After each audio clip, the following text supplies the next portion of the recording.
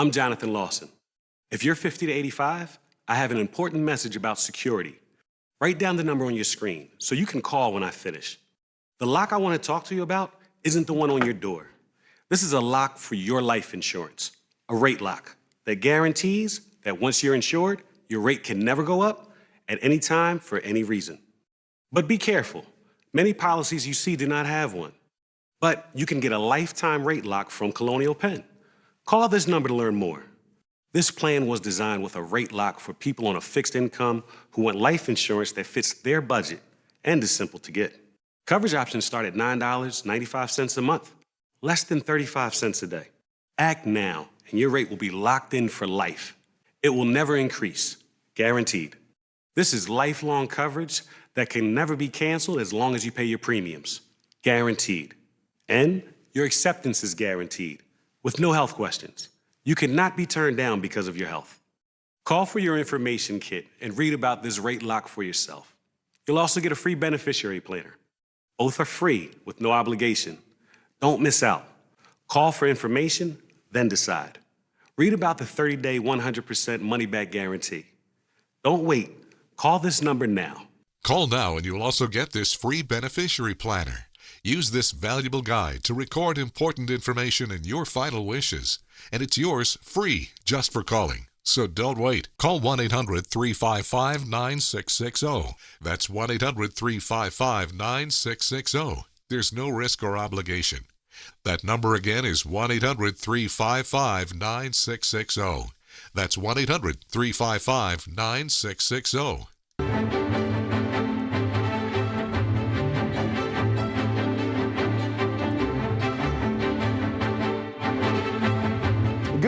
Patriots, welcome to N2 and Ed Henry, the briefing you tonight on debate night in America. It is finally here, and yet another liberal polling group is out today confirming the Kamala crash I've been telling you about for 2 weeks now.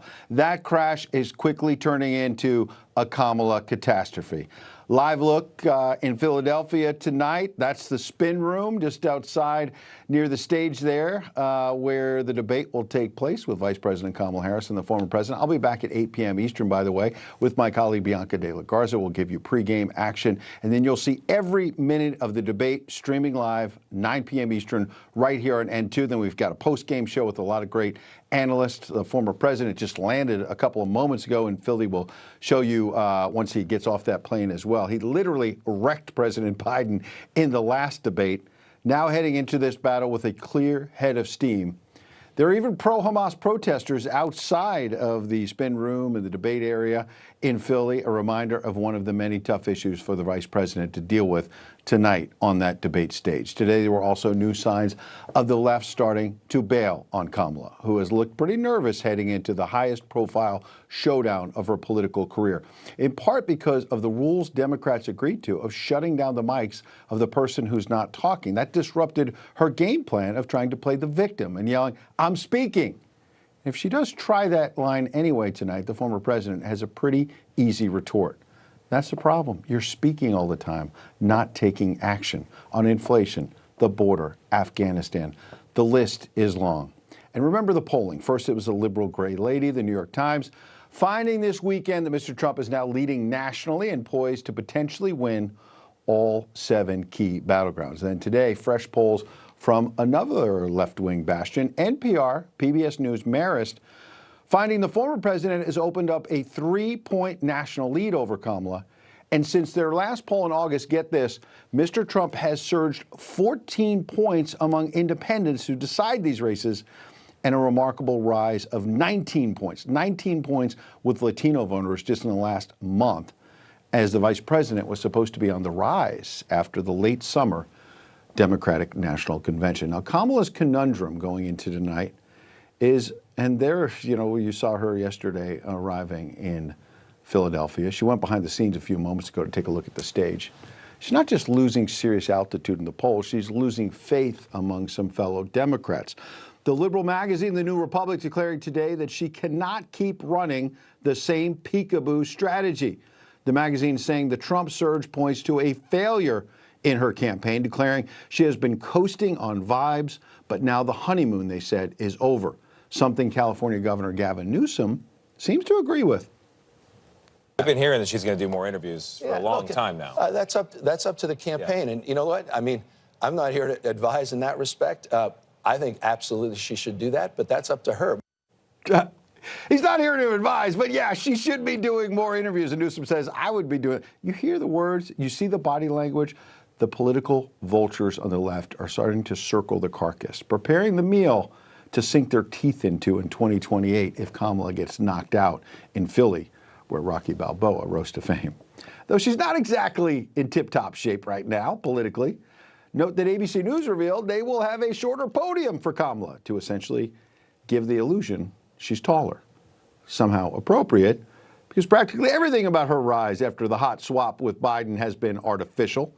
Even CNN seems to be catching on after they aired this blistering segment last night about how Harris filled out a candidate questionnaire during her failed White House bid in 2020, in which she actually said she supports taxpayers like you paying for, get this, sex change operations for illegal immigrants. Watch. Taxpayer-funded gender transition surgeries for detained migrants. She actually said she supported that. She both wrote and answered in the affirmative when she was asked this. Oh. I mean, these are things that, you know, it would be hard to think that you would come up with taxpayer funding gender transitions for detained migrants, and yet this, as you say, written and verbally. When you've lost Erin Burnett, you might have a little problem tonight, proving on the stage you're not a radical Marxist, a message the former president and his running mate, Senator J.D. Vance, have been pounding day after day. When you allow 25 million people into this country, it breaks down the entire social compact, right? So think about this. Okay, you're down on your luck. You lost your job. You get unemployment insurance. You're really down on your luck. You need food assistance from the federal government.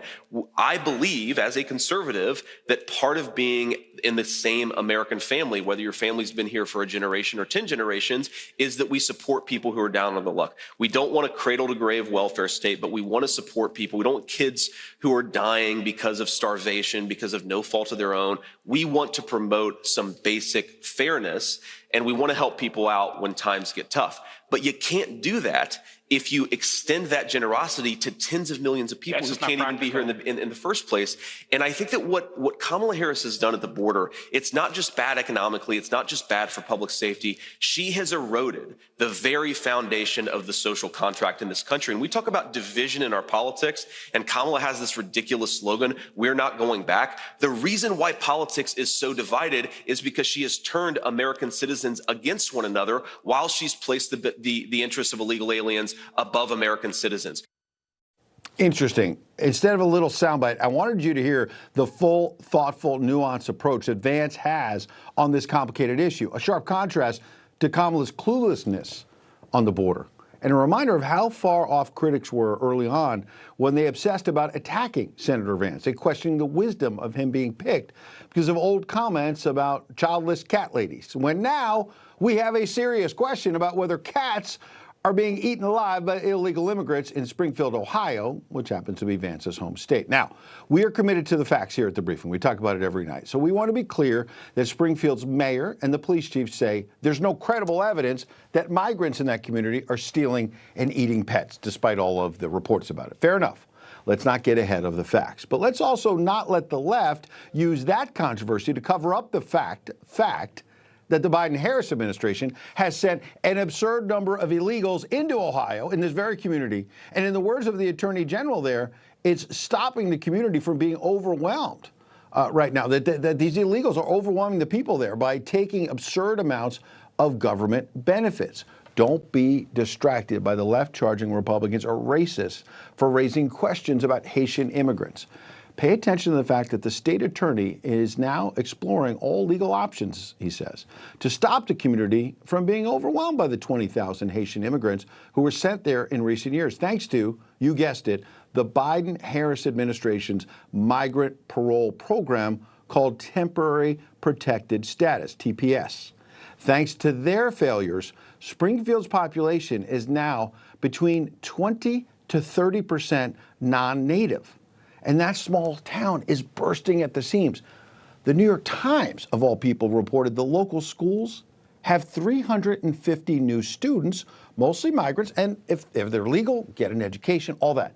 They had to hire 6 Creole translators, increasing translation costs in this one community by $400,000. Who pays that? Again, the taxpayers, because they're hiring Creole translators.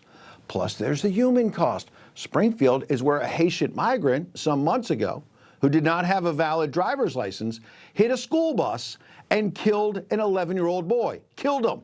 23 other kids were hurt. Right in the wheelhouse of what the former president has been hammering about migrant crime and chaos, I would add. While Kamala get this, has previously been quoted saying she wants to protect, her words, protect the migrants in this case, not protect American citizens. Watch.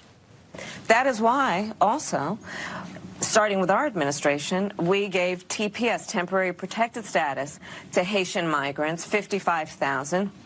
And then more recently, we extended temporary protected status to over 100,000 Haitian migrants for that very reason, that they need support, they need protection. They need protection. No wonder Kamala has failed with her twin mantras of, she's offering a new way forward, she says, because we're not going back. Real Americans actually do want to go back to $2 a gallon gas. They want to go back to cheaper groceries. They want to go back to a safer southern border. Basically, the peace and prosperity we had under Mr. Trump. Going back to that, you see, is actually moving forward from the disaster that is Biden-Harris. I would just advise him to answer all questions going back to one core issue.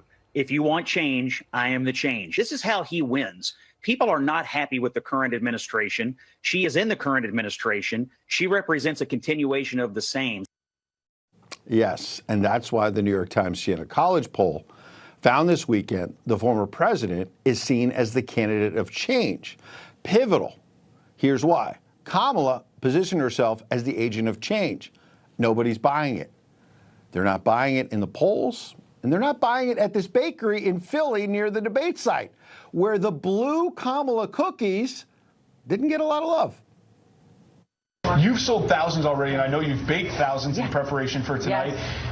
Everyone wants to know, what do the sales maybe tell us about who might win the election in November? Well, talk to me about sales. The sales, the red is leading by a lot. By a lot? By a lot. You got the tally board over here. The tally was just updated. You're new to see it, but almost by 4,000 cookies, as you can see, and that's tremendous. Tremendous for us as a small business to produce this and sell this as well, and see the faces that are coming around to buy these from all over. Absolutely, and just to stress this, that is not a typo. Former President Trump with more than 4,000 cookies sold. Current Vice President Kamala Harris with only about 400. This is in battleground Pennsylvania. Trump, 4,000 cookies. Kamala couldn't even make 400. Guess that's the way the cookie crumbles. Joining me now is a friend of the briefing, the host of the Chris Salcedo Show, Mr. Chris Salcedo. And you can see me tomorrow, by the way, tomorrow, 9 a.m. Eastern with Chris, right here on N2 as we simulcast his radio show. Chris, good evening. Nice to see you, buddy. Sometimes you could boil these complicated debates and the issues down to simple things. They baked all these cookies, and the people decided. They bought 4,000 Trump cookies and not even 400 Kamala cookies. And by the way, the lady was interviewed by that CBS affiliate at the bakery. She said she's struggling to make ends meet, Chris, because the cost of eggs are up, cost of sugar and flour and everything else. It seems simple to me. I could just see President Trump on the debate stage. Did you see everybody the cookie poll? Yeah, that's right. I'm leading bigly in the cookie poll. As a matter of fact, it's everybody. I can't do a good Trump, but you know, I wish. Where's Mr. Farage when you need him, right?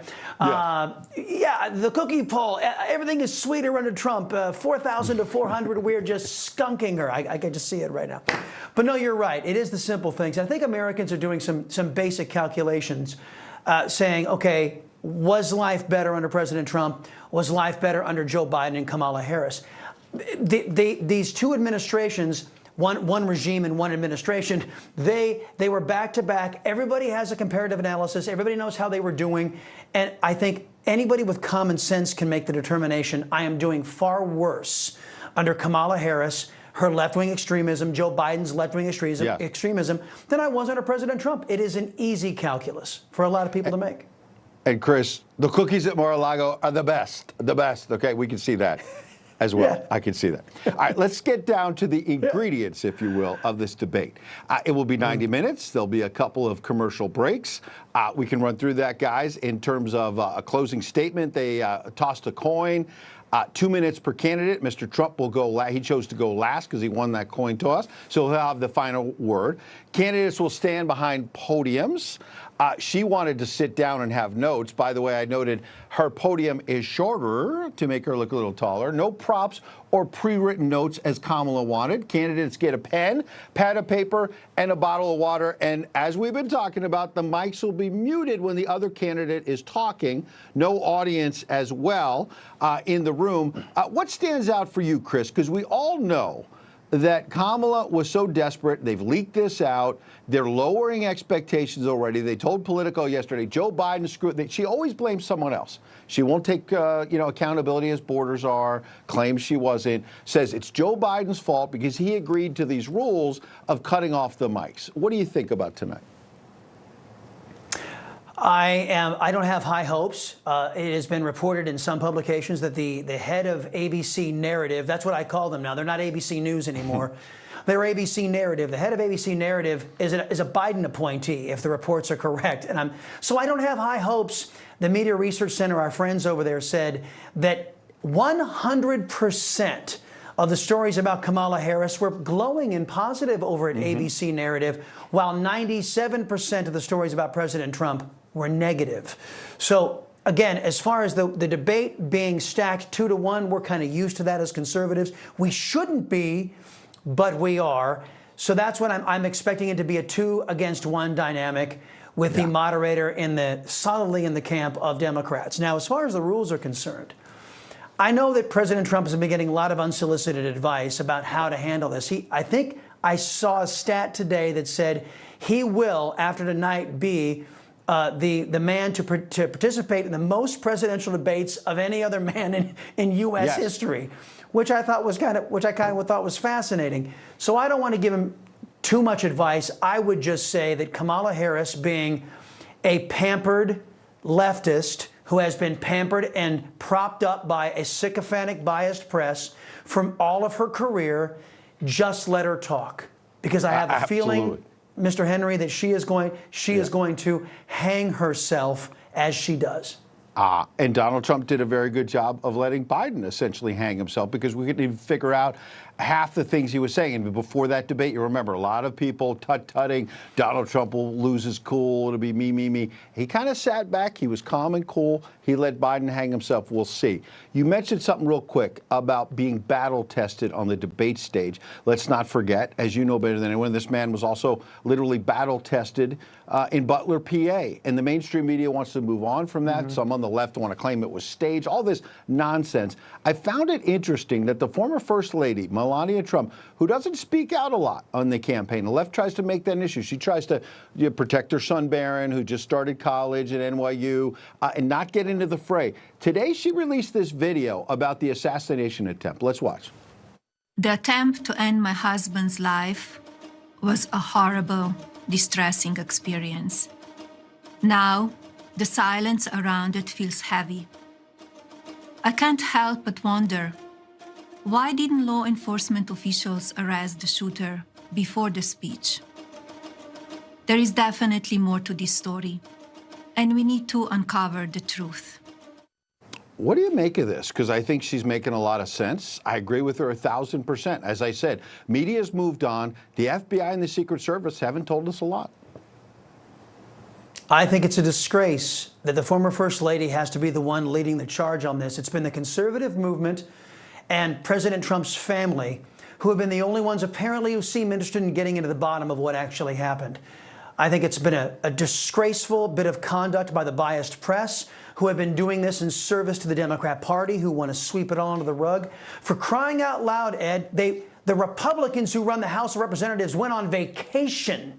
They went on vacation instead of getting into the bottom of what happened to this assassination attempt on the leading candidate for president of the United States. The way our government is conducting itself is disgusting. I'm ashamed of the federal government under both Republicans and Democrats when it comes to this particular issue. The leading candidate for president was shot at, for crying out loud. And you want to go on vacation? I think there was no greater need to get to the bottom of the malfeasance that has taken root inside of our government. And it seems the only people who care are we in the conservative movement and the Trump family. And that's a disgraceful display by this government. Very well said. Chris Salcedo, we appreciate you joining us every week. You can see both of us tomorrow, 9 a.m. Eastern, streaming right here on N2. I can't wait to see this debate, to stream it tonight and talk about it with you tomorrow morning, my friend. Yes, and also marking September the 11th, 2001, the anniversary. We'll cover it all tomorrow morning. Absolutely. A very solemn day in American history, and looking forward to sharing it with you tomorrow, my friend. Chris Salcedo, make sure you check out the Salcedo Show. Still ahead on the briefing, we'll go live, of course, to the National Constitution Center. They're not giving us a live look just yet at the stage. That's coming. You're going to have to stick around for that. That's the spin room where the media will be, the surrogates for both campaigns. They'll be with Bianca de la Garza and I throughout the night. But coming up, we'll have a preview from our chief White House correspondent, James Rosen. And later, Speaker Mike Johnson doing something important today, awarded the Congressional Gold Medal to the families of the 13 American service members killed in Afghanistan. Congresswoman Nancy Mace joins us live on Kamala's failures in Afghanistan and elsewhere later this hour.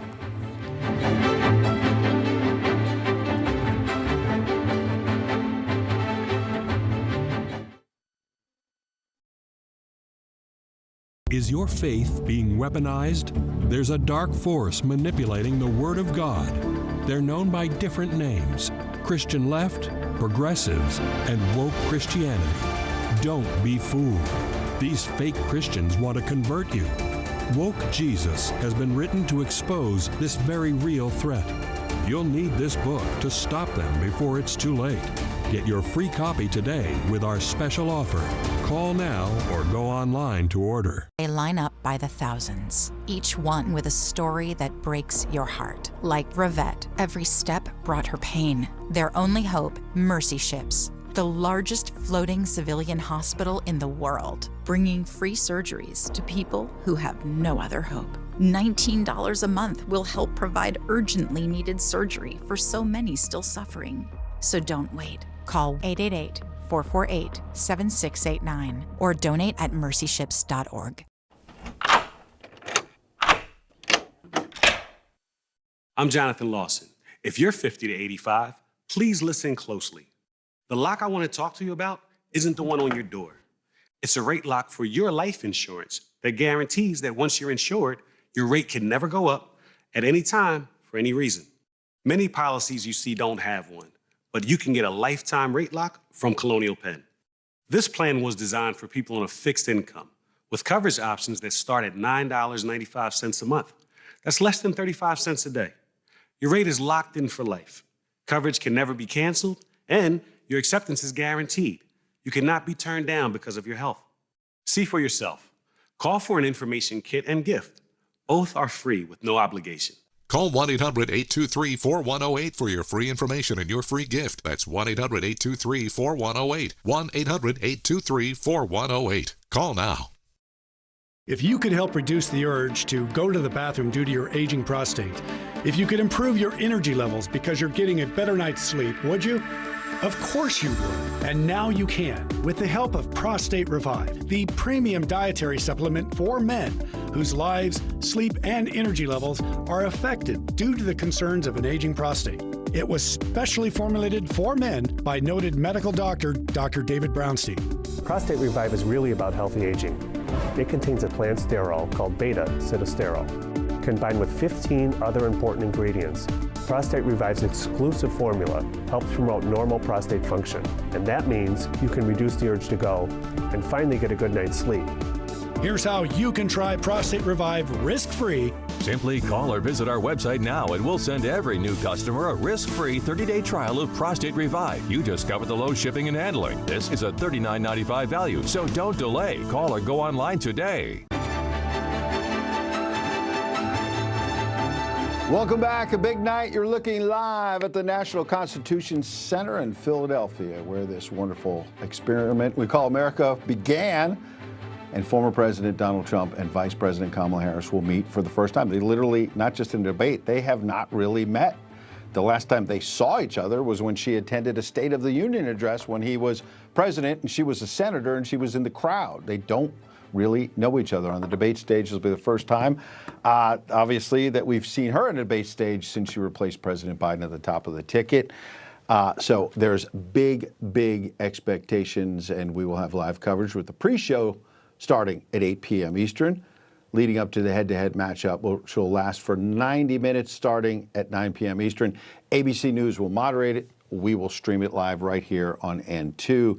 Pre-game with Bianca de la Garza and I, as I mentioned, 8 p.m. Eastern. And it would not be a major political event in this country without our chief White House correspondent James Rosen at the center of it. He's not just a paperback writer, he is also our chief White House correspondent and joins us live from Philly. James, a lot made of this New York Times poll this weekend, a majority believing Mr. Trump is actually the agent of change.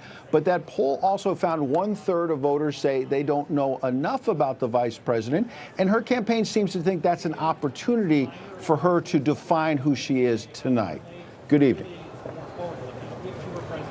Ed, good evening. I would say this evening is, in fact, pregnant with possibility and peril for both nominees. This could be a make-or-break moment for this entire contest. Previously, it was never thought that presidential debates had that potential, but we certainly saw it play out that way on June 27 when it effectively knocked one of the two nominees out of the race. And you raise an interesting point about the vice president really still being an unknown quantity to almost 1/3 of the electorate. That tells us a lot about the habits of our electorate and also about the perils of being vice president. And so this is a void that both of the nominees will be rushing to fill to their own tastes and preferences. For the vice president, as you mentioned, she is hoping to portray herself, and we've seen this in her messaging to date since she replaced Mr. Biden at the top of the ticket, as the agent of change in this election. You see their new slogan is a new way forward. She has spoken about wanting to turn the page on the bitter divisiveness of the past 10 years. But it's a tough trick for the sitting vice president in the middle of incumbency to try and portray herself as the agent of change. Former President Trump has, in substantive terms, the greater stake or the greater claim to the mantle of being the change agent, and we will see the two of them try and fight that out, sometimes explicitly, sometimes implicitly. But yes, a lot riding on how that struggle turns out tonight, Ed. We played a clip earlier from Gavin Newsom, the governor who you interviewed exclusively for us at the first debate with Joe Biden there in Atlanta. I remember it was quite an interview. And today he told CBS, yes, look, if it were him, he would have done more interviews. He'd start ramping it up, a little second guessing. Briefly, you have to wonder that effort to define herself. She's passed up a lot of opportunities to do more than the CNN joint interview with Tim Walz. Anybody would have talked to her. We would have had her on. Everybody would have talked to her. And she's passed up that opportunity. Well, my door to the vice president, of course, remains open for that interview opportunity. But from the point of view of the Harris for President campaign, in what might be called the first phase following the change at the top of the ticket, which took us all the way through the convention, everything went pretty smoothly for Vice President Harris. They closed the gaps that former President Trump had opened up over President Biden, and they had a very successful convention, and they did it without the traditional media, without sit-down interviews, without a full-scale solo news conference. Whether that can hold after tonight's debate, we will see. And in fact, there may be elements of tonight's debate that force the vice president into that kind of setting. We will see. For both candidates, a lot at stake. Former President Trump has to keep that temper in check. Vice President Harris has to avoid that tendency to wander when she talks. Yes, the word salads we've heard about. James Rosen breaking it down so well. We look forward to having you as part of the coverage tonight. Thank you, James, live in Philly. On the other side of the break, the man who broke the news that Joe Biden was on the way out joins us live. Political analyst Mark Halperin with some new details tonight on a surprising story. Liberal prognosticator Nate Silver is dropping yet another surprise. He just posted it a few moments ago. We'll talk about it right after this.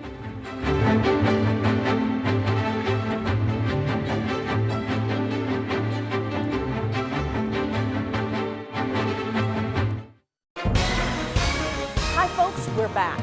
If you've been injured in an accident that's not your fault and you don't have an attorney, listen up. We have legal professionals standing by to answer your questions and tell you what your case is potentially worth. Pick up the phone, call now.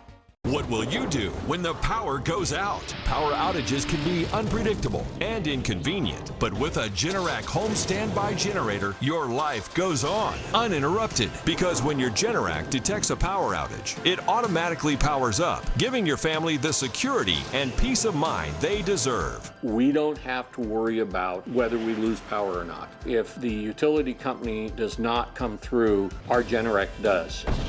After the hurricane happened, we just want to be prepared for anything. 8 out of 10 home generators are Generac, with thousands of satisfied customers. The number one thing to prepare for is extended power outages. Don't make it so hard on yourself. Have a Generac home standby generator. And owning a generator is easier than ever. Special financing and low monthly payment options are available. And if you call now, you will also receive a free 5-year warranty valued at over $500. Call or go online now to request your free quote.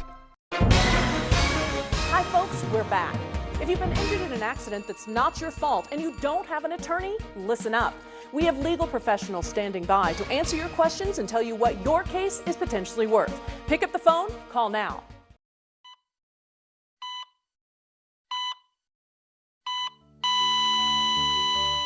Christopher Holton. I'm very active. I try to get 6 miles in a day, at least walking. I thought I had clean mental health. It was a Saturday morning. Normally I go for my normal walk. With no warning, Chris suffered a near-fatal heart attack. But thankfully, Brian Buckley, a bystander, saw him collapse and rushed to help. He did this big gasp for air and then just stopped, and we completely saw his eyes glaze over. And I see his pulse is fading fast and is about to go out. So I start off CPR. It's like I went into autopilot. EMS showed up. They pulled out the AED, things that sink in your moment in your gut where you're just like, come on, make it, make it. Because of the CPR training that Brian received, Chris did make it and didn't die on the trail that day. CPR training provided by the American Heart Association. This could not happen without monthly donations from friends like you. Call or go online to helpheart.org with your gift of only $19 a month, just 63 cents a day. Your $19 monthly gift will help fund the next medical breakthrough, get the next hospital certified in high-quality cardiovascular care, and get even more people trained in life-saving CPR. Join our community of monthly donors, and you'll get this special t-shirt you can wear to show you're helping save lives. Being a father, you want to be around. You want to be around for your kids. Heart disease is America's #1 killer, and we urgently need your help. Your monthly gift of only $19 a month will help us discover vital medical breakthroughs that can save your life or the life of someone you love. Become a monthly donor today by calling or going online to helpheart.org.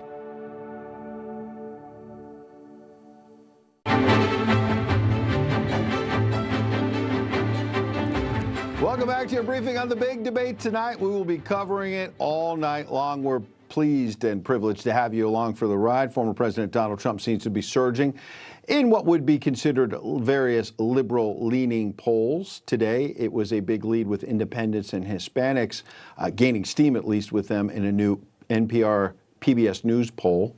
After the weekend, when the most recent New York Times Siena College poll not only gave Mr. Trump a slight 1-point edge in the horse race, more importantly, that poll found a near majority believes he is not too far to the left or right, occupying the political center more than Kamala Harris.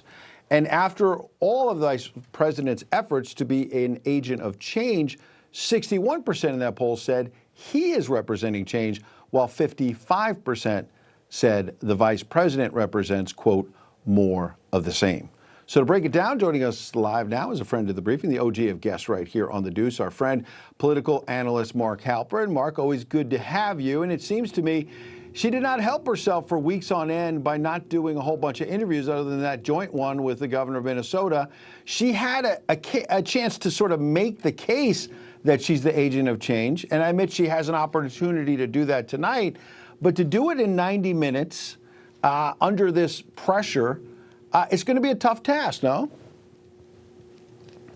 And if she loses this race and she loses Pennsylvania, and that's the difference in the Electoral College, there are going to be two decisions she made, her team made, that will be second guessed into the history books. One will be not selecting Governor Shapiro of Pennsylvania as her running mate. And the other was the decision to let this debate build up, to do no solo interviews or press conferences until the debate. And if she has a bad performance tonight, it's going to be a vast percentage of what voters learn about her. And again, the decision to hide her, to let her just live off the teleprompter, to not interact with voters or reporters, it'll have been a very fateful decision. I think you were ahead of the curve about 2 weeks ago, hinting that there was some internal polling showing the honeymoon was ending. We've talked about it here on the briefing. And interesting to watch what's going on with Nate Silver. He's taking heat from the left because I think he's been pretty straight up about saying the polls have been tilting to Mr. Trump. And liberals don't like to hear that, but I also want to be straight up and not just quote Nate Silver when he says Mr. Trump is riding high. A few moments ago, he posted that in the last 24 hours, some of the state polling seems to be giving Kamala Harris a little bit of a rebound. Agree with him? Where do you think this is? You know, I wish they donated that money to charity rather than either paying Nate Silver or doing polls before the debate. I've said for a while the polls I'll care about are the ones in late September, after this debate tonight, and after things kind of settle down. There's no doubt that if you take the totality of the polls that have come out in the last 24 hours pre-debate, if you take them at face value, there's no doubt that there's a little bit of positive news for her there. Overall, though, my focus remains on the 4 Sunbelt states that are competitive. And the drift there has clearly been back to, not all the way there yet, but back towards Harris being where Biden was before his debate. And that's not a great position to be in. Yeah. In terms of the undecided, sort of this shrinking pool, I remember you talked about the double haters who didn't like Biden and Trump. Now they had a new flavor to consider, but there's a very small group that is undecided. A recent USA Today Suffolk poll said 90% of likely voters are already firmly decided, 8% willing to change, 2% undecided. That obviously seems like a small pool. What do you think a voter who, is not dug in on MAGA or against MAGA, what are they looking for tonight? What can Donald Trump do to seal the deal? Well, I don't think it's so much his sealing the deal affirmatively. I think it's what they think about her. What I hear from voters who say they're undecided, and again, you want to call them double haters or just double no-likers if you think hate's not a nice word. What they don't like about what she's done so far is they don't think she's been specific. They think to the extent they understand what she's for, they think she's too liberal. And they find the cautiousness with which she's approached this phase to be unappealing.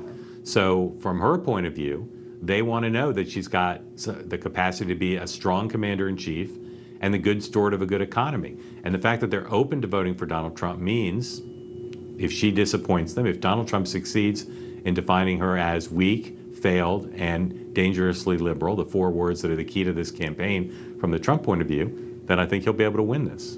There you go. Mark Halpin breaking it down like no one else can. We appreciate it. Looking forward to talking to you throughout the night. Mark Halpin, thank you, sir. Thanks, Ed. Good to see you. Coming up, South Carolina Congresswoman Nancy Mace joins us live. We'll discuss some of the big issues likely to be covered tonight, from Kamala Harris's failures in Afghanistan to the border crisis, which may lead us to this tweet that she just posted. The Republican effort to protect cats from Ohio to South Carolina, and the argument about whether it's true or false right after this.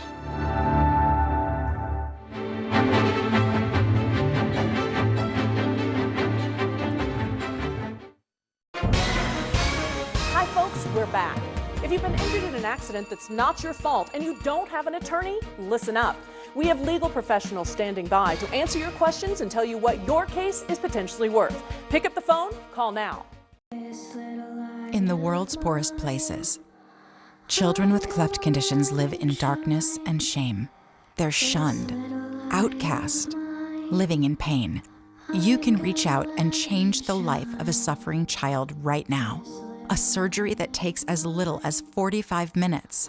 And your act of love can change a child's life forever.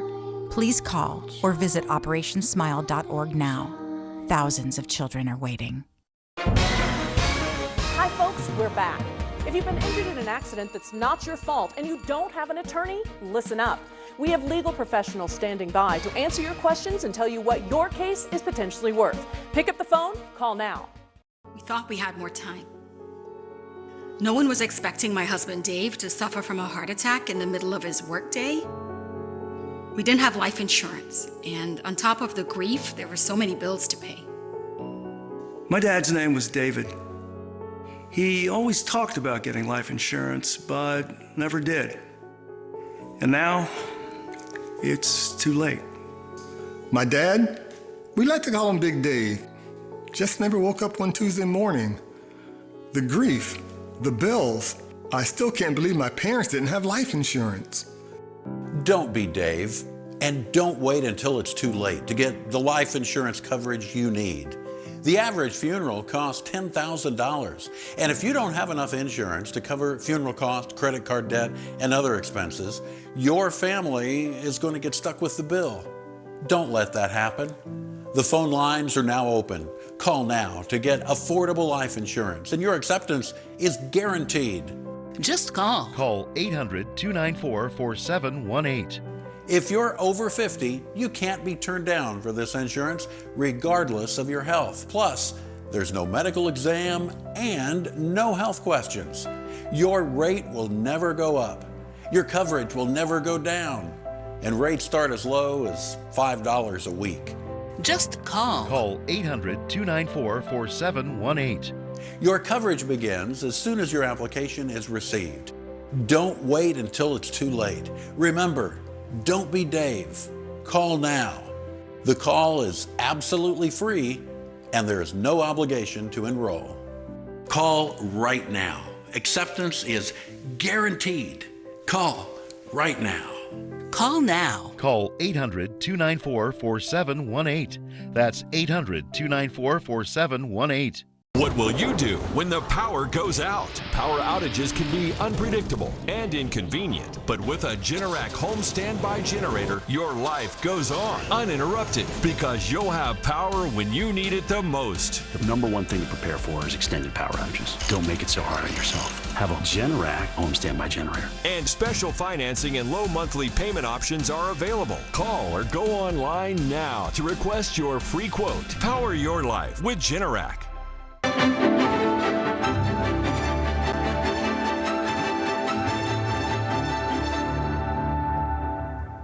Welcome back. One of the big issues that we dealt with tonight will obviously be Afghanistan, but I want to interrupt my train of thought because you see that live pic right there in Philadelphia. Trump Force One just finally landed. There was a false alarm earlier. Another plane landed ahead of it, and there it is. Former president, the 45th president, rolling up and about to disembark. So we will obviously go there live if he comes out, makes any kind of wave, any kind of statement.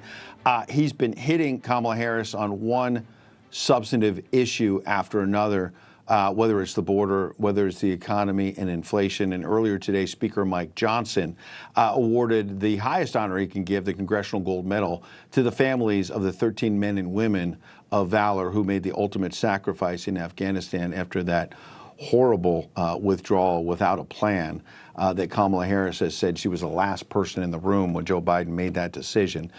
So I want to bring in our friend, the Congresswoman from South Carolina, Nancy Mace, as we stay on this live picture of the former president's plane there, Trump Force One, arriving. First of all, Congresswoman, thanks for joining us. Yeah, thank you for having me. What you see in that image tonight of the plane is an image of freedom, an image of liberty, an image of prosperity. That's what Donald Trump will bring back to the White House. Absolutely. I know a lot of people around this great country agree with you. One of those issues, let's quickly talk about Afghanistan.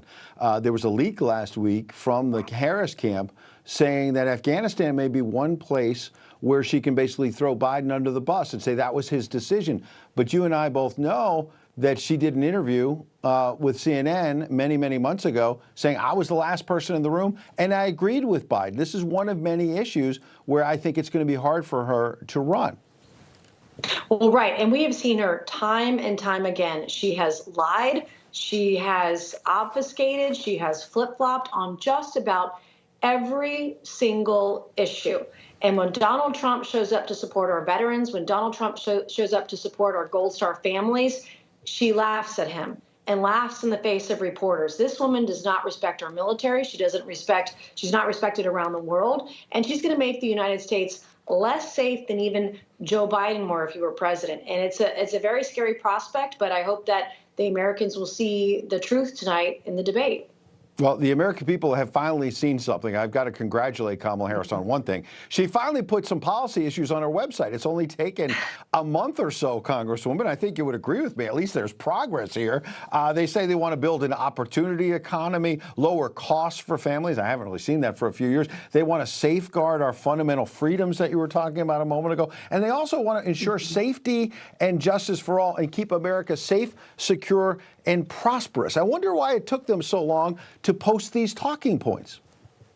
And it sure does sound a lot like Donald Trump's website. I swear she doesn't have an original idea. Come to find out that when they posted their policies on her website, she plagiarized from, you guessed it, Joe Biden. We also know she's stolen numerous policies from Donald Trump, whether it's no taxes on tips, whether it's yeah, we definitely want to build a border wall. Of course, yeah. Kamala, you've had 4 years to build a border wall, and you haven't built 1 inch, let alone 1 mile.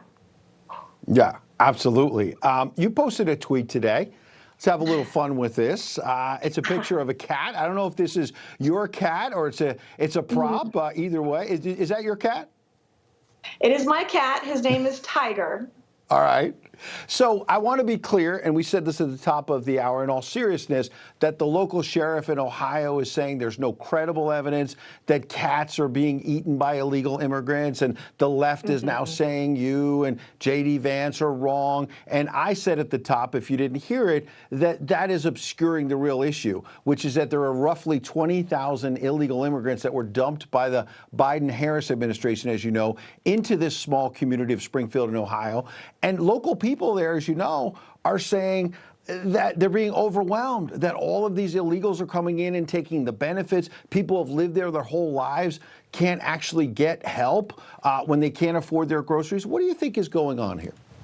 Yeah, well, literally, the population of Springfield, Ohio was 60,000 people until the Biden-Harris administration imported 20,000 Haitian migrants into the town. And so when you think about that, that's 1/3 of the town's community, if those numbers are correct, which is insane to me that this kind of stress and strain was put on Ohio, put on this local community, put on this town and the people who live there. And now they are dealing with the fallout from it.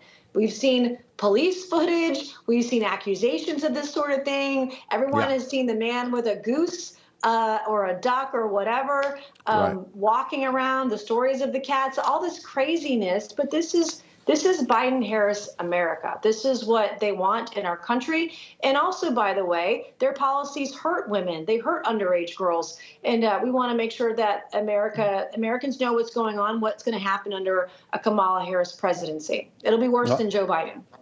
If it walks like a duck, talks like a duck, right? That's what they say. Sounds like it's a duck. Yeah.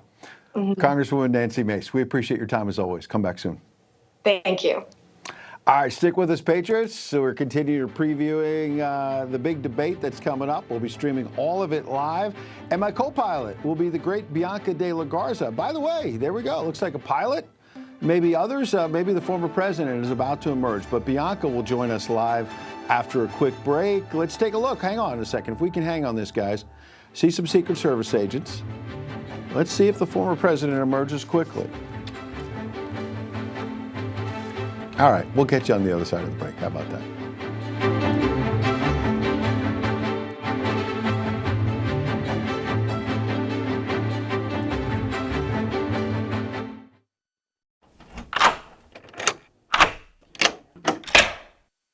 I'm Jonathan Lawson. If you're 50 to 85, please listen closely. The lock I want to talk to you about isn't the one on your door. It's a rate lock for your life insurance that guarantees that once you're insured, your rate can never go up at any time for any reason. Many policies you see don't have one, but you can get a lifetime rate lock from Colonial Penn. This plan was designed for people on a fixed income with coverage options that start at $9.95 a month. That's less than 35 cents a day.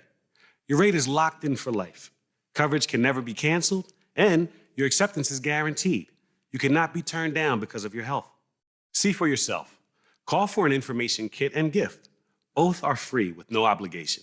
Call 1-800-823-4108 for your free information and your free gift. That's 1-800-823-4108. 1-800-823-4108. Call now.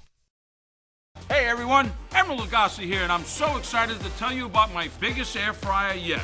Introducing Emerald Lagasse's Dual Zone Air Fryer Oven with dual-sided cooking chambers. Now you can cook 2 different foods 2 different ways that finish at the same time. No more back-to-back cooking. Now main dish and sides finish at the same time. Enjoy juicy grilled burgers at the same time as air-fried French fries. Broiled savory salmon at the same time as roasted asparagus. Broiled chicken parm finishes at the same time as baked cheesy garlic bread. The secret is in the QuickSync technology that matches the cooking times and settings of each food, so they're programmed to finish at the same time. I tell you, I cannot recommend this enough. It comes out perfect every single time. It's awesome. But watch, remove the center divider and it transforms into a large 25-quart capacity oven for delicious family-size Monday to Sunday meals that cook up to 60% faster. Slow cook a pot of Mama's meatballs, delicious savory chili, or bake the easiest homemade bread without turning on that big oven. You can even cook right from the freezer. Mozzarella sticks from frozen to ooey gooey in minutes, or frozen shrimp to sizzling scampi in just 10 minutes.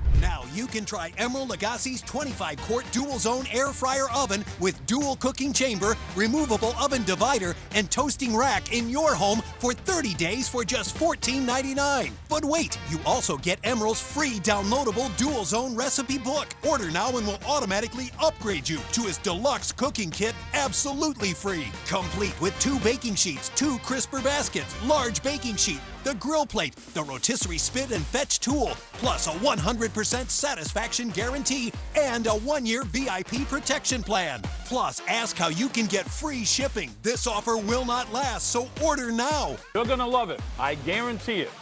Call 1-800-553-5710. That's 1-800-553-5710. I was exhausted all the time, and I just didn't feel like myself. And then came the weight gain. I found out I was like millions of Americans whose thyroid gland wasn't functioning like it was supposed to. And that's why I started taking Actilin, a premium nutritional supplement. Actilin was created by renowned physician Dr. David Brownstein, formulated with 17 powerful ingredients to specifically support your thyroid function, adrenal health, and metabolism. And now, you can get a free bottle of Actilin with our special offer. Just pay a small shipping and handling charge. Plus, receive Dr. Brownstein's free special report, A Doctor's Guide to a Healthy Thyroid. If you're experiencing loss of energy, cold hands and feet, dry skin, weight gain, or joint pain, Actilin may be right for you. Don't wait, act now. Get your free trial bottle of Actilin, valued at $39.95.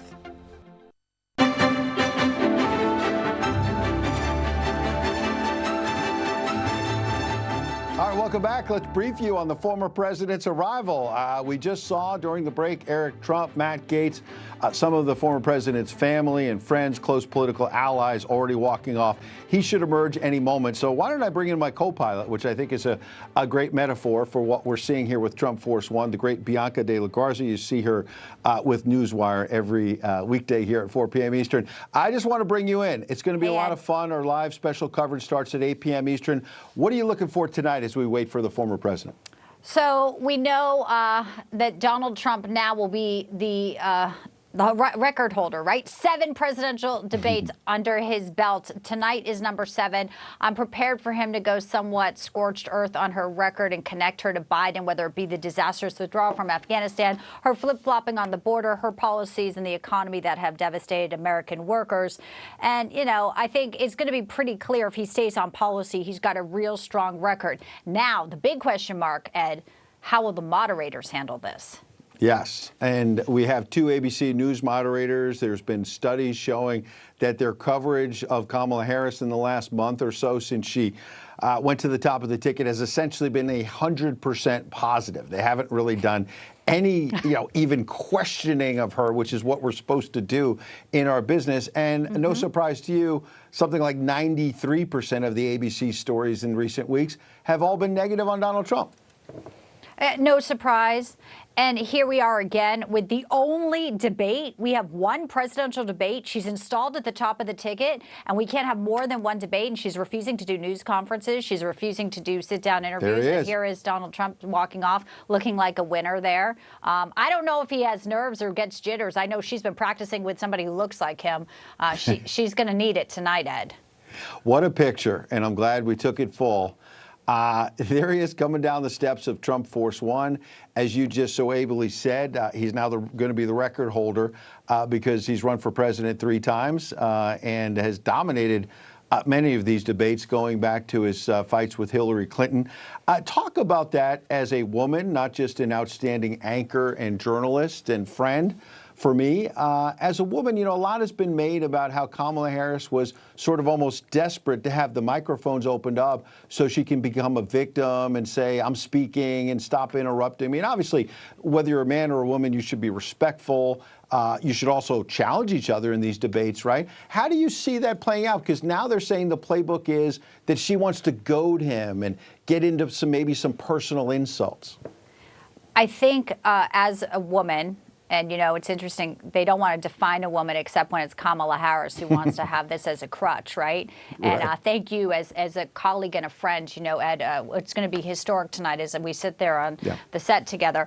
I think it's a cop-out. I think Americans are smarter than that. And I think American women realize what's at stake here, not just for our nation, but for our children. And I would really hope that people who are looking at this, not people who've already made up their minds, okay, because we know that that is, solid base left or right. But I really implore women tonight not just to look at her as someone who is going to give them, the first woman president. Look at her as somebody who has not garnered one primary vote. Look at her as someone who has embellished her record as a prosecutor. She's been caught doing that. Look at her as somebody who has really brought this country to a very perilous place with her. The fact that they just put policy up and basically she says she's going to go take on world leaders. Yeah. I saw how she was doing a lot of gaffes on the world stage. It's not that I don't want a woman president someday, but I want a woman who I can really feel like has earned it and is also the mother of a woman. I want her to see somebody who actually has a backbone and not somebody who's just a career politician to take the nation's greatest office, and really somebody who has earned the American voters' trust. And I do not think she has done that, and I don't think tonight will change anyone's minds on that. That sets the stage, I think, perfectly for what will be a historic night. Bianca and I will be with all of you, and we're pleased and privileged to have so many great people streaming us every single night. Bianca, get a little bit of rest, and we'll get a little bit of food, and we'll see you at 8 p.m. Eastern. I'm going to go feed my cats, all right? I love it. We were going to talk about that, but we ran out of time because we saw the former president. You see that shot, by the way, the motorcade, the sun setting on Philadelphia. What a night. It's just beginning. Stand by. Rick Leventhal is next with the Leventhal Report, and then Bianca and I will be back 8 p.m. Eastern. Don't miss it.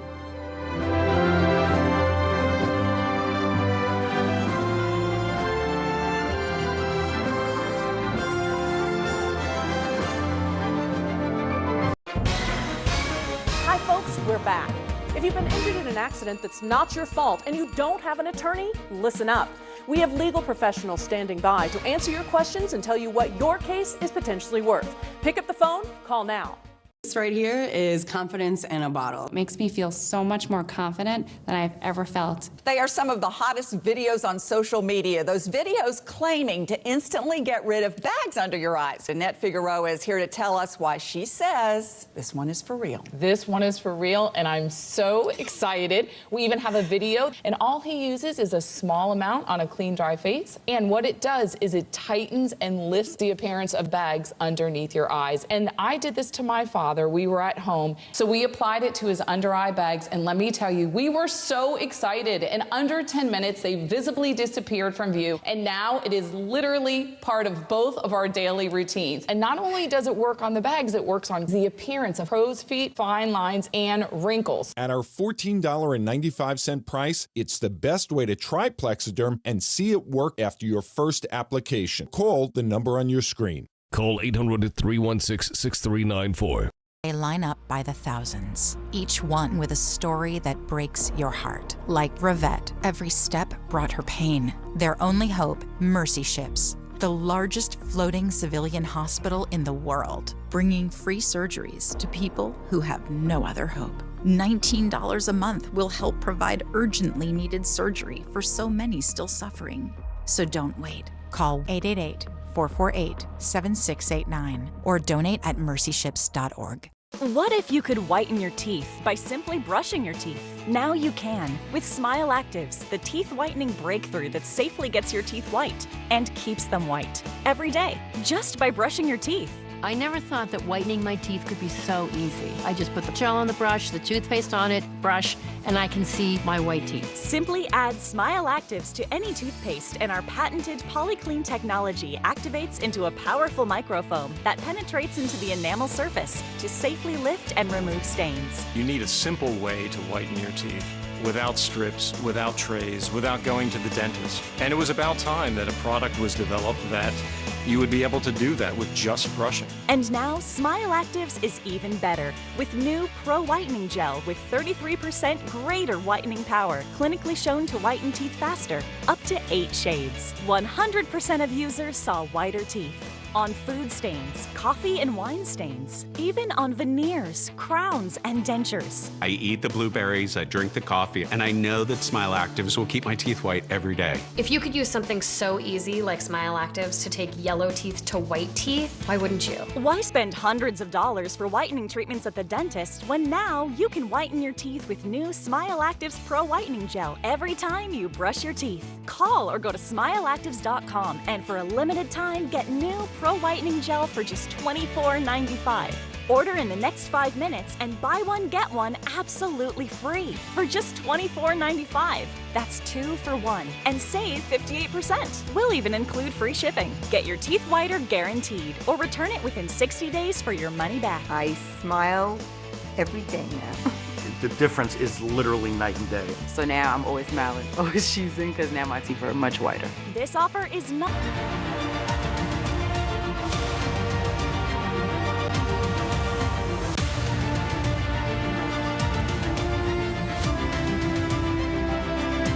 Good evening out east. Good afternoon here in sunny Southern California. And happy Tuesday wherever you are. I'm Rick Leventhal, and this is the Leventhal Report. Is your popcorn popped? Is your champagne on ice? Frozen pizza in the oven? Are you ready for debate night? If not, you still have a couple of hours until kickoff, and you don't have to change the channel, since not only will the debate be simulcast right here on NEWSMAX 2, but we're doing pre- and post-debate coverage shows as well. So we'll set it up, we'll watch it together, and then we'll break it down after. Of course, both candidates have been prepping hard for this event in very different ways, of course. Harris holed up in a Pittsburgh hotel doing mock debates and, cramming for what's essentially her one and only final exam, while former President Trump has continued his campaign and rally stops and has not stopped talking to the press, unlike Harris, who has still done a grand total of one interview, and she didn't do it alone, of course. She had Tim Walz at her side, who ate up about a quarter of the less than half an hour sit-down. Harris has still held no news conferences and not a single one-on-one interview since she was handed the nomination in late July, and it looks like she just might try to make it all the way to November without ever doing another interview or holding an actual news conference, which is another reason why tonight is so important. Harris dodging the press has allowed her to remain vague on all of her policy positions and plans for the future. And the free pass she's been given by the media also allows her to ignore and avoid any questions about her long list of flip-flops and 180-degree turns on critical issues, and also allows her to dodge any responsibility for some of the more incredibly radical and far-left positions she's taken and clung to during her time as an elected official in California and during her terribly failed attempt to run for president 4 years ago. You might not remember that, since she was the first to drop out without winning a single vote or delegate. But you're not likely to forget some of the more incredibly outrageous sides she chose. For example, and thanks to CNN for actually reporting this, in 2019, just 5 years ago, when she was still a U.S. Senator representing the state of California, Kamala Harris filled out an ACLU questionnaire and checked yes when asked if she supported taxpayer-funded gender transition surgeries for detained illegal migrants. Did you get that? Harris said all of us taxpayers, all U.S. citizens, should pay for elective surgery to change the born gender of illegal immigrants caught trying to enter this country. So just to be clear, if someone south of our border, actually living anywhere in the world, decides they want a sex change operation, Kamala Harris says they should just come here, sneak in, or get let in by her dangerously lax border policies, and then we, the taxpayers, will pay for their surgery. It'll be free for them. We're not paying for American citizens to get sex changes. That would be un-American. But Harris thinks we should pay for illegals who get detained at the border. We should pay for their sex change operations, even though they just got caught sneaking in. That would be like willingly emptying the register for an illegal migrant who walked into a movie theater without a ticket. It would be like giving a car to an illegal immigrant who walked into a dealership without a nickel or a driver's license in their pocket. Oh, and Harris also apparently told the ACLU she supports taxpayer-funded sex change operations for federal prisoners, too. So you can murder someone and decide you now want to be a chick instead of a dude, or vice versa. And the government, meaning taxpayers, will cover that, too, for killers, rapists, pedophiles, anybody, as long as you're a criminal. Excuse me, Madam Vice President? What? Seriously, what's wrong with you? Don't we have enough other stuff we need to pay for? Don't we have seniors and veterans and our own fast-growing homeless population whose needs maybe should take priority over illegals now flooding into America because of all the free stuff you're already giving them? This might take the cake as the dumbest, most radical, and most ridiculous policy position of any presidential hopeful ever in the history of this country. Who's voting for that? On her ACLU questionnaire in 2019, Harris also apparently wrote that transition treatment is a medical necessity, and I will direct all federal agencies responsible for providing essential medical care to deliver transition treatment. A medical necessity? What about all those sad cases of people who endured gender reassignment surgery and then regretted it and wanted to switch back? There are thousands of those people. And there is mounting evidence the surgeries have questionable long-term efficacy, especially with minors, which is why the American Society of Plastic Surgeons, a major medical association representing 11,000 plastic surgeons and over 90% of the field in the U.S. and Canada, is not endorsing chest or genital surgery for minors with gender dysphoria, because the existing evidence, they say, is viewed as low quality and low certainty. You know what that means? It means there's uncertainty about whether the long-term benefits outweigh the harms, which are huge. And the uncertainty is enough to convince the American Society of Plastic Surgeons to just say no. Did you hear that, Tim Walz? All those kids being mutilated in your state of Minnesota, which you turn into a sanctuary state for kids who want to switch sides without their parents' permission? The biggest organization of plastic surgeons in America doesn't support what you're doing. You know what they do support? Psychotherapy. Treating this as a mental issue, especially in minors. This is what happens when your progressive policies outpace the research and the realities of life. Okay, now back to Harris. She also, CNN says, supports decriminalizing federal drug possession for personal use. That would include heroin, cocaine, methamphetamine, and fentanyl, all extremely dangerous, highly addictive, and deadly. She says fentanyl should be decriminalized, but didn't she also say that she was tough on the border and tough on drug trafficking, especially fentanyl? She said that in a campaign ad. Fentanyl is killing more than 74,000 Americans every year.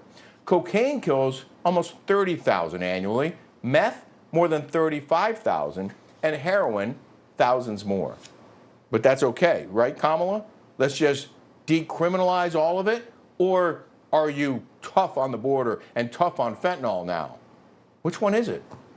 She also famously flip-flopped on fracking, dead set against it in 2020, and now apparently okay with it, even though she says her values haven't changed. She supported defunding the police and defunding or disbanding ICE, which would be a weird thing for the president of this country to want to do, don't you think? I'm not sure if she changed her mind or claims to on those issues, because she hasn't done an interview yet. Well, that one. But you know what? None of this is really a mystery. Just ask Bernie Sanders, who, believe it or not, is still a U.S. Senator. Do you think that she is abandoning her progressive ideals? No, I don't think she's abandoning her ideals. I think she's trying to be pragmatic and doing what she thinks is right in order to win the election. There it is. You see, Bernie Sanders just admitted that Kamala Harris is being pragmatic. She's not abandoning her ideals like sex change operations for illegals, defunding the police, decriminalizing illegal immigration, decriminalizing hard drugs, Medicare for all, fracking for none. She's not abandoning any of that. She's just, and this is the quote, doing what she thinks is right in order to win the election. Being pragmatic, and I looked this up, means, quote, dealing with things sensibly and realistically. Sensibly and realistically, she knows she can't win the White House with her radical far-left ideals, so she's just muting and masking them for now, being pragmatic to try and achieve her goal. And if she wins, she can just stop being pragmatic and go back to destroying our country and our economy, which she's been doing pretty successfully for almost 4 years now. Tonight, moderators with ABC News will handle the questioning of the candidates. And keep this in mind. The Media Research Center just did a study on 100 campaign stories involving Harris and Trump on ABC. And guess what? ABC's coverage of Kamala Harris has been 100% positive. 100%. I mean, come on, ABC News. I just found about 50 things you could have said about her that would have been true and maybe a tad bit negative. And you couldn't find any or deem them important enough to include in your 100 stories? Well, this won't shock you. ABC's coverage of Donald Trump has been 93% negative. Does that sound like ABC is fair to both candidates? Or does it sound like Trump is right? ABC does, in fact, have a liberal agenda, heavily favoring Democrats. It sure doesn't sound like tonight's debate will be played on a level playing field. It definitely doesn't sound like it'll be fair. So let's watch for that. Let's see if the moderators challenge Harris on all the things she absolutely deserves to be challenged on. Let's see if they hammer her on issues the same way they do Trump. We have much more on the debate starting right now. Let's head straight to the National Constitution Center in Philadelphia, where Chief White House correspondent James Rosen joins us live with more of what we can expect tonight. James? Rick, good evening. With respect to truth in advertising, if you will, we are actually at the Pennsylvania Convention Center, a few blocks away from the National Constitution Center. This is where we have the Media Filing Center and so-called spin room. I'm going to ask my cameraman, Juan Silva, to just widen out so we can show you some of the enormity of this filing center. I have never seen, Juan, let's widen out. I have never seen so many seats for so many reporters in one place, in one filing center. There are close to 1,000, I think. And they aren't all filled just yet, but still, in my own personal memory, perhaps my accompaniment of President George W. Bush to the 2002 Salt Lake Olympics, there was the largest sizable size or contingent of media, but this is truly extraordinary. And yes, this is the big event that so many people have been waiting for. You're going to see Juan tilt past me and keep going, and just so you can see how large and cavernous this filing center is. What we can expect to see tonight as these two nominees meet up in person for the first time is a struggle, sometimes explicitly stated, sometimes implicit in their messaging, for who can claim the mantle of the change agent in this election. Former President Trump, of course, has, in substantive terms, the greater claim to being the change agent in this election. After all, he has been out of power for almost 4 years and would represent a stark change if he returned to power. It's a tricky business for Vice President Harris to portray herself as the change agent. After all, she's in the incumbent party, and she's been part of this administration for 3.5 years. So you'll see every time that Vice President Harris declares what she intends to do to address this or that domestic or foreign policy problem, even though the candidates are forbidden under the terms of the rules of the debate set by ABC News from posing questions to each other, you'll see former President Trump pose the question to the global audience, why haven't you done that already? And so we'll see who can emerge from this with the mantle of the change agent in this election, Rick. You have a seat in that room, I'm hoping, James, somewhere in there? Yes, it's lavish like all the other seats here. But yes, extraordinary to see. By the way, a debate that tell your might, cameraman there's a little Rick. button on the lens there, and you push it one way and it zooms out, and you push it the other way and it zooms in.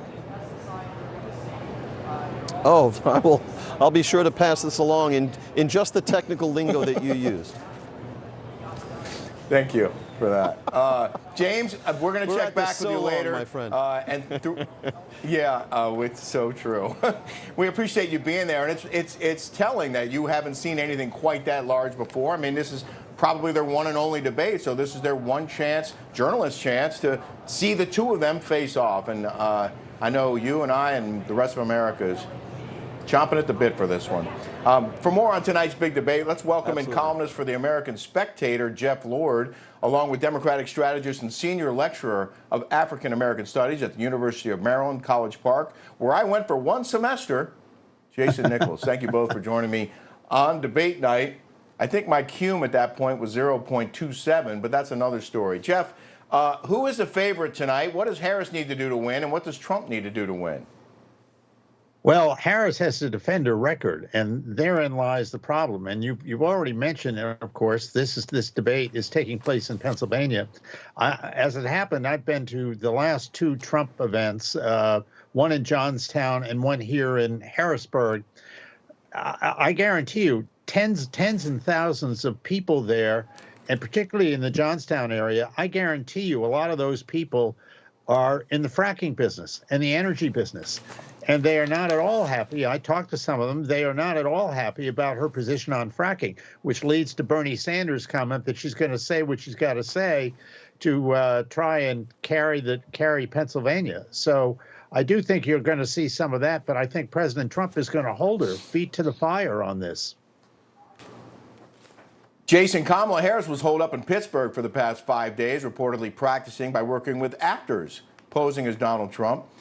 Is it possible for her to defend the Biden-Harris record while championing herself as the candidate for change, considering she hasn't done this at a news conference or a proper and tough one-on-one to actually explain her policies? Can she do it tonight?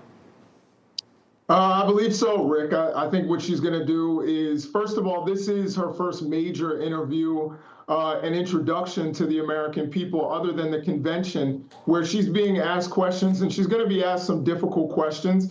She is going to have to tie herself to the successes of the Biden administration, whether it's bipartisan infrastructure or the PACT Act or lowering the cost of prescription drugs for seniors, but also say that she's going to chart a different path forward and separate herself from Biden, knowing that Biden was the ultimate decider in a lot of the decisions that have been made. She was number 2, but not number 1. And I think if anybody who's been part of any organization knows that it's the number 1 person that makes the final decision. You can only suggest to that person. So she's going to have to spell that out for the American people in front of the millions of Americans who are going to be watching. But she also, of course, is going to tie herself to the successes, the job growth, and many of the other things that I think the Biden administration can tout. I wonder if she's going to be challenged as well on her flip-flopping and her positions on issues that she now apparently doesn't hold any longer. Jeff, I want to replay the Bernie Sanders clip I used in my monologue because it's so remarkable. He confirmed what we've all speculated or suspected from the beginning, that Harris only cares about winning the election and will say almost anything to try and do it. Here is Sanders on NBC's Meet the Press. Do you think that she is abandoning her progressive ideals? No, I don't think she's abandoning her ideals. I think she's trying to be pragmatic and doing what she thinks is right in order to win the election. Okay, I don't have to read very far between the lines to see that what that means is she's pretending, she's lying, she's faking new policy positions. Sanders basically admitting she's a phony trying to get elected. You can only believe, Rick, that behind the scenes in the Biden campaign, people were going crazy over that and having to deal with it. And as you've just shown, still having to deal with it. So it is a problem for them. But of course, I think he spoke the truth. And therein lies the real problem, that her policy proposals are not, quote unquote, pragmatic. And so therefore, they're going to have to be changed when the rubber meets the road. Jason, I want you to look at a Politico headline that reads, Harris says Trump is going to lie during debate, prepares for untruths. What about Harris's lies, including telling the American people that Biden was and still is mentally fit for office? Any chance she gets pressed on that? Well, I think President Biden is fit to serve as president right now. He's not run. He's not the guy to run right now, and I think everybody accepted that. I think governing and running are two very different things. And I think that she will be pressed on some of the things that she was asked, 5 years ago when she was in her first campaign for the presidency. But I think also Donald Trump will be pushed on some things. He's flip-flopped on abortion several times. He's also, I remember back in 2015 when he was saying that women should be punished for seeking an abortion. He's flipped on Bitcoin. 1 minute he called it a scam. Now he's a big fan of Bitcoin. So I think there are things that both of them should be pushed on. And I think that the ABC anchors are going to actually do that, or at least that's what I'm hoping for. And as far as Bernie Sanders doesn't speak for Kamala Harris. That's why we're having the debate, just like I don't speak for her as well. Well, he did on Sunday. And I hope you're right. I hope they do press both candidates and not just one of them, which is what's been happening for the last couple of months. Jeff Lord, Jason Nichols, thanks so much for joining me on Debate Night. Coming up, this debate is likely the most important event heading into November, but how are voters feeling about the two candidates right now? We'll share the results of the latest polls when we come back. Stick with us.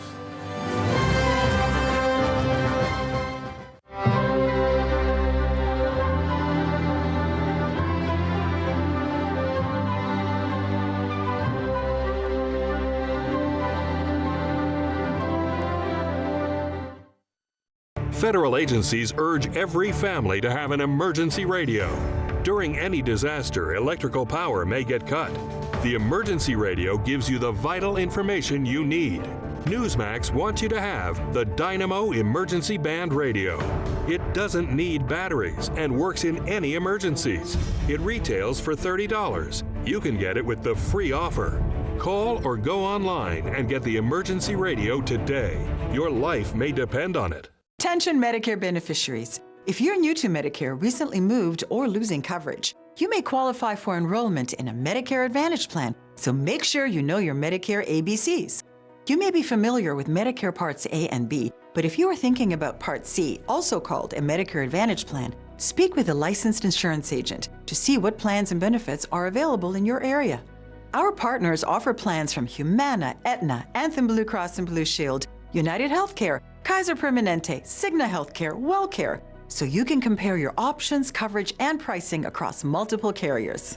If you're new to Medicare, recently moved, or losing coverage, make the free call to the number on your screen. Give them your zip code, and a licensed insurance agent will walk you through the entire process. It's that easy.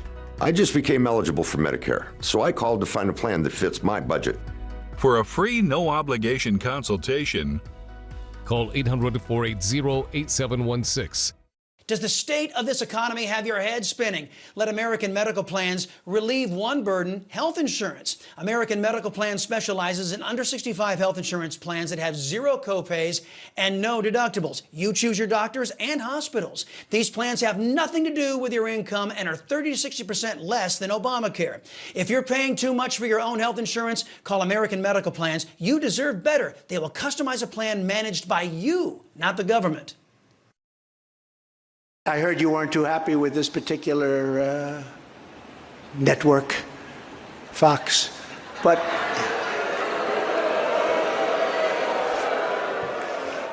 I was watching. Yeah, I understand you exactly, but not exactly friendly. Greg Kelly over at NEWSMAX. The NEWSMAX people have been really, really terrific. NEWSMAX has been terrific. President Trump is right. Millions are tired of Fox, and they're switching to NEWSMAX Plus. It's the fastest growing streaming service in America. You don't need woke Disney and Hulu anymore. Just get NEWSMAX Plus. Watch the best shows like Greg Kelly, Rob Schmidt, Greta Van Susteren, and Carl Higbee.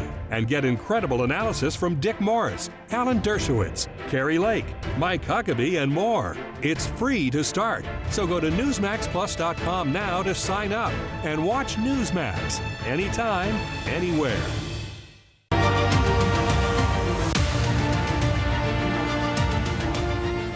Welcome back to the Leventhal Report. I'm Rick Leventhal. The ABC presidential debate is less than 2 hours away now, the biggest night of the year in the run-up to the 2024 presidential election.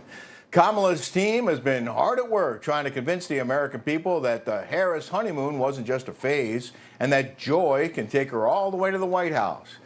But it looks like voters might finally be waking up. Yesterday on the show, we shared with you a new New York Times Siena poll showing Harris trailing Trump nationally by 1 point, a considerable drop from her 3-point lead just a month ago. And this isn't the only voter survey showing Trump passing Harris. Joining me now is former acting Attorney General and senior fellow at American Cornerstone Institute, Matthew Whitaker. Always a pleasure to have you on the show, Matthew. Hi, Rick. What are you watching for tonight? What does Trump have to do to overcome the potential bias of the moderators and Harris's word salad to get his message to voters? Yeah, I think that's a really good point, and it's good to be with you. I think one of the things I'm watching is obviously CNN got high grades for the Biden-Trump debate because the moderators didn't insert themselves and didn't try to fact check in real time, put that in air quotes, Donald Trump and give Joe Biden a pass. And I think tonight, David Muir is going to have a hard time with that, because he's a mainstream media standard bearer, and I think they believe it's their job to interfere with this election. But what I care about, and what I think most Americans care about, are four things. And I think at the election kind of turns on these issues. I think it's national security. I think it's the border. I think it is law and order, and I think it's the economy. I think those four issues are what the American people care about. They've seen their prices skyrocket under Biden and Harris. They feel less safe in their communities. They've seen a southern border that's allowed 10 million illegal immigrants into our country that are now, causing major problems in many cities. And, I think national security, the world is on fire, and it's all because of decisions made by Kamala Harris. Well, let's hope they get pressed on this, both of them, because as we reported, the ABC coverage of Harris has been 100% positive and Trump 93% negative. So it does not seem like a fair fight. But I mean, we're talking about Donald Trump, and I think he can handle himself, holding the record for the most debates of any presidential candidate. This is also the first time, apparently, that Trump and Harris will actually meet, and they're using the same rules that Trump and Biden shared during that CNN debate that you mentioned. They'll be standing, no notes, and their mics muted except when it's their turn to talk, which is something Harris tried to overturn. Now, we're hearing reports the Harris campaign is changing strategies because of losing the muted mic war, with Harris now determined to, quote, goad and needle Trump in the hopes of creating some kind of viral I'm speaking moment. You know Donald pretty well. What would you tell him to do? Yeah, I think the more he is talking about his successful policies and Biden-Harris failed policies, I think he's winning. I think the more he is talking about the issues that Americans care about, he's winning. He doesn't need to worry about the fact that Kamala Harris's lectern has been lowered a foot to make her look the same height as him on the split screen. He doesn't need to worry about kind of all the petty nonsense. He needs to focus on his policies that worked for the American people and will certainly work again. See, now, I didn't know about the podium being lowered. That's good stuff right there, my friend. Thank you. We still have almost 2 months, 55 days to be exact, until the election. Do you think tonight will be a distant memory by then, or could it truly have a lasting impact on voters' minds? Yeah, Rick, well, in the modern America voting season that we have instead of voting day, ballots are going to start hitting mailboxes pretty soon here, especially in some of the key important swing states. And so I think actually that this debate is probably going to be the most watched, most impactful debate.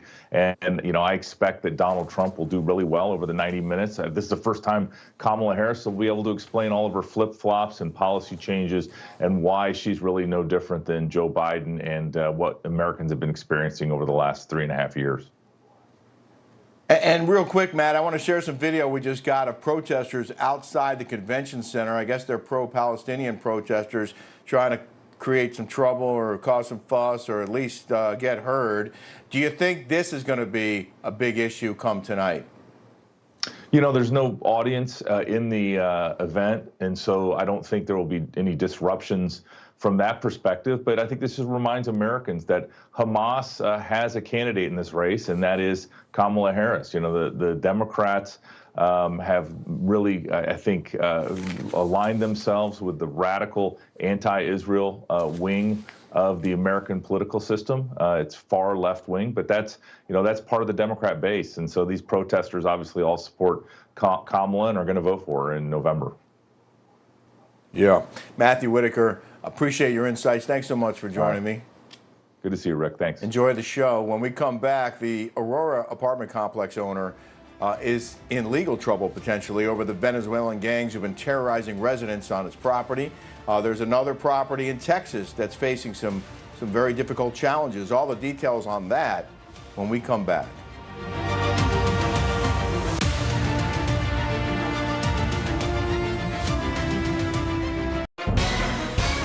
Hi, folks. We're back. If you've been injured in an accident that's not your fault and you don't have an attorney, listen up. We have legal professionals standing by to answer your questions and tell you what your case is potentially worth. Pick up the phone, call now. If you're new to Medicare, recently moved, or losing coverage, you may qualify for a special enrollment period, and you might have questions about Medicare Advantage plans. Like, how is the Medicare Advantage plan different from original Medicare? The Medicare Advantage plan often offers additional benefits that original Medicare does not cover. What plan benefits are available? Plan and plan benefits vary by where you live. Our partners offer plans from Humana, Aetna, Anthem Blue Cross and Blue Shield, United Healthcare, Kaiser Permanente, Cigna Healthcare, WellCare, so you can compare your options, coverage, and pricing across multiple carriers. How do I check my eligibility? If you're new to Medicare, recently moved, or losing your coverage, it's easy. Make the free call to the number on your screen. Give them your zip code. Choose the plan with the benefits that meets your needs and budget. The call and consultation are free, and there is no obligation. I just became eligible for Medicare, so I called to find a plan that fits my budget. Call 800-416-7175. Hi, folks. We're back. If you've been injured in an accident that's not your fault and you don't have an attorney, listen up. We have legal professionals standing by to answer your questions and tell you what your case is potentially worth. Pick up the phone, call now. America, you love alien tape, and now you can get 2 rolls for free. That's right, free. Introducing alien tape, the double-sided ultra-strong tape that bonds instantly and holds on tight. Just cut alien tape to size, place it where you want it, peel off the back, and it bonds instantly to almost any surface. And when you're done, just give it a twist, and it comes right off. Check this out. Alien tape works on glass, metal, wood, tile, carpet, and so much more. It sticks instantly to almost anything. Alien tape's nano grip technology locks into place and holds tight. Alien tape is great for a quick fix all around the house. Hang outdoor lights with no tools. It's perfect for installing security cameras. Alien tape instantly locks down rugs and holds them in place so they don't blow away. Just cut alien tape to size, peel off the back, place it where you want it. It bonds instantly and locks tight onto almost any surface. And when you're done, just give it a twist and it comes right off. No nails or screws. You'll use it indoors, outdoors, and it even works on stone, brick, and more. And remember, alien tape is the double-sided, ultra-strong tape that instantly locks into place and holds on tight. There are hundreds, maybe even thousands of uses for alien tape. Now here's your chance to try Alien Tape's TV offer. Call or go online to get your roll of the incredible alien tape for the low price of just $19.99 plus shipping and processing. Order today, and you can get 2 additional rolls of alien tape, absolutely free. That's right, you can get 3 rolls of alien tape for one low price. Here's how to order. To order, call 1-800-501-8896. That's 1-800-501-8896. Or go to tryalientape.com. So call 1-800-501-8896. That's 1-800-501-8896. Or order online at tryalientape.com.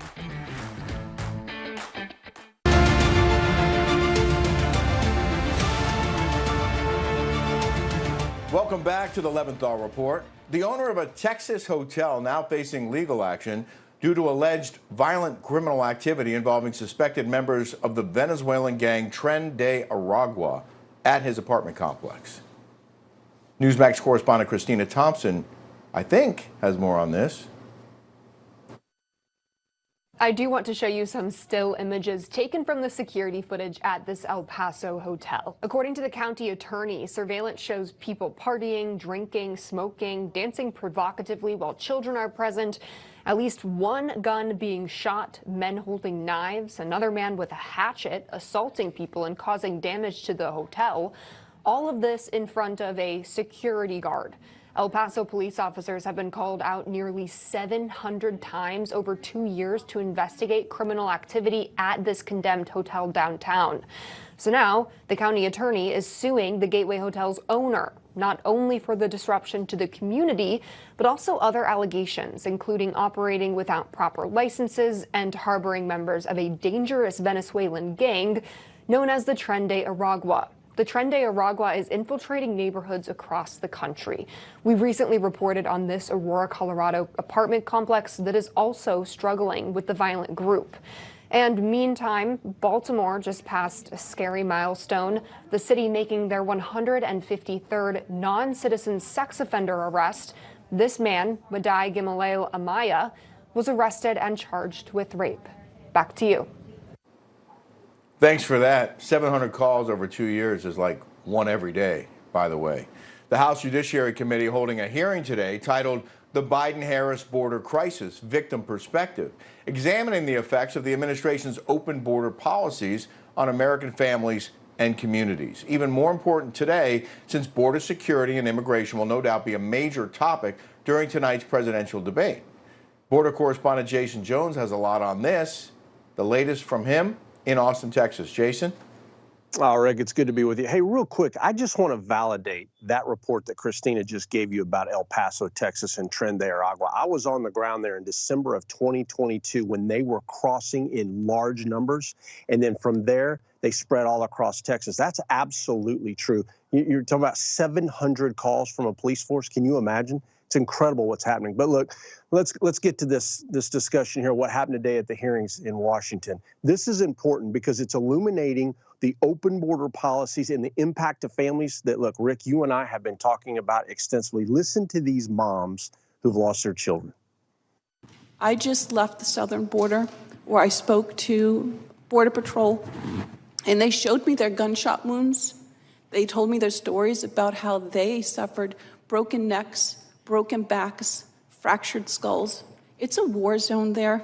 We have to have some form of check and balances, a real system to identify these criminals that are hiding in their wolves in sheep's clothing.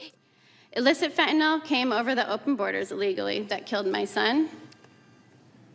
It didn't give him the chance to learn from his mistake, and I hold Joe Biden and Kamala Harris responsible for my son's death. Rick, we've talked about fentanyl. We've talked about all these things. This open border policy has a multitude of layers. And what the national media has really done here is, what have they told us? It's all about immigration. It's all about immigration. And this is exactly what I've been trying to illuminate, from deadly fentanyl, human smuggling, human trafficking, gangs, spies, etc., all crossing that border. And I'll say it again and again, Rick, we are in a new era, and the public safety crisis of this nation is now upon us. Back to you. Jason, really appreciate your reporting, and I really hope that those ABC anchors question Harris about those mothers testifying on Capitol Hill today, because that was some powerful stuff.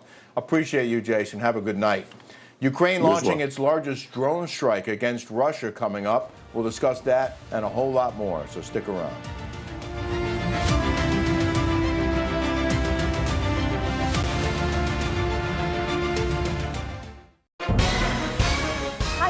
We're back. If you've been injured in an accident that's not your fault and you don't have an attorney, listen up. We have legal professionals standing by to answer your questions and tell you what your case is potentially worth. Pick up the phone, call now. Do you have Medicare? Does your plan have the benefits you want? You may be eligible for a plan with additional benefits and savings. If you are new to Medicare, moving, or losing benefits, it takes just one free call to see if you may be eligible to enroll. Call the Benefits Network now for a free Medicare benefits review and see if you qualify for a plan that gives you additional benefits. Our partners offer plans from multiple carriers, so it's easier for you to compare your options, coverage, and pricing. I'm on Medicare and recently moved, so I called to make sure to find a plan in my new community. You don't get a Medicare Advantage plan with additional benefits automatically, so make the free call to the number on your screen and a licensed insurance agent will walk you through the entire process. It's that easy. For a free, no-obligation consultation, call 800-513-5607. That's 800-513-5607. Hi, folks. We're back. If you've been injured in an accident that's not your fault and you don't have an attorney, listen up.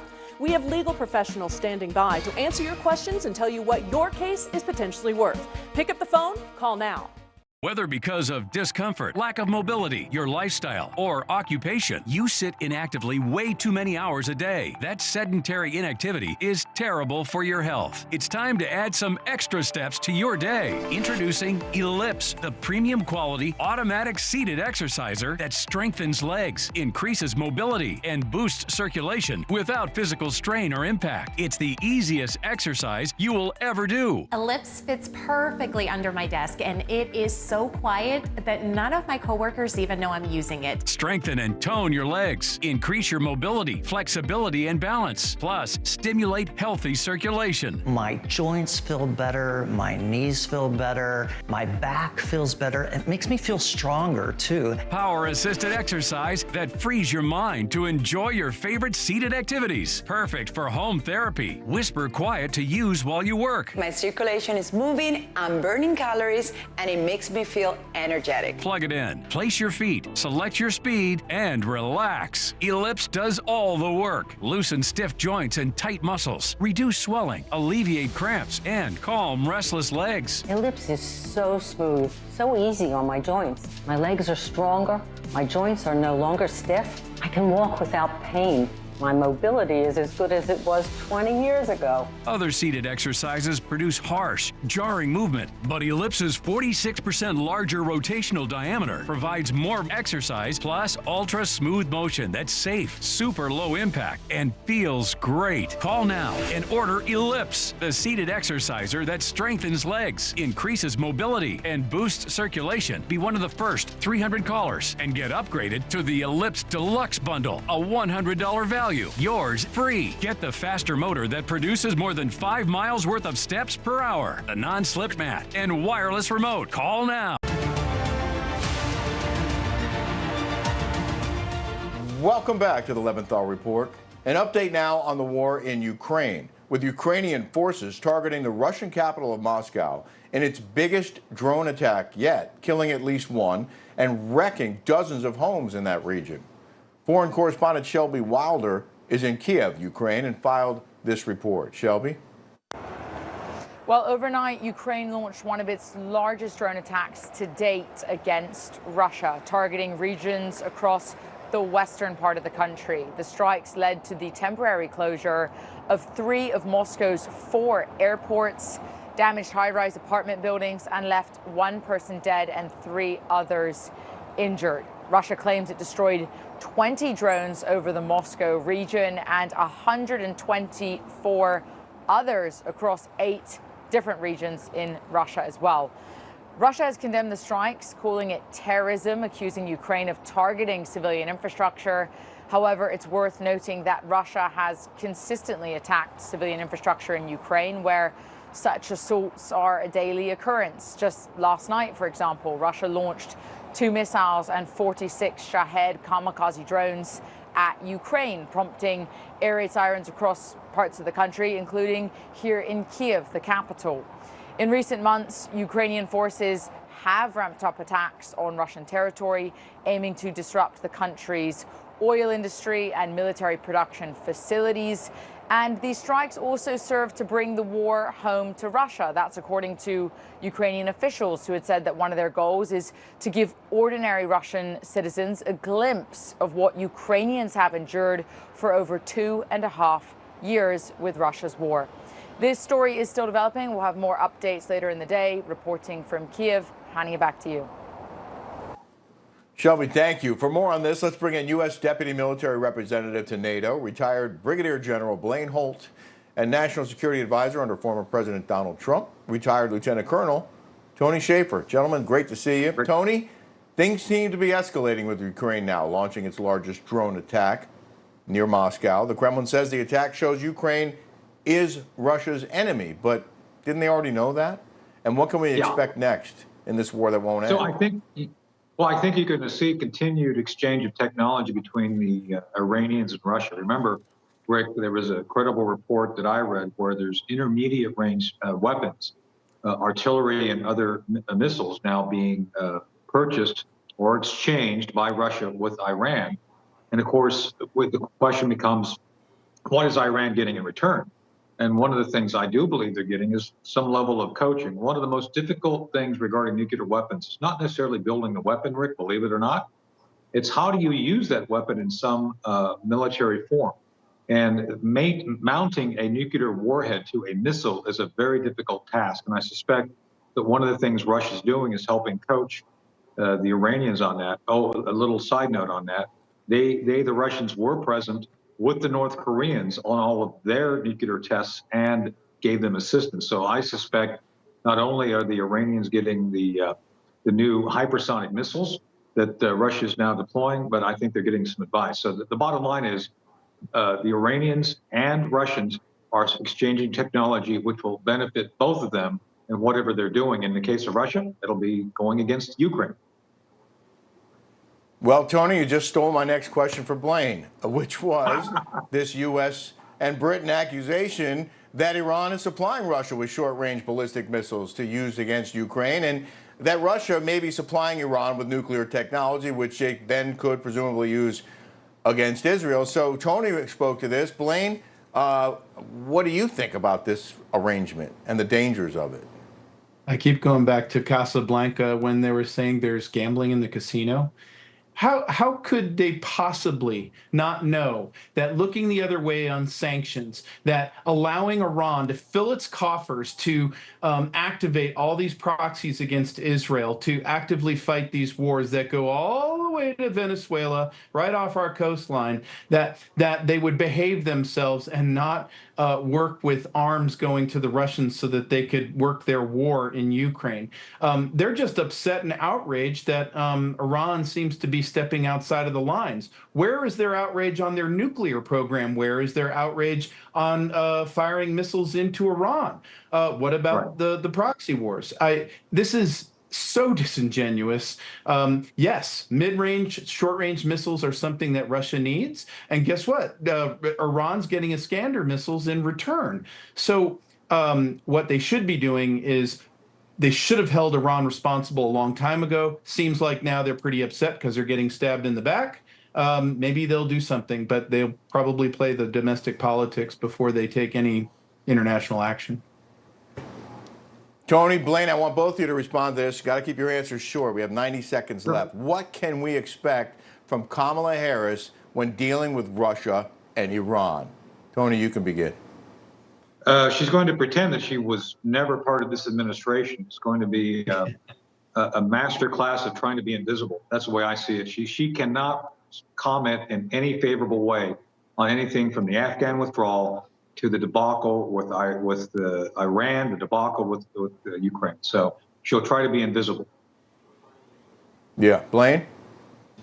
Why would the trend line go any different when you have the exact same players in national security roles, including the last person to sit in the room and the one who was the border czar that let all the fighting age men into the country? Why? Yeah. I want both of you guys to weigh in on this debate later. And if not tonight, I want you back tomorrow if you're not too busy, because I really want to get your thoughts on how things went down, and especially in regard to foreign policy. Okay, good. Get your pizza out of the oven. Yeah. All right. Thanks, guys. I appreciate you. All right. We're just minutes away from our coverage of the ABC presidential debate, so stick around. We'll have more of the Leventhal Report, and then a whole night of programming coming up.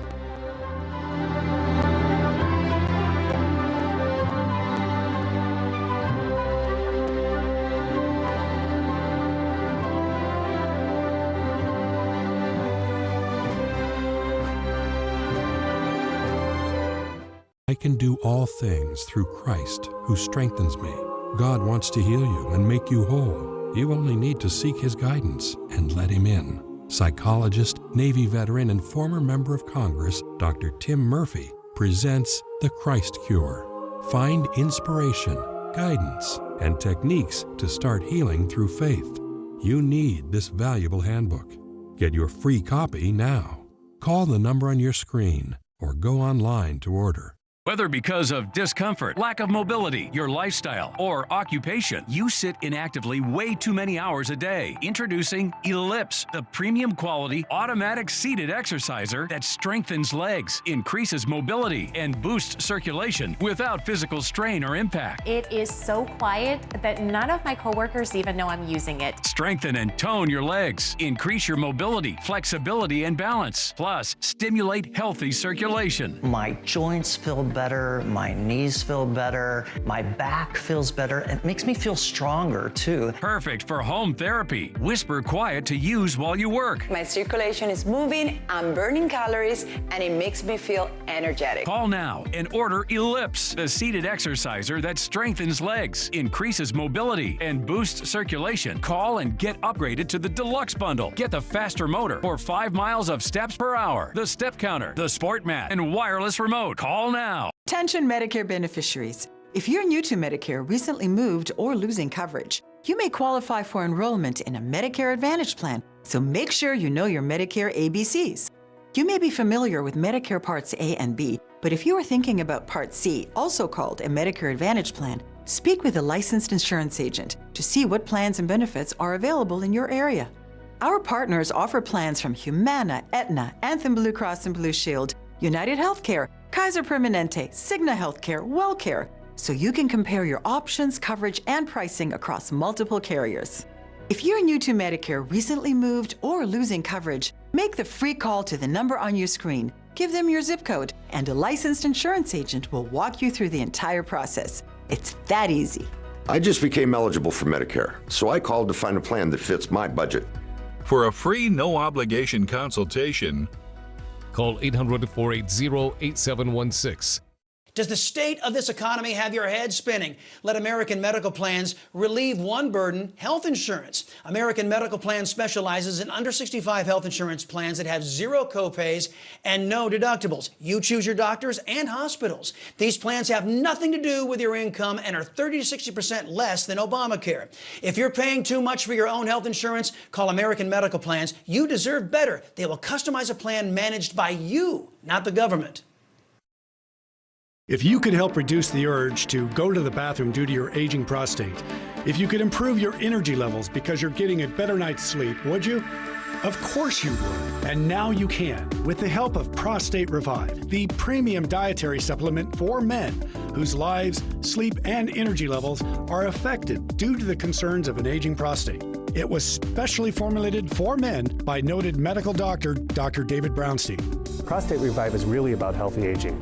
It contains a plant sterol called beta-sitosterol. Combined with 15 other important ingredients, Prostate Revive's exclusive formula helps promote normal prostate function. And that means you can reduce the urge to go and finally get a good night's sleep. Here's how you can try Prostate Revive risk-free. Simply call or visit our website now and we'll send every new customer a risk-free 30-day trial of Prostate Revive. You discover the low shipping and handling. This is a $39.95 value, so don't delay. Call or go online today.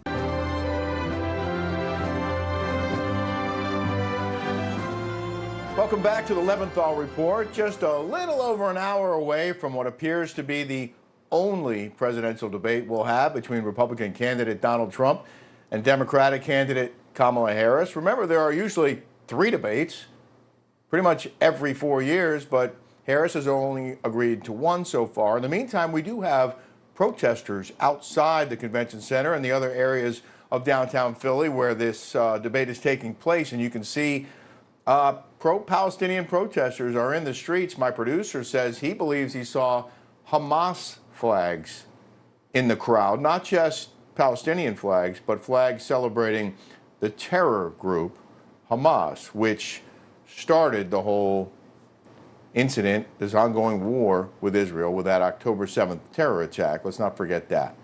So the protests go on outside. Inside, there are, according to James Rosen, at least 1,000 journalists ready to cover this debate, which launches in about an hour. And of course, NEWSMAX2 will have coverage before the debate and after the debate, and that coverage will begin in just a few minutes.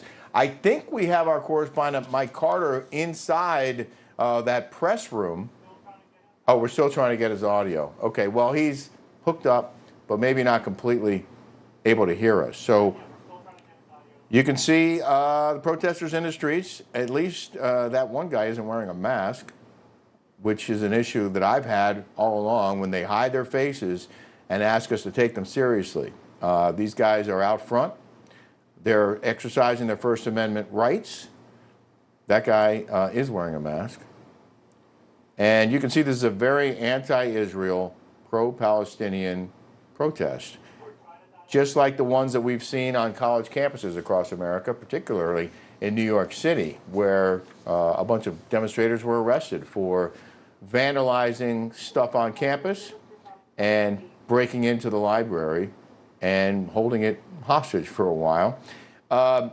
I'm personally very excited about the debate coming up. I can't wait to hear both candidates, and I'm going to be focused particularly on the questions and the actions and demeanor of the ABC moderators, because as we heard and reported on, ABC has been found to cover Harris with 100% good stuff, while Trump gets 93% negative on the reports about him. So can they be fair? Will they be fair? We're going to find out very, very soon. That is all the time we have for this Monday edition of the Leventhal Report. I'm Rick Leventhal, streaming live here every Monday through Friday at 4 p.m. Pacific, 7 p.m. in Eastern. As I mentioned, don't touch that dial. N2's special coverage of the presidential debate is about to begin. I'll be part of that and part of the post-debate coverage right here later tonight, so stay tuned to NEWSMAX2 for pre-debate coverage and the debate itself. See you soon.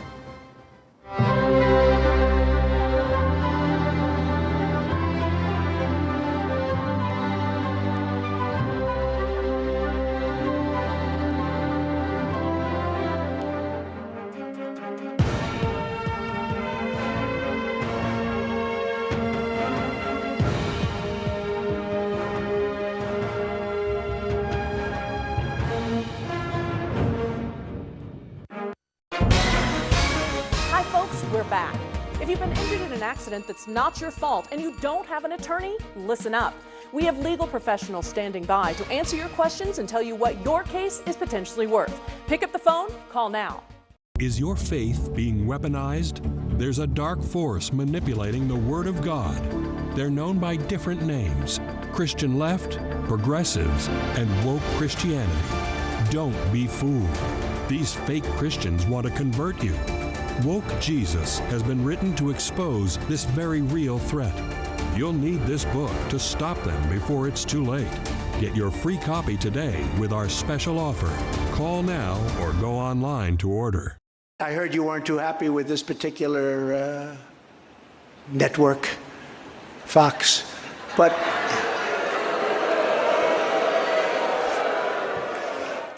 I was watching. Yeah, I understand you exactly, but not exactly friendly. Greg Kelly over at NEWSMAX. The NEWSMAX people have been really, really terrific. NEWSMAX has been terrific. President Trump is right. Millions are tired of Fox, and they're switching to NEWSMAX Plus. It's the fastest growing streaming service in America. You don't need woke Disney and Hulu anymore. Just get NEWSMAX Plus. Watch the best shows like Greg Kelly, Rob Schmidt, Greta Van Susteren, and Carl Higbie. And get incredible analysis from Dick Morris, Alan Dershowitz, Carrie Lake, Mike Huckabee, and more. It's free to start. So go to NewsMaxPlus.com now to sign up and watch NEWSMAX anytime, anywhere. This right here is confidence in a bottle. It makes me feel so much more confident than I've ever felt. They are some of the hottest videos on social media. Those videos claiming to instantly get rid of bags under your eyes. Annette Figueroa is here to tell us why she says this one is for real. This one is for real, and I'm so excited. We even have a video, and all he uses is a small amount on a clean, dry face. And what it does is it tightens and lifts the appearance of bags underneath your eyes. And I did this to my father. We were at home, so we applied it to his under eye bags, and let me tell you, we were so excited. In under 10 minutes, they visibly disappeared from view, and now it is literally part of both of our daily routines. And not only does it work on the bags, it works on the appearance of crow's feet, fine lines, and wrinkles. At our $14.95 price, it's the best way to try Plexiderm and see it work after your first application. Call the number on your screen. Call 800-316-6394.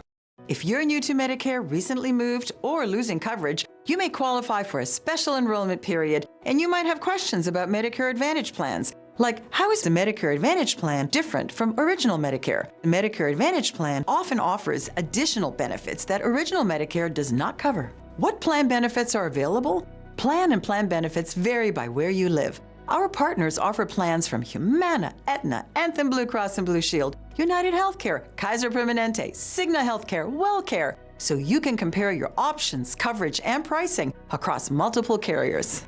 How do I check my eligibility? If you're new to Medicare, recently moved, or losing your coverage, it's easy. Make the free call to the number on your screen. Give them your zip code. Choose the plan with the benefits that meets your needs and budget. The call and consultation are free, and there is no obligation.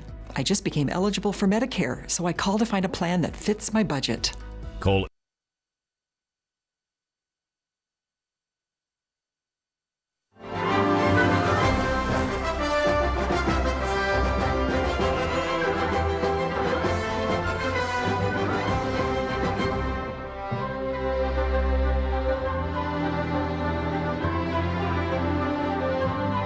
Good evening, Patriots. I'm Ed Henry. Welcome to our special coverage of the second presidential debate this year, but the first one between former President Trump and Vice President Kamala Harris after Joe Biden was shoved aside and knocked out last time. We will simulcast what could be make or break for both of these candidates in what is basically a 50-50 dead heat. You will see every minute right here on N2. All right, guys. Yes, it's going to be history. We do know that. The debate kicks off in just under an hour. It's the ABC debate. Simulcast right here on N2. It will be 90 minutes, and there are 2 commercial breaks. The 2 seated moderators, of course, as you probably have heard, will be David Muir, Linsey Davis, and they'll be the only ones, according to the rules, who are allowed to ask questions. So the candidates cannot ask each other questions. And there was that virtual coin flip that Trump won, and as a result, that determined podium podium placement and order of closing statements. Donald Trump won that toss, so he chose, I think, a very smart move, Ed, to do the closing statement, 2 minutes, and Vice President Harris then will be at the right podium position on the screen, which is stage left. Yeah, absolutely. We got our first look at the debate stage a little earlier today. Tonight, the first debate, as we said, between them after Biden's shock exit from the race. There you are, some pictures. These podiums, Bianca, by the way, are just 6 feet apart. Ooh. And I covered Congress as well as the White House for a long time. And the only time these two people met was at the State of the Union address at the end of the first Trump administration, where Kamala Harris was a senator and he was obviously president, and they didn't shake hands. This will be the first time they will basically be this close. They've been in the same room, but that was the House chamber with hundreds of people. Yeah, you can only imagine. This is the only debate that's on the books, and she did not get to change the rules, so the mics are muted. That was another part of it. So not only are they for close, the person who's not been called on, right, it's muted. So they're close, and they're going to be standing there, and there will be obviously, I think, we know perhaps some jitters maybe. Well, yeah. For her. It's her first presidential debate. It's Donald Trump's 7th.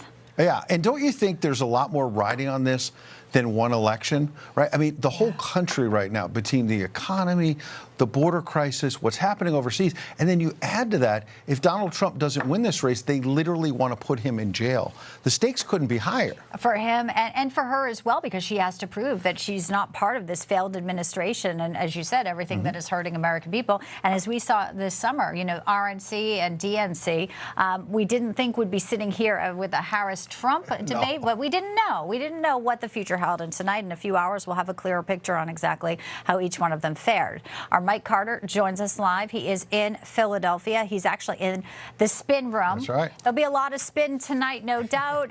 Mike, how's the feeling there? Is there a lot of joy, a lot of vibes there coming from some of the media who seems to want to just help Kamala every twist and turn? Is there a lot of joy, a lot of vibes? Well, definitely vibes. We are yet to figure out what those vibes are. I think we're going to know a lot more in about an hour and a half or so, as depending on how this debate goes. We just saw Gavin Newsom, who was talking to the media. I asked him about, look, Kamala Harris has flip-flopped on fracking. We're here in Pennsylvania, obviously a big fracking state. She says her value system hasn't changed, but obviously her position on that has changed. She's also changed her position on the border wall. She has a campaign ad now with Trump's border wall behind her. So there's a number of issues that Kamala Harris, who just in the last 24 hours basically has put policies on her campaign's websites. Look, she's Donald Trump in Wisconsin over the weekend. He even said it. Look, she's stealing all my policies. It's time to give her a red MAGA hat.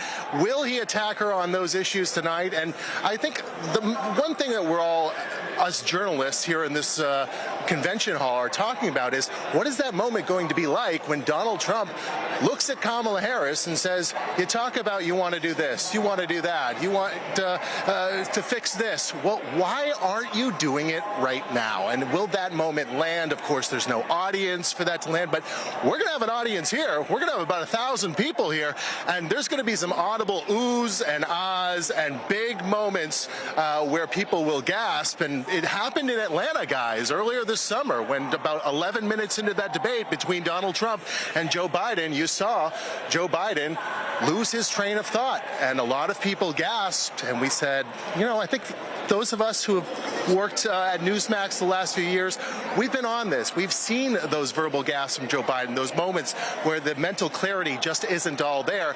And a lot of us said, there it is. That's exactly what we've been seeing for 4 years now. How will Kamala Harris reveal herself tonight? It's probably not going to be something like that, but will there be that word salad situation that she gets into? Can Donald Trump lead her down a path to get her into something like that? We'll wait and see. Things are starting to spin in the spin room. Back to you. There you go. Mike Carter, thank you. We'll be checking in with you throughout the night. He makes a great point about that first debate. And remember, leading into it, all the deep fakes that the White House was talking about when we saw Joe Biden, cheap fakes and whatnot, wandering off. And he's right. We saw the video. The American people saw the video. But Kamala Harris and many inside the White House covered that up. They did. And they did the side-by-side shot where Trump was watching Joe Biden sort of make those rambling statements. And then when Trump was talking, Joe Biden a lot of times had his mouth open. It was really awkward. We wonder if the ABC will use that two-shot as well. So much of this, of course, is choreographed, including, you know, the questions that have been pre-selected here and how hard they will go on Trump, what types of questions, the line of questioning, the fact-checking, and the follow-up. ABC's coverage has been pretty rough on Donald Trump. Pretty positive for Kamala Harris. Maybe not a surprise. Let's bring in the all-stars here at N2, host of The Pulse, David Harris Jr. You find him at 8 p.m. Eastern. And Rick Leventhal, host of the Leventhal Report, 7 p.m. Eastern. Murderers Row joining us, gentlemen. Good to have you both. We had fun covering the Democratic National Convention together. Kamala Harris was riding high in the polls at that time with the media adulation and the rest. But David, since then, she's been sinking in the polls, and the honeymoon seems to be over. David, what are you expecting tonight, sir? Yeah, the honeymoon is definitely over, Ed. I mean, there's no getting out of this tonight. She's going to be on stage.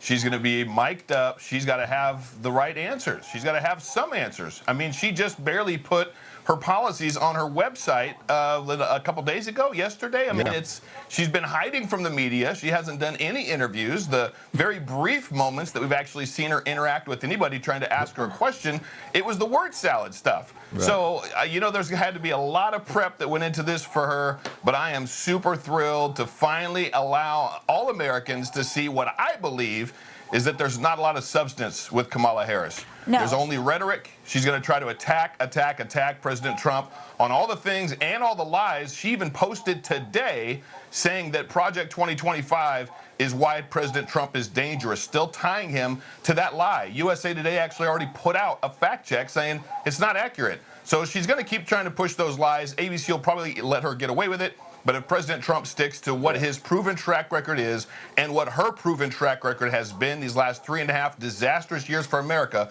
it should be an open and shut case, slam dunk for President Donald Trump. Yeah, well said. I think the debate prep was necessary for her, and it was awkward to see her standing there, Rick, in Pittsburgh when people asked how it's going. We know she was working with Philip Ryan, who's going to have a wig like Trump, and she said, oh, the best part about debate prep is me being at the spice store. That was a strange comment. She always has these awkward sort of moments, and imagine where we are today. She was the least popular person. Remember, they were talking about having sort of a scrambled primary, then all of a sudden it's like, oh, wait, no, it's got to be her. We can't skip over Kamala. And now she's the best thing, Rick. Yeah, well, they couldn't skip over her because she was the only one who could spend Biden's $250 million that he'd already raised. And Bianca, you reminded me of my favorite moment of the Trump-Biden debate when Biden finished mumbling about something and Donald Trump said, I don't know what he said just there, and I don't think he knows what he said either. And I think if Trump uses those moments tonight, if he can, because they're not going to directly address each other, but he can use the beginning of his answers to the questions to go back at something Harris had just said, I think that's where he can score the most points because he's really good at that. And she's really good at not saying anything when she rambles and uses her word salad. So if he calls her out on it and makes his points and doesn't let her blame him for everything, I think he could make some real progress tonight. And let's cue that soundbite you just talked about where Donald Trump didn't understand what Joe Biden was saying. Nobody did. No one else in America did either. Yeah. The total initiative relative to what we're going to do with more Border Patrol and more asylum officers. President Trump? I really don't know what he said at the end of that sentence. I don't think he knows what he said either. David. That was unreal. Hey, David, the question now is, so Kamala, what did you know and when did you know it about Biden's cognitive issues? And why didn't you do anything about it? Hopefully, President Trump brings up. Because no, you're good.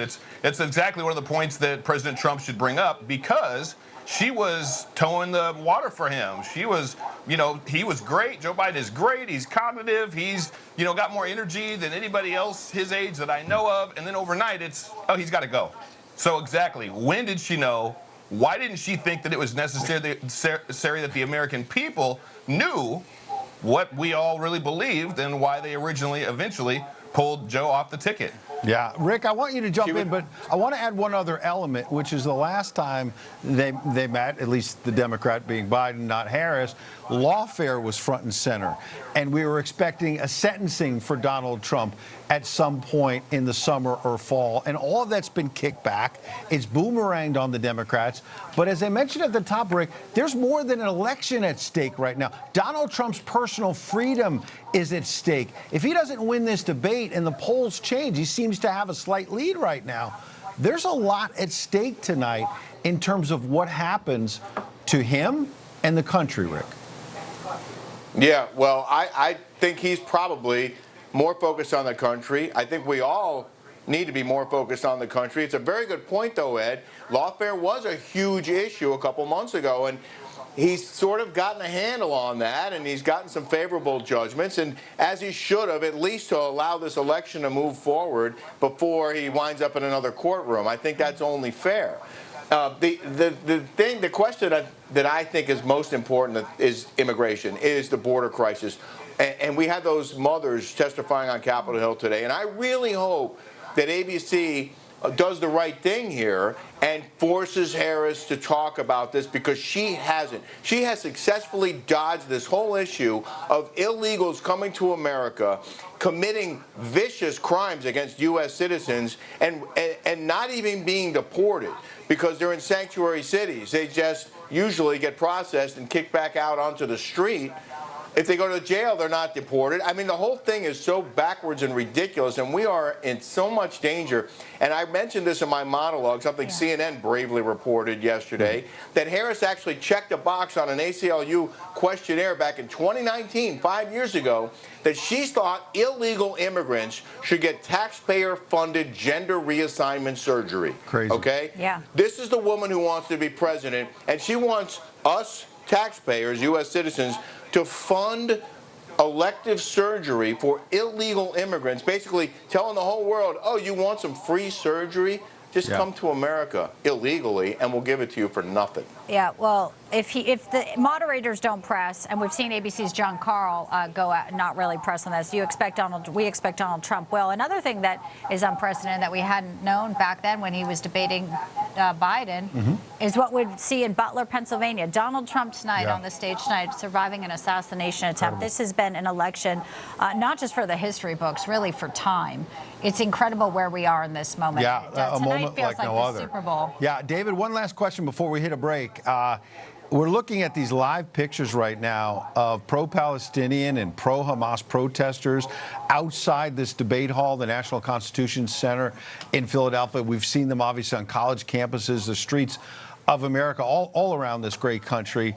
And David, that's a reminder of this Israel-Hamas war and the fact that Kamala Harris refused to pick the governor of this state, Pennsylvania. A lot of people think because of his Jewish faith, because the hard left in the Democrat Party did not want a Jew on a ticket, on the national ticket. And they were hoping to have the Israel-Hamas war over, the hostages home safely, and instead we just saw 6 of them murdered just over a week or so ago, David. This is a big, big issue tonight. Yeah, it's a very big issue, Ed, and Kamala is stuck between a rock and a hard place. She's been pushing so far to the left, so seemingly very anti-Israel, bending over backwards for these pro-Palestinians, these individuals that say and chant from the river to the sea, basically calling for a genocide of the Jewish people. It's absolutely insane to me, but that's a part of the fringe left. That's a part of the Democrat Party. It's not Republicans, and so she's stuck. But I do think you're right as well. I think that's exactly why she didn't choose the governor of Philadelphia for her running mate, because he is Jewish. I think there would have been way too much pushback. So we saw this at the DNC. We saw the riots and the upheavals outside, as well as a bus rolling around offering free abortions. It's what Americans hopefully understand has come to explain and describe the current state of the Democrat Party. Yeah, it is chaos and it is destruction on the streets, and sadly in the heartland as well. So we've seen a lot of places, not just the sanctuary blue cities. David Harris Jr., Rick Leventhal, great to have you kicking off. We'll be checking in with them all night long, too. Yes. Don't go anywhere. Our special coverage of the ABC News presidential debate simulcast right here on NEWSMAX 2 continues. The last time we did this, there was a different Democrat nominee, as we noted, as the former president about to knock out another Democrat. We'll discuss right after this. Don't go anywhere.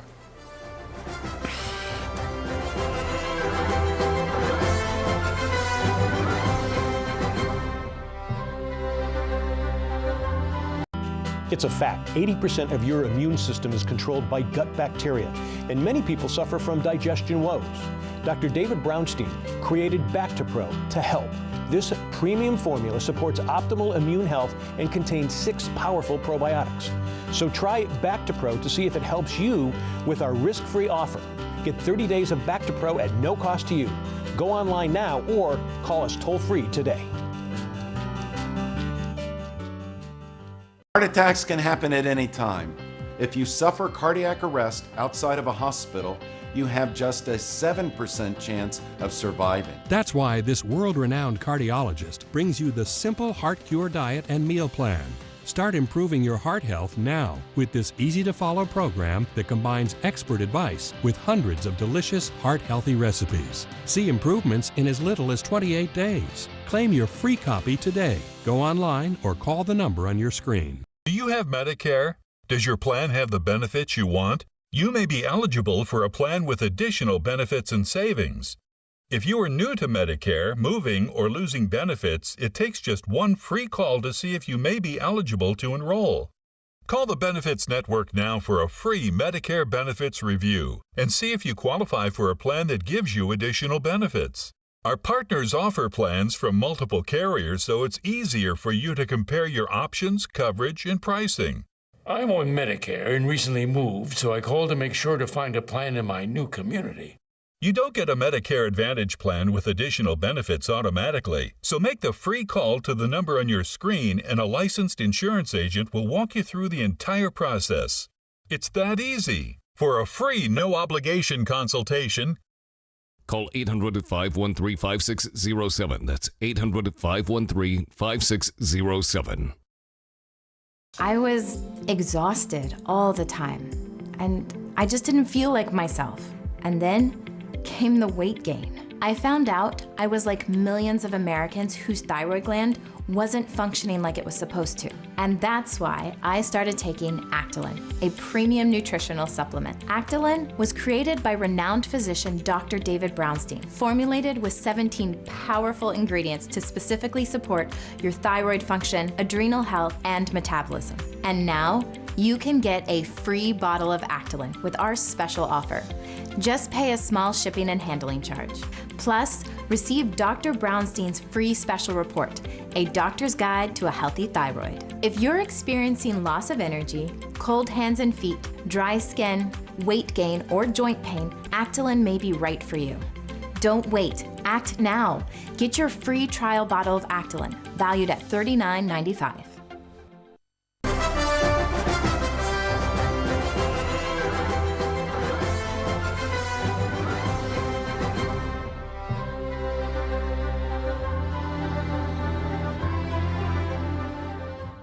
She has previously supported Medicare for All. Now she does not. She's previously supported a ban on fracking. Now she does not. These, Senator, are ideas that you have campaigned on. Do you think that she is abandoning her progressive ideals? No, I don't think she's abandoning her ideals. I think she's trying to be pragmatic and doing what she thinks is right in order to win the election. That's the truth, isn't it, folks? Welcome Quiet part out loud. I'm Bianca Garza along with Ed Henry. We have a historic night tonight. Our pre-debate coverage right now, Senator Bernie Sanders. Yes, Kamala Harris will say anything to stay in power. Pretty incredible.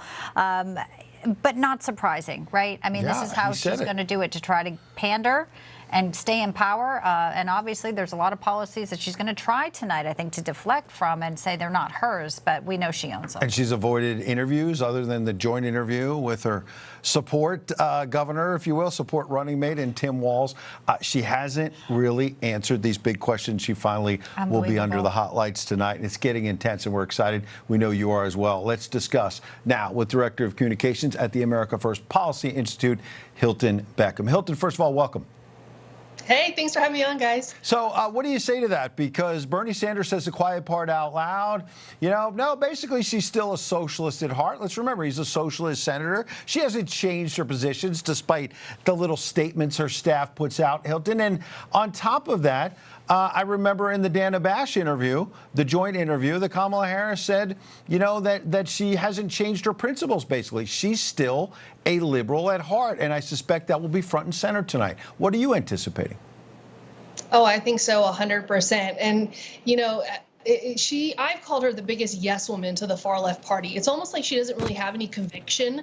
She just says yes to anything they tell her to do, so she can just stay in power. And I think she gave herself away during the DNC when she gave her speech. She told us that her mom used to tell her, don't tell people who you are, show them who you are. Okay, well, let's look at your record. I mean, past 3.5 years, you've been vice president. You signed on 2 huge spending bills that caused 40-year record high inflation. You pretty much annihilated our border and let 12 to 15 million illegals in, ones that have raped and murdered young women. And then look at your past as a senator. You were the original co-sponsor of the Green New Deal, which pretty much would erase energy dominance for America. You are an America Last candidate, and all you're going to do is go on stage tonight and try to flip-flop your way out of this and just say things that will keep you in power. Yes, and as a woman, I really wanted to get your perspective here, because the polls show this gender gap, that there are some women who are still supporting her because maybe they just can't separate the policies from the person with Donald Trump. But at some point, we're also learning now, in addition to everything you just listed, she wants taxpayers to pay for illegals' transgender surgeries. There's the newest development. But when you look at the people that are really undecided who are watching tonight, Hilton, and there are a lot of women control the finances for their homes a lot of times, and they're worried about their children's future. I certainly hope that the moderators are asking just as many pointed questions to her than they are to Donald Trump, because I just don't want to hear this threat to democracy, January 6 abortion stuff, and nothing about what she has done.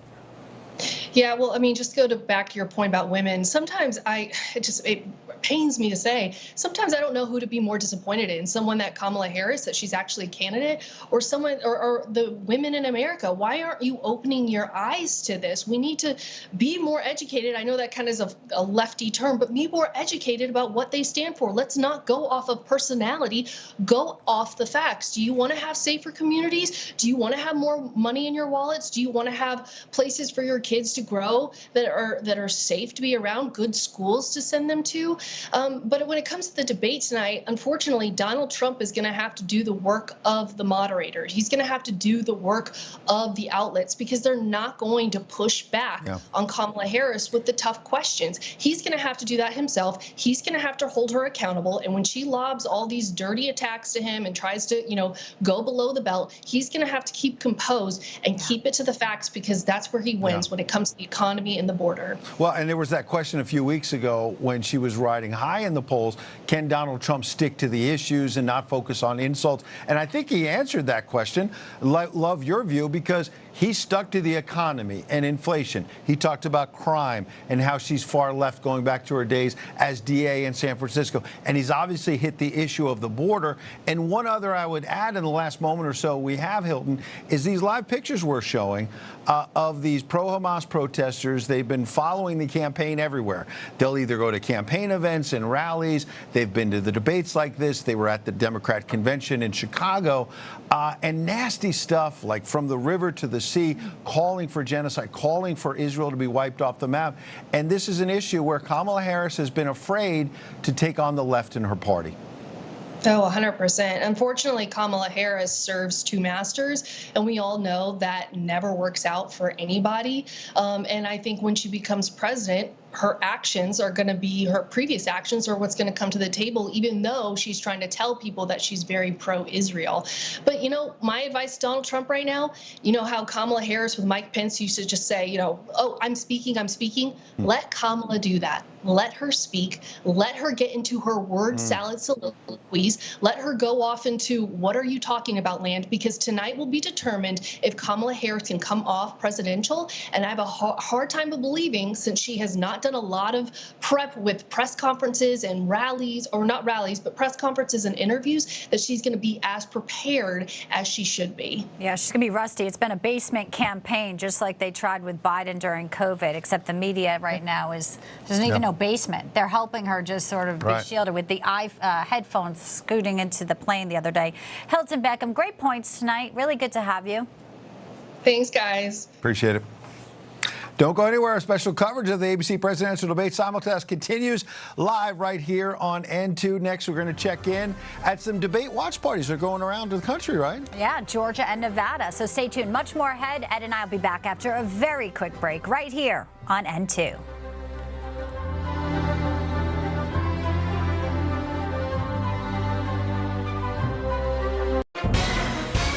Hi, folks. We're back.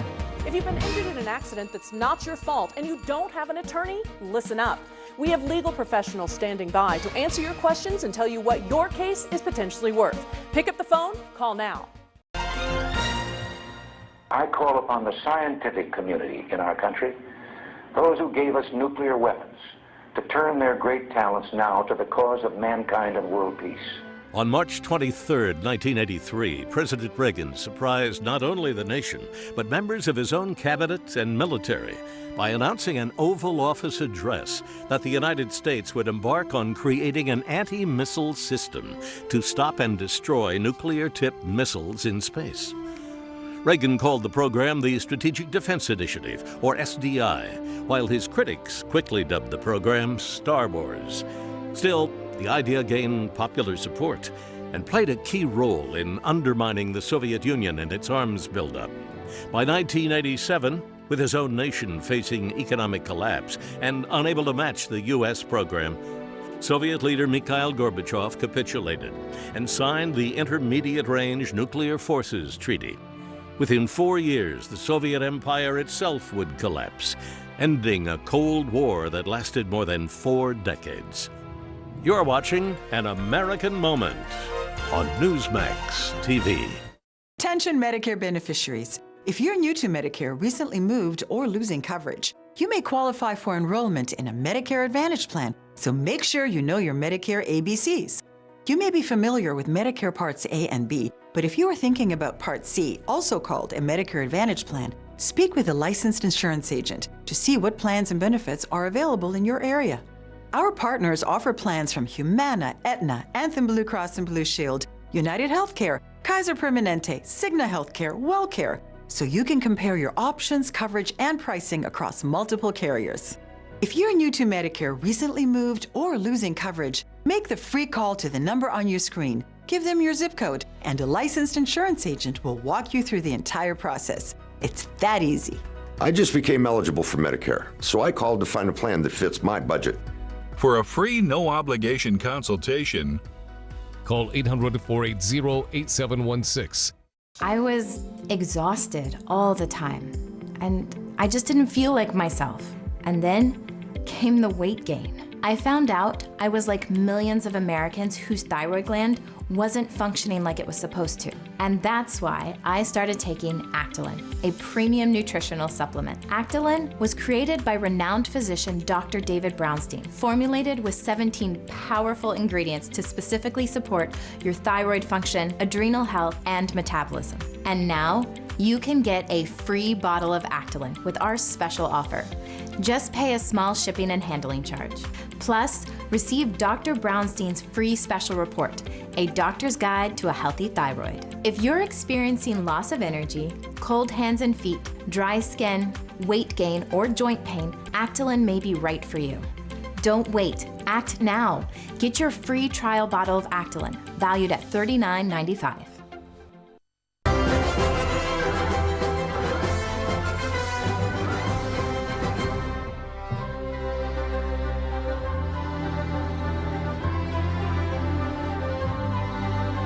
The showdown between Donald Trump and Kamala Harris just 30 minutes away. A live look here in Las Vegas, Nevada. You can see those Trump signs. Just one of the watch parties that we are at, covering for you right here on N2, pre-debate here. And of course, so pleased to have you in. We are looking at battleground states like Nevada, but also the battleground state of Georgia. As you know, one time it was where Fani Willis thought she could prove to have some lawfare. That did certainly not go her way instead. Hi, everybody. Welcome back. I'm Bianca de la Garza. And Henry here as well. Looking forward to being with you all night long. We'll have a post-game show after this 90-minute debate. By the way, Bianca just mentioned the battleground of Georgia. We just had this tragic school shooting last week.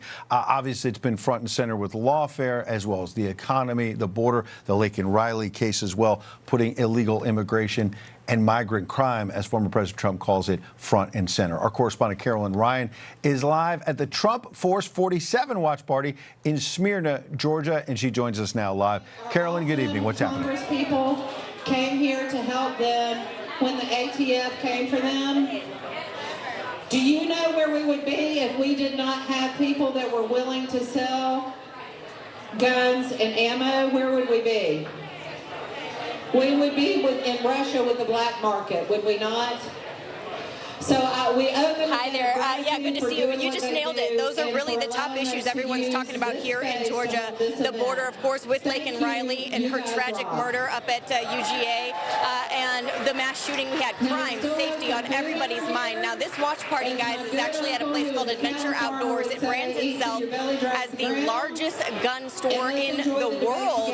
So, Second Amendment, a big deal. Safety, a big deal. Safety for our schools. And we know in 2019, it has been unearthed, that interview that Kamala Harris did where she talked about wanting to get rid of officers in schools. She wanted to demilitarize our schools. So we hope we're going to hear more on that at the debate. The folks here are talking about it here tonight in Smyrna, Georgia. I want to bring in a couple of voters who are here, and one in particular. Come on in. This is Tiana, and she's got a sweet daughter with her. She's got a really interesting story. She actually was a Democrat, and she campaigned for Barack Obama down in Florida. Here we are now, fast forward a few years, and you are campaigning for Donald Trump. You're here at this watch party.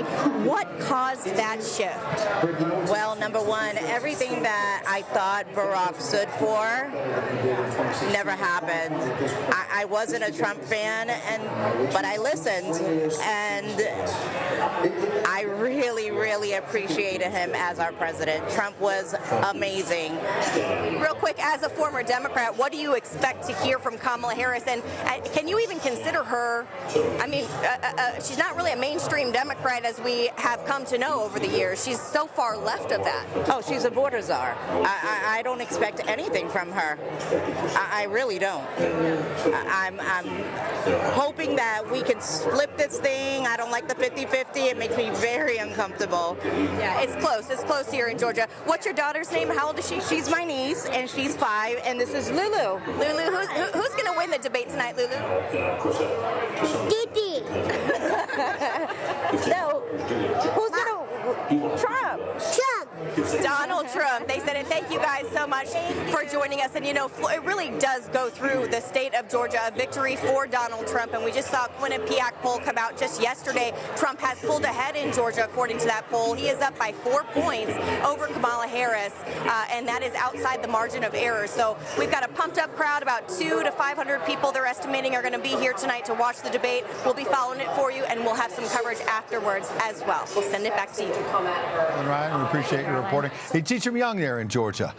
Tuesday night, it's Trump 2024. Saturday, they say, go Dogs, University of Georgia. They teach them very young there. But it's great to see a lot of people have been engaged in this election. Clearly. You see the enthusiasm, particularly on the Republican side earlier in this race. Then all of a sudden, there was a burst of enthusiasm for the Democrats because they had a candidate that they knew was going to go down to defeat in Joe Biden. They had a new candidate. They thought they had a new start, new beginning. Ever since that convention, though, there was no bounce. She's been coming down. And I also think it was the donor class that was more excited because they ultimately wanted to hold on to power. They were upset that Joe Biden was exposed during the last debate, and you had Nancy Pelosi working behind the scenes, and you know, George Clooney and all the elites there that at one point wanted to raise all the money. I did love seeing that woman that used to be with Obama, because it shows you that this party has been the Democrat Party co-opted. And when you have Robert F. Kennedy Jr., former Democrat, Tulsi Gabbard out there campaigning for Trump, there are so many people. She's part of the debate prep who are in the last couple days, by the way. Yeah. Because Tulsi Gabbard took down Kamala Harris in 2020 when they were both running for president. Pretty remarkable. We got a lot more coming your way, getting very close to the main event at the top of the hour, the first ever face-off. First time they've been within 6 feet of each other. They were in the House chamber for his State of the Union, but they'd never been this close. We're going to see it all unfold. History right here. Don't go anywhere. We're back in just a moment right here on N2.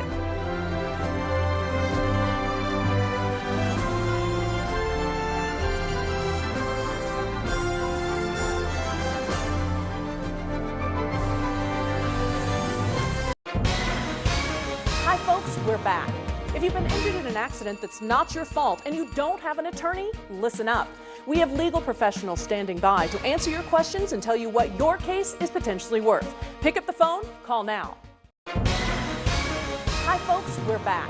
If you've been injured in an accident that's not your fault and you don't have an attorney, listen up. We have legal professionals standing by to answer your questions and tell you what your case is potentially worth. Pick up the phone, call now.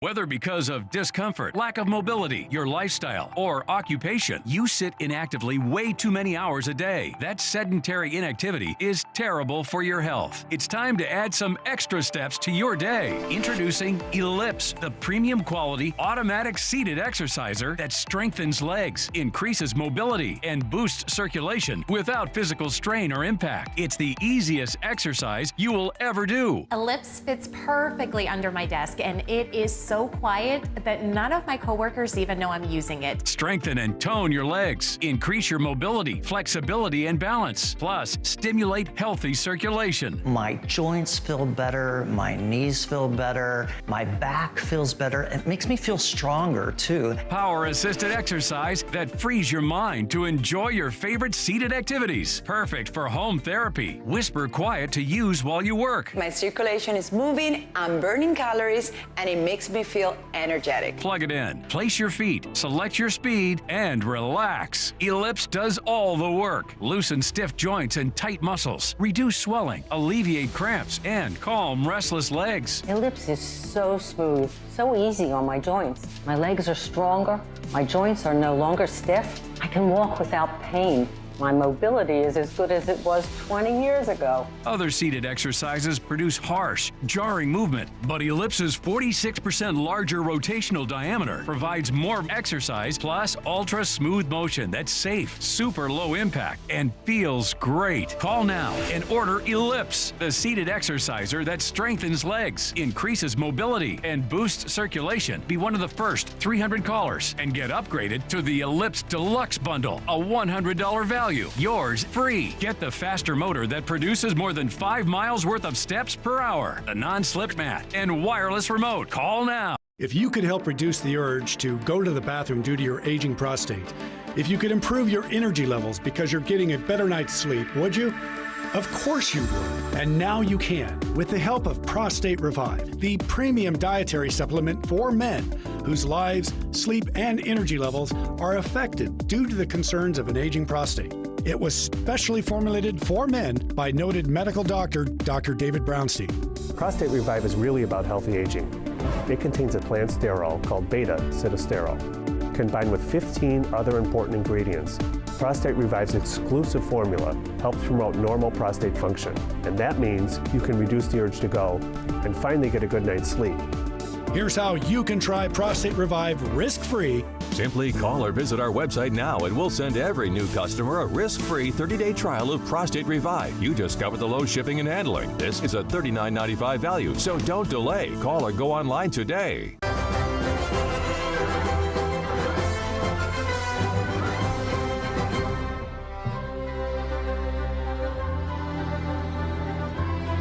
Another one for the history books, folks. It is getting so close here. We're just about 20 minutes away from the highly anticipated and what may be the only debate between former President Donald Trump and Kamala Harris. And senior White House correspondent James Rosen for us is in the spin room to talk about the feelings there this evening. And obviously it's getting busier and busier. Take it away, James. Thank Thank you, Bianca. So I just want to show our viewers a little bit of what this event is like. So yes, as you describe it, this is the so-called spin room. Right now, most of the spinners we have been seeing, such as Gavin Newsom and Vivek Ramaswamy and Marco Rubio, they seem to have left for the moment, but there's still lots of interesting people here. For example, Jonathan Martin of Politico, my friend, legendary political reporter. And we're going to just say hi.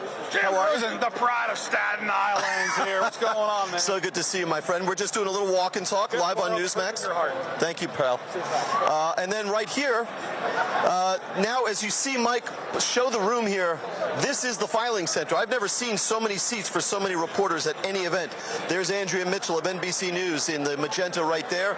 And then here's my good friend David Bossie, famous from Citizens United and his role in the Trump administration. We're live on NEWSMAX 2 right now. Oh, fantastic. What's your prediction for the big fight tonight? Oh, Donald Trump in 3. Gonna go for the early knockout. You know what? It's going to be an incredible debate. Donald Trump is going to be on his... Look, he's going to remind every single American about the peace and prosperity that he brought every American for 4 years. He's going 15 seconds. What's the trap he needs to avoid? You know what? He just needs to remind everybody about his economy, his border security, and his national security, his peace and prosperity, and remind everybody about Kamala Harris's open borders, economic chaos, and destruction around the world. Well, David Bossie is someone worth listening to because there are a few private citizens in American life who've had a greater impact on the way we campaign in this country. You can look it up, Citizens United. And it's great to see you, David. Good to see you, my friend. All right, next meal is on you. Okay, back to you, Bianca. All right, James Rosen in blue. Love it. Andrea Mitchell in magenta. I think everybody's in place now. I'm glad you came over and said we're live on Newsmax, because if you're going to ambush folks, you got to let them know exactly what's going on. Good stuff there from the spin room. Thanks so much. We'll get back to We'll let you go corner Gavin Newsom for us in the next hit, James Rosen. Thanks so much. We'll check in with him after as well. We'll have a big post-game show. That's a lot of fun. Yeah. A lot of serious substantive issues. So let's bring in a former presidential candidate, a current independent candidate for Ohio's 7th congressional district seat in the U.S. House, our friend Dennis Kucinich. Dennis, first of all, welcome to the show. Good to be with you. Thanks. You know, I want to get your reaction to something because I remember covering you when you were in the Congress as a Democrat. Times have changed, and you were a thorn in the side of one George W. Bush and Dick Cheney over the war in Iraq. Here is Kamala Harris's reaction to getting the endorsement of Dick Cheney. Listen. Actually, I'm honored to have their endorsement, and I think that what they both, as leaders who are well respected, are making an important statement that it's okay, and if not important, to put country above party. She's talking about Liz Cheney as well endorsing. I seem to remember Democrats calling Dick Cheney a war criminal. What does that tell you about the state of the Democrat Party tonight heading into this debate, sir? Well, you're talking to the person who actually introduced articles of impeachment with respect to Vice President Cheney. Every person has to make a choice as to which candidacy they feel most comfortable with. And I think that, you know, it was interesting to see David Bossie laying down the marker. This is about peace and prosperity from Donald Trump's point of view. And I think that from Kamala Harris's point of view, she's going to be talking about her experience as vice president, as a prosecutor. Donald Trump may come back and say, that's right, Biden Harris administration, crime becomes an issue. You're going to see a lot of mixing it up on issues like crime, abortion, the economy, foreign affairs.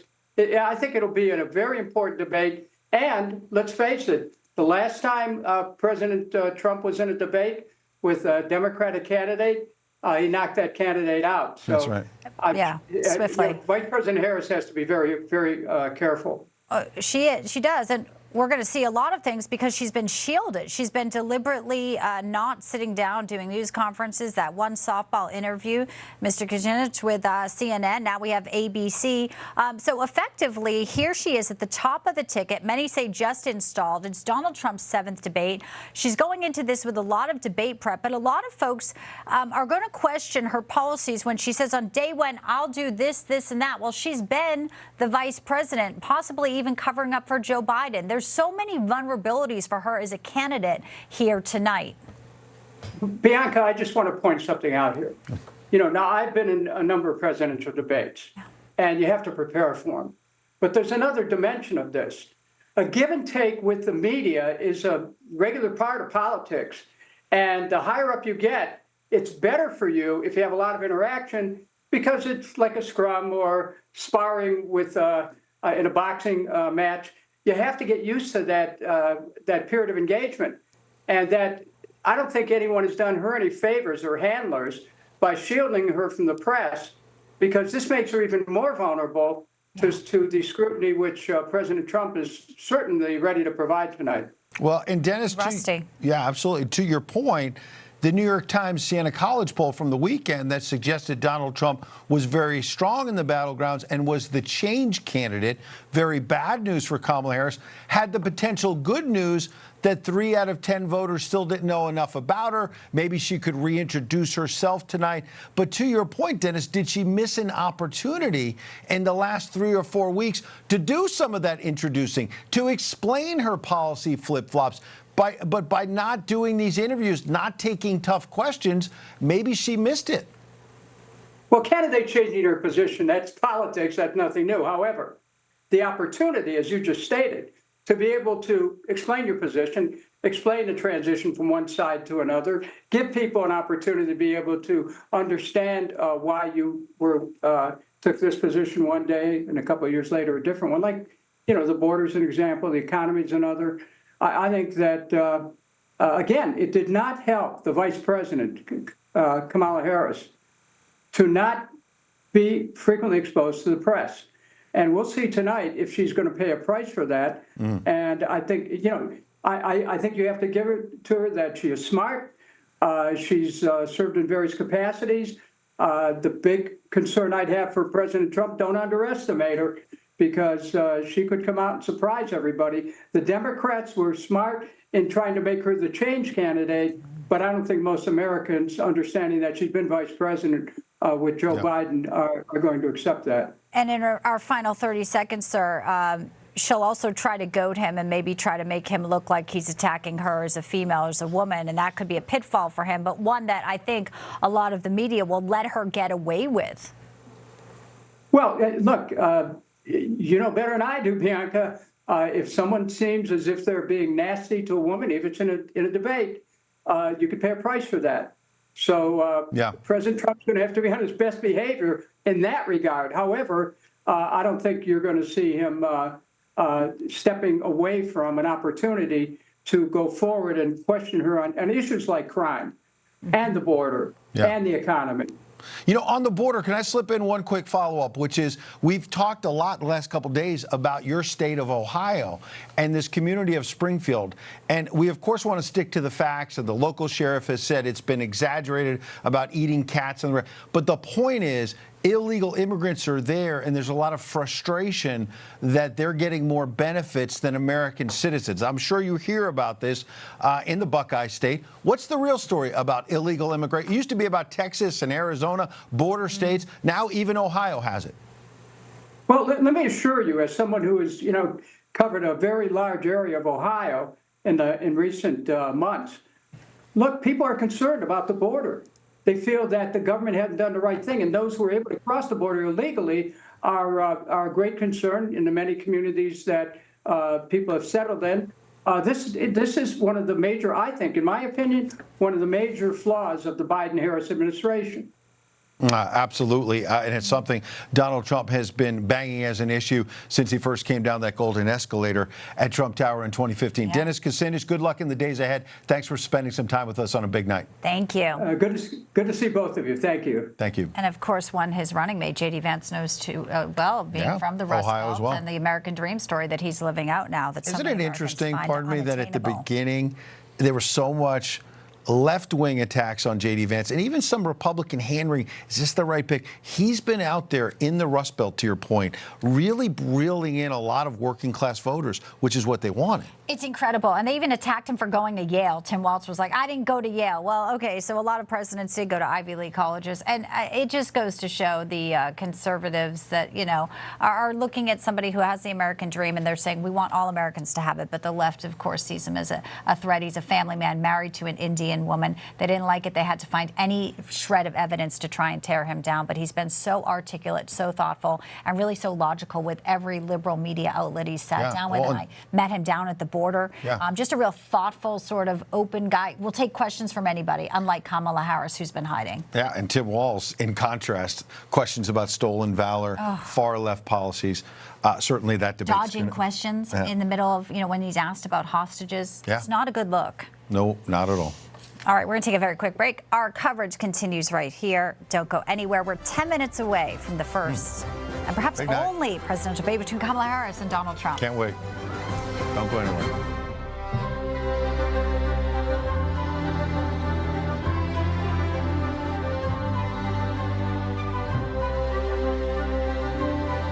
Whether because of discomfort, lack of mobility, your lifestyle, or occupation, you sit inactively way too many hours a day. Introducing Ellipse, the premium quality automatic seated exerciser that strengthens legs, increases mobility, and boosts circulation without physical strain or impact. It is so quiet that none of my coworkers even know I'm using it. Strengthen and tone your legs, increase your mobility, flexibility, and balance. Plus, stimulate healthy circulation. My joints feel better, my knees feel better, my back feels better. It makes me feel stronger too. Perfect for home therapy. Whisper quiet to use while you work. My circulation is moving, I'm burning calories, and it makes me feel energetic. Call now and order Ellipse, the seated exerciser that strengthens legs, increases mobility, and boosts circulation. Call and get upgraded to the Deluxe Bundle. Get the faster motor for 5 miles of steps per hour, the step counter, the sport mat, and wireless remote. Call now. This right here is confidence in a bottle. It makes me feel so much more confident than I've ever felt. They are some of the hottest videos on social media. Those videos claiming to instantly get rid of bags under your eyes. Annette Figueroa is here to tell us why she says this one is for real. This one is for real, and I'm so excited.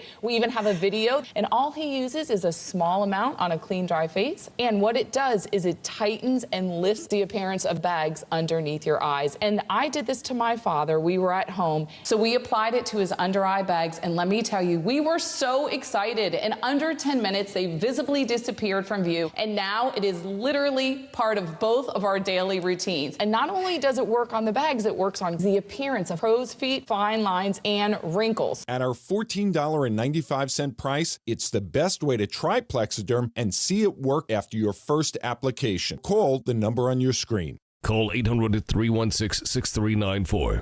I was exhausted all the time, and I just didn't feel like myself.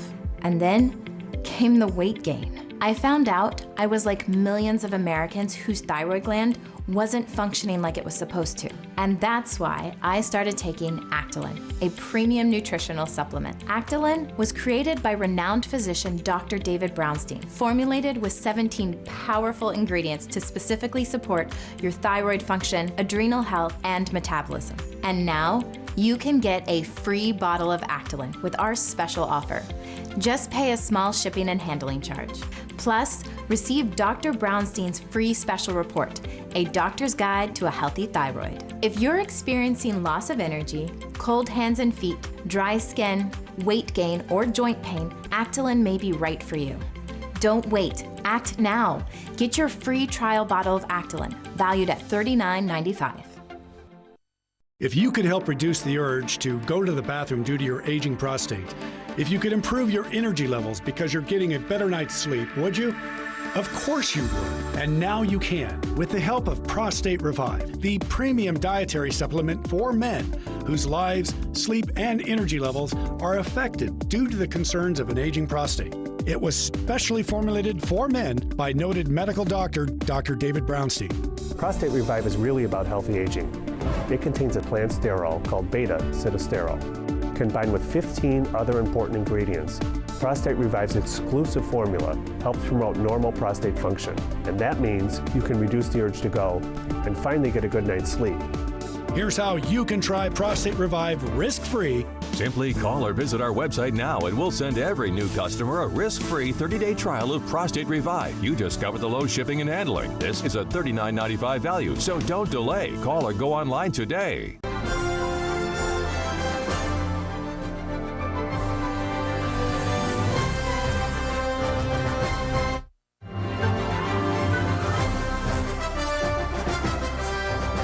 Welcome back. So great to have you here for our pre-debate coverage. We are minutes away from the kickoff, and it is Donald Trump, Kamala Harris will be on the stage in Philadelphia. Back with us is David Harris Jr. and Rick Leventhal to discuss some of the thoughts as we head into what will be a history-making evening. David, I want to start with you. Kamala Harris has a lot to try to convince American voters about tonight. One of them, I think the biggest thing is she even up for this task? She was put into this position at the top of the ticket without one single primary vote, and with the media's help has managed to make it all the way here tonight. Yeah, it's pretty insane how she is the nominee for the Democrats, yet here we are, she is. So I think what President Trump needs to focus on are what his policies are. She has no answer for what his policy actions, what he states he's going to attack, what he's going to do when he gets in there. He wants to secure the border. He wants to carry out the largest deportation operation in American history. He wants to end inflation, make America affordable again, make America the dominant energy producer in the world. These are things that Kamala doesn't have an answer for. She's not going to talk about outsourcing. She's not going to talk about putting tariffs on other countries. She's not going to talk about defending our Constitution. She has no answers, and she has no policies. And I even saw that most of her policies that she did put on her website were actually from Joe Biden. A lot of them were from Joe Biden's policies. So I think if he just continues to hammer home what Americans are concerned about right now, we're concerned about the border, we're concerned about the illegals that are all over this country. Look, we're for legal immigration, but come through the normal process. What we see taking place all over the country, interestingly enough, in red states and red cities, are illegals that are dumped off, that are not assimilating, that are living their own life, what they're used to, and what their cultural norm is. I had Jack Brewer on, who spends a lot of time in Haiti, and he said over there in Haiti, they do eat what we would call pets. Right. So I think he needs to stick to the facts. The border's an issue, inflation's an issue, Americans are concerned about it, and Kamala has no answers. Yeah, no answers. Hasn't been doing those media interviews other than the one quick joint one with Tim Walz. And so, Rick, I think I saw pollster Frank Luntz today, who's not usually been a fan of Donald Trump, but has recently been saying, look, he's in the lead in this race. And he said, look, if Kamala pulls the I'm speaking, Donald Trump could simply say, Rick, that's the problem. You're speaking about a lot of things. You're not really doing anything. You're not shutting down the border. Yeah. You're not lowering inflation. You're not doing these things while you're in office. You've done virtually nothing. So true. Right. Right. And why haven't you done it yet? If you can fix the economy, why haven't you? Why are you making Americans suffer? If you could fix the border, why didn't you? Don't blame that lame bill that they voted down earlier this year, because first of all, it was 3 years too late. And second of all, the reason we're in the position we're in is because Biden and Harris dumped all of Trump's policies that kept immigration at a manageable level, kept the illegals coming in at a manageable level. And Ed, you and I have hammered away at her lack of transparency, her lack of doing a one-on-one interview or a real news conference. And that's a big deal to us because we're journalists, but it should be a big deal to America because the mainstream media has given her this free pass. They haven't held her feet to the fire. They haven't forced her to answer the tough questions, which they do to Donald Trump every single day. And it's not fair, but it's also not okay for America that they don't really know enough about this woman that they just might vote for. And I hope that tonight, again, these moderators put the questions to her and force her to answer them. And I hope Donald Trump's paying attention because I can't wait for him to jump all over whatever nonsense comes out of her mouth. No, I don't think any of us can wait. I see David smile. He's excited. We're excited. David and Rick, don't go anywhere. Yeah, David, we're going to have you in the post game, and we're going to have to go to you guys first because I'm going to want to see what you guys have to say. So stand by. Great. Enjoy the you. show here on N2. Thanks, guys. Always a pleasure to have you both. And Bianca, I was speaking a moment ago. They've got the slate ready to go with ABC News, the countdown before they put out this live shot from the debate stage in Philadelphia. It's just pretty intense to think about how much is riding on this one night. Yeah, and my prediction is this is the beginning of the end for Kamala Harris. I don't think she has earned the respect or the votes of American people, and I think tonight you're going to see the campaign really have to do some cleanup after Donald Trump has a round or two with her. This is his 7th presidential debate. He is skilled, but he also has held the nation's highest office. He has been the leader of the free world. He has a record to run on, and when she goes into her record, there's only so many places to go. Yeah, it And looks they're like not good. Yeah, absolutely.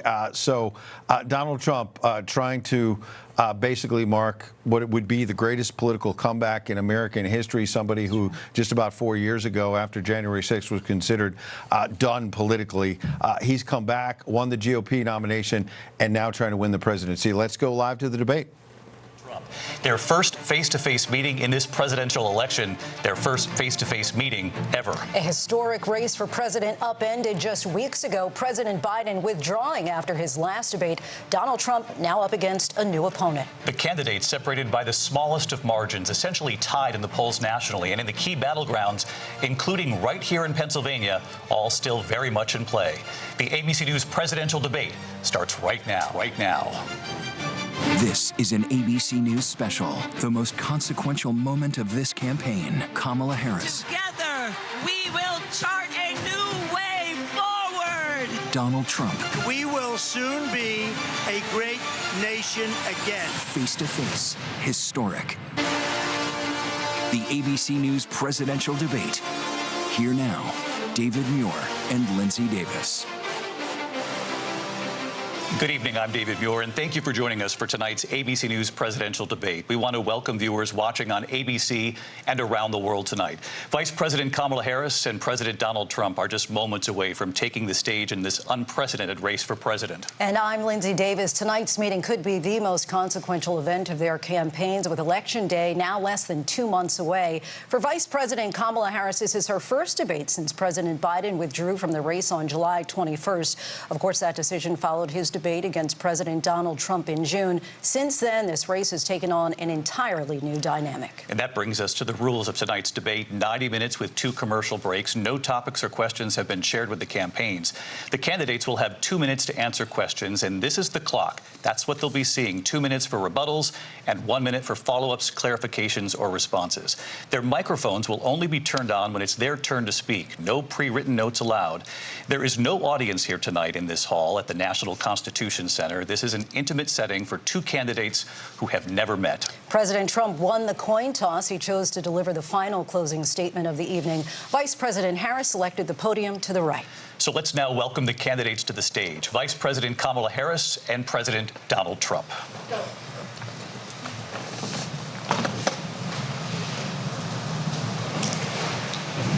Kamala Harris. Let's have a good debate. Nice to see you. Have fun. Thank you. Welcome to you both. It's wonderful to have you. It's an honor to have you both here tonight. Good evening. We are looking forward to a spirited and thoughtful debate. So let's get started. I want to begin tonight with the issue that voters repeatedly say is their #1 issue, and that is the economy and the cost of living in this country. Vice President Harris, you and President Trump were elected 4 years ago, and your opponent on the stage here tonight often asks his supporters, are you better off than you were 4 years ago? When it comes to the economy, do you believe Americans are better off than they were 4 years ago? So I was raised as a middle-class kid. And I am actually the only person on this stage who has a plan that is about lifting up the middle class and working people of America. I believe in the ambition, the aspirations, the dreams of the American people. And that is why I imagine and have actually a plan to build what I call an opportunity economy. Because here's the thing. We know that we have a shortage of homes and housing, and the cost of housing is too expensive for far too many people. We know that young families need support to raise their children, and I intend on extending a tax cut for those families of $6,000, which is the largest child tax credit that we have given in a long time, so that those young families can afford to buy a crib, buy a car seat, buy clothes for their children. My passion. One of them is small businesses. My mother raised my sister and me, but there was a woman who helped raise us. We call her our second mother. She was a small business owner. I love our small businesses. My plan is to give a $50,000 tax deduction to start-up small businesses, knowing they are part of the backbone of America's economy. My opponent, on the other hand, his plan is to do what he has done before, which is to provide a tax cut for billionaires and big corporations, which will result in $5 trillion to America's deficit. My opponent has a plan that I call the Trump's sales tax, which would be a 20% tax on everyday goods that you rely on to get through the month. Economists have said that Trump sales tax would actually result for middle-class families in about $4,000 more a year because of his policies and his ideas about what should be the backs of middle-class people paying for tax cuts for billionaires. President Trump, I'll give you 2 minutes. First of all, I have no sales tax. That's an incorrect statement. She knows that. We're doing tariffs on other countries. Other countries are going to finally, after 75 years, pay us back for all that we've done for the world. And the tariff will be substantial in some cases. I took in billions and billions of dollars, as you know, from China. In fact, they never took the tariff off because there was so much money they can't. It would totally destroy everything that they've set out to do. They're taking in billions of dollars from China and other places. They've left the tariffs on. When I had it, I had tariffs, and yet I had no inflation. Look, we've had a terrible economy because inflation which is really known as a country buster. It breaks up countries. We have inflation like very few people have ever seen before, probably the worst in our nation's history. We were at 21%, but that's being generous because many things are 50, 60, 70, and 80% higher than they were just a few years ago. This has been a disaster for people, for the middle class, but for every class. On top of that, we have millions of people pouring into our country from prisons and jails, from mental institutions and insane asylums, and they're coming in and they're taking jobs that are occupied right now by African Americans and Hispanics, and also unions. Unions are going to be affected very soon. And you see what's happening. You see what's happening with towns throughout the United States. You look at Springfield, Ohio. You look at Aurora in Colorado. They are taking over the towns. They're taking over buildings. They're going in violently. These are the people that she and Biden led into our country, and they're destroying our country. They're dangerous. They're at the highest level of criminality, and we have to get them out. We have to get them out fast. I created one of the greatest economies in the history of our country. I'll do it again, and even better. We are going to get to immigration and border security during this debate, but I would like to let Vice President Harris respond on the economy here. Well, I would love to. Let's talk about what Donald Trump left us. Donald Trump left us the worst unemployment since the Great Depression. Donald Trump left us the worst public health epidemic in a century. Donald Trump left us the worst attack on our democracy since the Civil War. And what we have done is clean up Donald Trump's mess. What we have done and what I intend to do is build on what we know are the aspirations and the hopes of the American people. But I'm going to tell you all in this debate tonight, you're going to hear from the same old tired playbook, a bunch of lies, grievances, and name-calling. What you're going to hear tonight is a detailed and dangerous plan called Project 2025 that the former president intends on implementing if he were elected again. I believe very strongly that the American people want a president who understands the importance of bringing us together, knowing we have so much more in common than what separates us. And I pledge to you to be a president for all Americans. President Trump will give you a minute here to respond. Number one, I have nothing to do, as you know, and as she knows better than anyone, I have nothing to do with Project 2025. That's out there. I haven't read it. I don't want to read it purposely. I'm not going to read it. This was a group of people that got together. They came up with some ideas, I guess some good, some bad. But it makes no difference. I have nothing to do. Everybody knows I'm an open book. Everybody knows what I'm going to do. Cut taxes very substantially and create a great economy like I did before. we had the greatest economy. We got hit with a pandemic, and the pandemic was not since 1917, where 100 million people died, has there been anything like it. We did a phenomenal job with the pandemic. We handed them over a country where the economy and where the stock market was higher than it was before the pandemic came in. Nobody's ever seen anything like it. We made ventilators for the entire world. We got gowns, we got masks, we did things that nobody thought possible. And people give me credit for rebuilding the military. They give me credit for a lot of things, but not enough credit for the great job we did with the pandemic. But the only jobs they got were bounce-back jobs. These were jobs bounced back, and it bounced back, and it went to their benefit. But I was the one that created them. They know it, and so does everybody else. Vice President Harris, I'll let you respond. So Donald Trump has no plan for you. And when you look at his economic plan, it's all about tax breaks for the richest people. I am offering what I describe as an opportunity economy, and the best economists in our country, if not the world, have reviewed our relative plans for the future of America. What Goldman Sachs has said is that Donald Trump's plan would make the economy worse. Mine would strengthen the economy. What the Wharton School has said is Donald Trump's plan would actually explode the deficit. 16 Nobel laureates have described his economic plan as something that would increase inflation and by the middle of next year would invite a recession. You just have to look at where we are and where we stand on the issues. And I'd invite you to know that Donald Trump actually has no plan for you because he is more interested in defending himself than he is in looking out for you.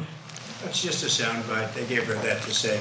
Look, I went to the Wharton School of Finance, and many of those professors, the top professors, think my plan is a brilliant plan. It's a great plan. It's a plan that's going to bring up our worth, our value as a country. It's going to make people want to be able to go and work and create jobs and create a lot of good, solid money for our country. And just to finish off, she doesn't have a plan. She copied Biden's plan, and it's like 4 sentences, like run, spot, run. 4 sentences that are just, oh, we'll try and lower taxes. She doesn't have a plan. Take a look at her plan. She doesn't have a plan. Mr. President, I do want to drill down on something you both brought up. The Vice President brought up your tariffs. You responded, and let's drill down on this, because your plan is what she calls is essentially a national sales tax. Your proposal calls for tariffs, as you pointed out here, on foreign imports across the board. You recently said that you might double your plan, imposing tariffs up to 20% on goods coming into this country.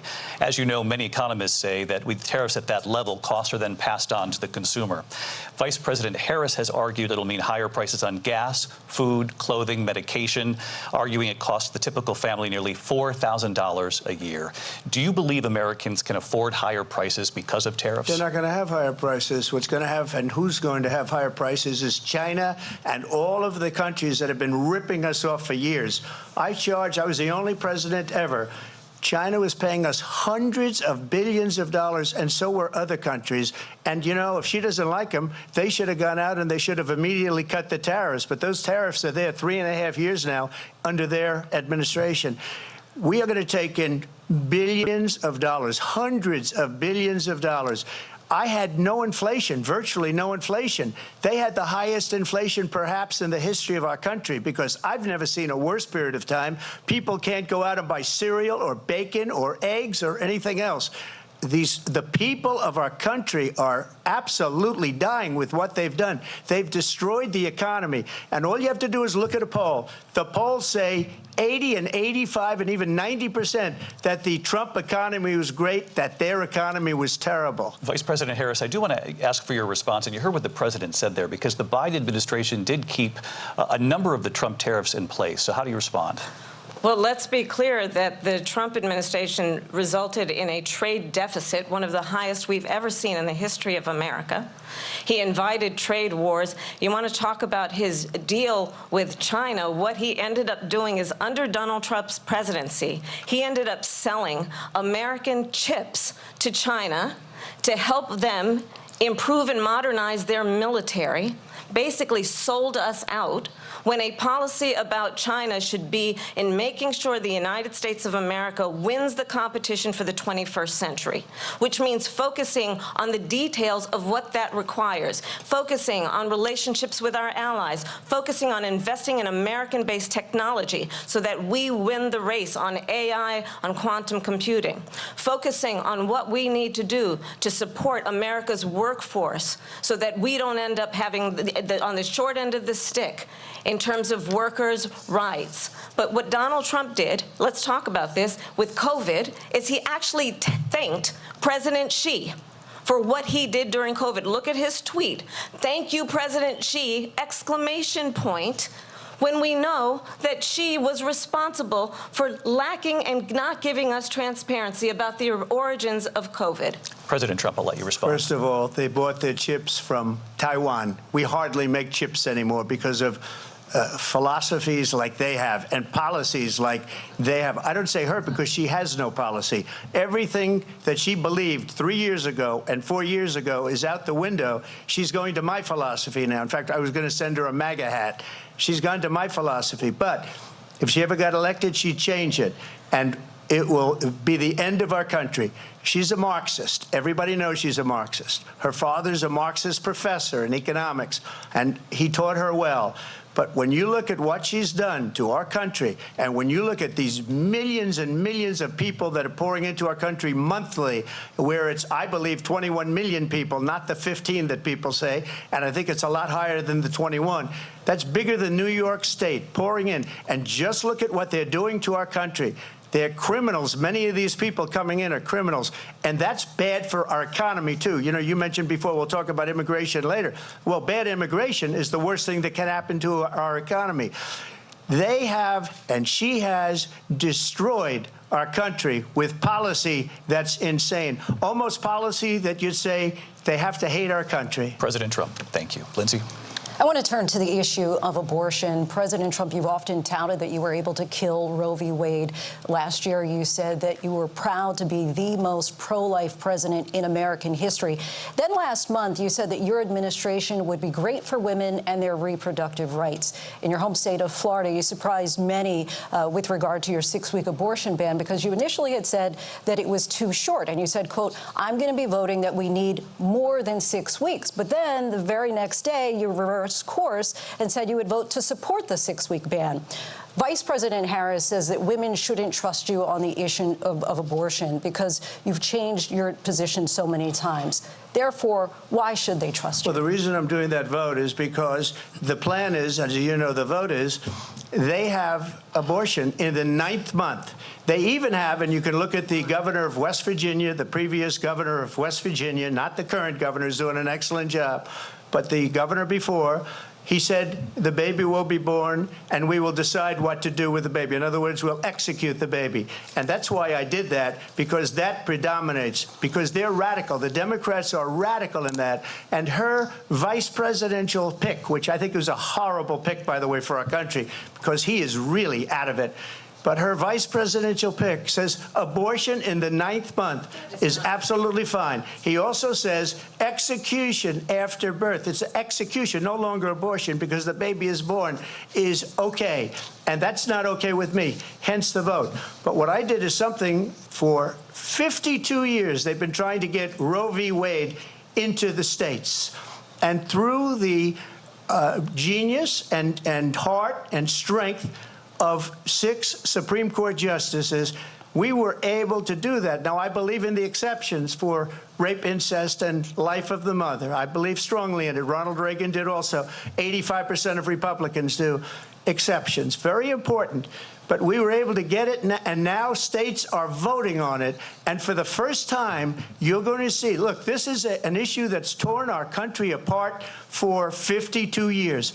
Every legal scholar, every Democrat, every Republican, liberal, conservative, they all wanted this issue to be brought back to the states where the people could vote. And that's what happened. Now, Ohio, the vote was somewhat liberal. Kansas, the vote was somewhat liberal, much more liberal than people would have thought. But each individual state is voting. It's the vote of the people now. It's not tied up in the federal government. I did a great service in doing it. It took courage to do it. And the Supreme Court had great courage in doing it. And I give tremendous credit to those 6 justices. There is no state in this country where it is legal to kill a baby after it's born. Madam Vice President, I want to get your response to President Trump. Well, as I said, you're going to hear a bunch of lies, and that's not actually a surprising fact. Let's understand how we got here. Donald Trump hand-selected 3 members of the United States Supreme Court with the intention that they would undo the protections of Roe v. Wade. And they did exactly as he intended. And now in over 20 states, there are Trump abortion bans, which make it criminal for a doctor or nurse to provide health care. In one state, it provides prison for life. Trump abortion bans that make no exception even for rape and incest, which understand what that means. A survivor of a crime of violation to their body does not have the right to make a decision about what happens to their body next. That is immoral. And one does not have to abandon their faith or deeply held beliefs to agree. The government, and Donald Trump certainly, should not be telling a woman what to do with her body. I have talked with women around our country. You want to talk about this is what people wanted? Pregnant women who want to carry a pregnancy to term, suffering from a miscarriage, being denied care in an emergency room because the healthcare providers are afraid they might go to jail, and she's bleeding out in a car in the parking lot. She didn't want that. Her husband didn't want that. A 12 or 13-year-old survivor of incest being forced to carry a pregnancy to term. They don't want that. And I pledge to you, when Congress passes a bill to put back in place the protections of Roe v. Wade, as President of the United States, I will proudly sign it into law. But understand, if Donald Trump were to be reelected, he will sign a national abortion ban. Understand, in his Project 2025, there would be a national abortion, a monitor that would be monitoring your pregnancies, your miscarriages. I think the American people believe that certain freedoms, in particular the freedom to make decisions about one's own body, should not be made by the government. Thank you, Vice President Harris. Well, there she goes again. It's a lie. I'm not signing a ban, and there's no reason to sign a ban, because we've gotten what everybody wanted. Democrats, Republicans, and everybody else, and every legal scholar wanted it to be brought back into the states, and the states are voting. And it may take a little time, but for 52 years, this issue has torn our country apart, and they've wanted it back in the states. And I did something that nobody thought was possible. The states are now voting. What she says is an absolute lie. And as far as the abortion ban, no, I'm not in favor of abortion ban, but it doesn't matter, because this issue has now been taken over by the states. Would you veto a national abortion ban if it came to your desk? Well, I won't have to, because, again, 2 things. Number one, she said she'll go back to Congress. She'll never get the vote. It's impossible for her to get the vote, especially now with the 50-50, and essentially 50-50 in both Senate and the House. She's not going to get the vote. She can't get the vote. She won't even come close to it. So it's just talk. You know what it reminds me of? When they said they're going to get student loans terminated, and it ended up being a total catastrophe. The student loans, and then her, I think probably her boss, if you call him a boss, he spends all his time on the beach. But look, her boss went out and said, we'll do it again. We'll do it a different way. And he went out, got rejected again by the Supreme Court. So all these students got taunted with this whole thing about this whole idea. And how unfair that would have been, part of the reason they lost, to the millions and millions of people that had to pay off their student loans. They didn't get it for free. But they were saying it's the same way that they talked about that they talk about abortion. But if I could just get a yes or no, because your running mate, J.D. Vance, has said that you would veto it if it did come to your desk. Well, I didn't discuss it with J.D. In all fairness, J.D., and I don't mind if he has a certain view, but I think he was speaking for me, but I really didn't. Look, we don't have to discuss it, because she'd never be able to get it, just like she couldn't get student loans. They couldn't get student loans. They didn't even come close to getting student loans. They taunted young people and a lot of other people that had loans. they can never get this approved. So it doesn't matter what she says about going to Congress. So wonderful, let's go to Congress, do it. But the fact is that for years they wanted to get it out of Congress and out of the federal government, and we did something that everybody said couldn't be done. And now you have a vote of the people on abortion. Vice President Harris, want to give you your time to respond, but I do want to ask, would you support any restrictions on a woman's right to an abortion? I absolutely support reinstating the protections of Roe v. Wade. And as you rightly mentioned, nowhere in America is a woman carrying a pregnancy to term and asking for an abortion. That is not happening. It's insulting to the women of America. And understand what has been happening under Donald Trump's abortion bans. Couples who pray and dream of having a family are being denied IVF treatments. What is happening in our country? Working people, working women who are working 1 or 2 jobs, who can barely afford childcare as it is, have to travel to another state to get on a plane sitting next to strangers to go and get the health care she needs. Barely can afford to do it, and what you are putting her through is unconscionable.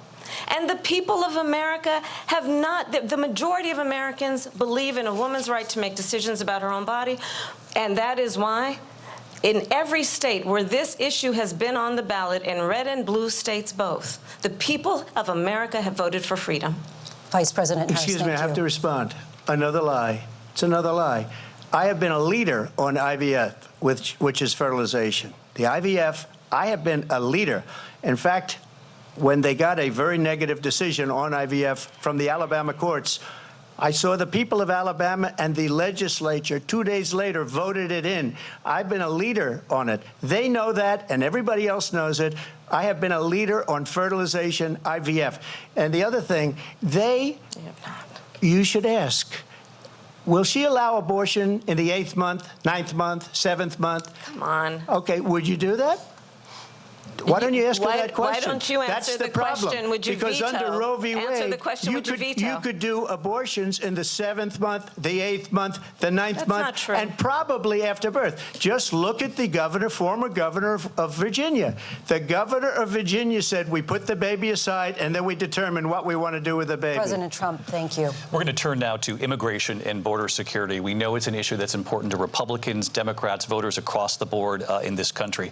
Vice President Harris, you were tasked by President Biden with getting to the root causes of migration from Central America.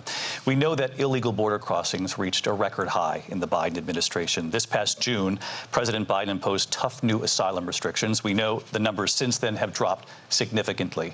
But my question to you tonight is, why did the administration wait until 6 months before the election to act? And would you have done anything differently from President Biden on this?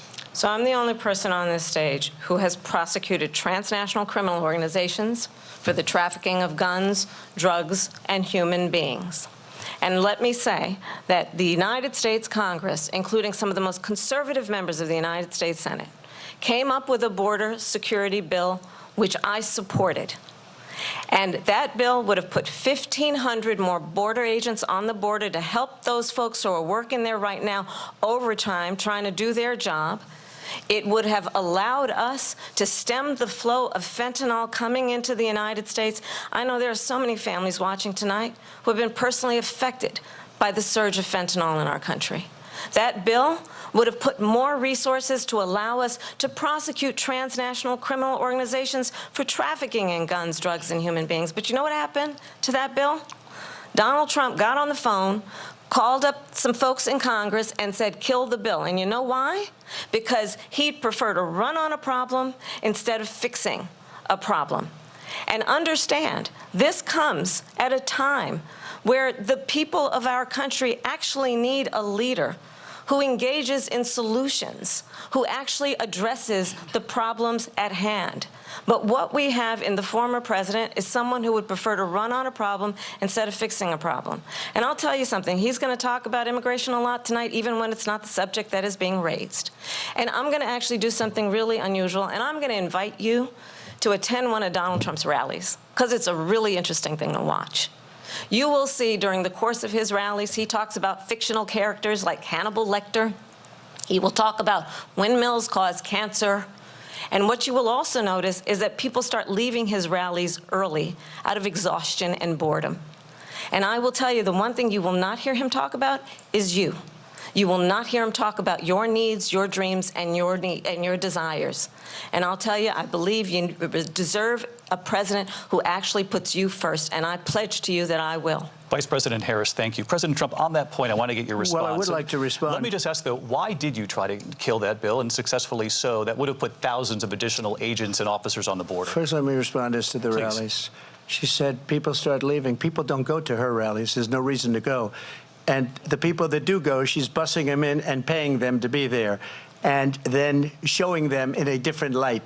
So she can't talk about that. People don't leave my rallies. We have the biggest rallies, the most incredible rallies in the history of politics. That's because people want to take their country back. Our country is being lost. We're a failing nation. And it happened 3.5 years ago. And what's going on here, you're going to end up in World War III, just to go into another subject. What they have done to our country by allowing these millions and millions of people to come into our country, and look at what's happening to the towns all over the United States. And a lot of towns don't want to talk. It's not going to be Aurora or Springfield. A lot of towns don't want to talk about it because they're so embarrassed by it. In Springfield, they're eating the dogs, the people that came in. They're eating the cats. They're eating the pets of the people that live there. And this is what's happening in our country, and it's a shame. As far as rallies are concerned, as far as the reason they go is they like what I say. They want to bring our country back. They want to make America great again. It's a very simple phrase, make America great again. She's destroying this country, and if she becomes president, this country doesn't have a chance of success. Not only success, we'll end up being Venezuela on steroids. I just want to clarify here. You bring up Springfield, Ohio, and ABC News did reach out to the city manager there. He told us there have been no credible reports of specific claims of pets being harmed, injured, or abused by individuals within the immigrant community. Well, I've seen people on television. Let me just say here, this is the people on television say my dog was taken and used for food. So maybe he said that, and maybe that's a good thing to say for a city manager. I'm not taking this from television. But the people are on television saying their dog was eaten by the people that went there. Again, the Springfield city manager says there's no evidence of that. Vice President Harris, I'll let you respond to the rest of what you've heard. You talk about extreme.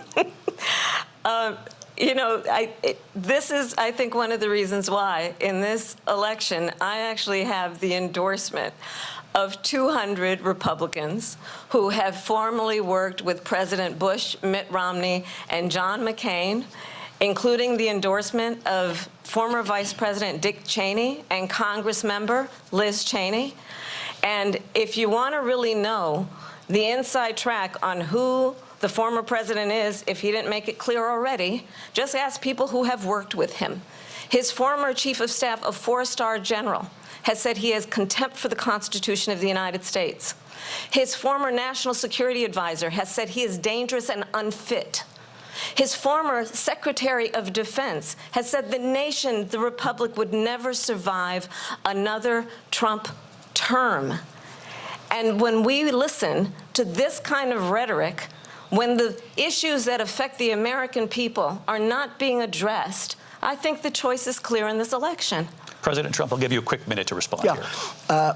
Thank you, because when I hear that, see, I'm a different kind of a person. I fired most of those people. Not so graciously. They did bad things or a bad job. I fired them. They never fired one person. They didn't fire anybody having to do with Afghanistan and the Taliban and the 13 people who's were just killed, viciously and violently killed. And I got to know the parents and the family. They didn't fire. They should have fired all those generals, all those top people, because that was one of the most incompetently handled situations anybody has ever seen. So when somebody does a bad job, I fire him. And you take a guy like Esper. He was no good. I fired him. So he writes a book. Another one writes a book. Because with me, they can write books. With nobody else can they. But they have done such a poor job, and they never fire anybody. Look at the economy. Look at the inflation. They didn't fire any of their economists. They have the same people. That's a good way not to have books written about you. But just to finish, I got more votes than any Republican in history by far. In fact, I got more votes than any president, sitting president in history by far. Let me continue on immigration. It was what you wanted to talk about earlier, so let's get back to your deportation proposal that the Vice President has reacted to as well. President Trump, you call this the largest domestic deportation operation in the history of our country. You say you would use the National Guard. You say if things get out of control, you'd have no problem using the U.S. military. Police, yes. You also said you would use local police. How would you deport 11 million undocumented immigrants? I know you believe that number is much higher. Take us through this. What does this look like? Will authorities be going door to door in this country? Yeah, it is much higher because of them. They allowed criminals, many millions of criminals. They allowed terrorists. They allowed common street criminals. They allowed people to come in, drug dealers, to come into our country, and they're now in the United States and told by their countries like Venezuela, don't ever come back or we're going to kill you. Do you know that crime in Venezuela and crime in countries all over the world is way down? You know why? Because they've taken their criminals off the street and they've given them to her to put into our country.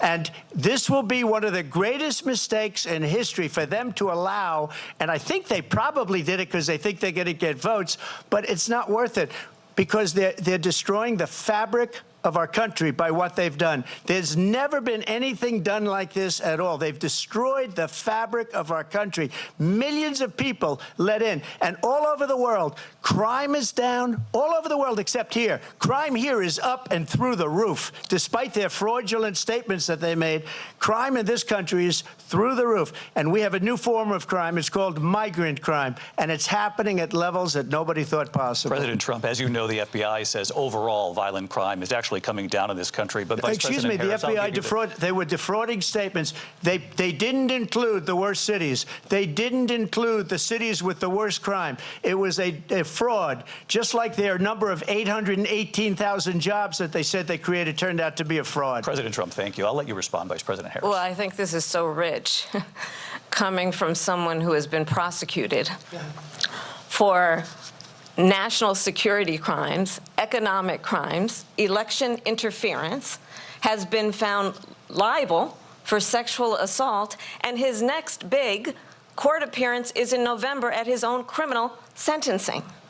And let's be clear where each person stands on the issue of what is important about respect for the rule of law and respect for law enforcement. The former vice president called for defunding federal law enforcement, 45,000 agents, get this, on the day after he was arraigned on 34 felony counts. So let's talk about what is important in this race. It is important that we move forward, that we turn the page on this same old tired rhetoric and address the needs of the American people, address what we need to do about the housing shortage, which I have a plan for, address what we must do to support our small businesses, address bringing down the price of groceries. But frankly, the American people are exhausted with this same old tired playbook. Vice President Harris, thank you. Excuse me. Every one of those cases was started by them against their political opponent. And I'm winning most of them, and I will win the rest on appeal. And you saw that with the decision that came down just recently from the Supreme Court. I'm winning most of them. But those are cases, it's called weaponization. Never happened in this country. They weaponized the Justice Department. Every one of those cases was involved with the DOJ, from Atlanta and Fani Willis to the Attorney General of New York and the DA in New York. Every one of those cases.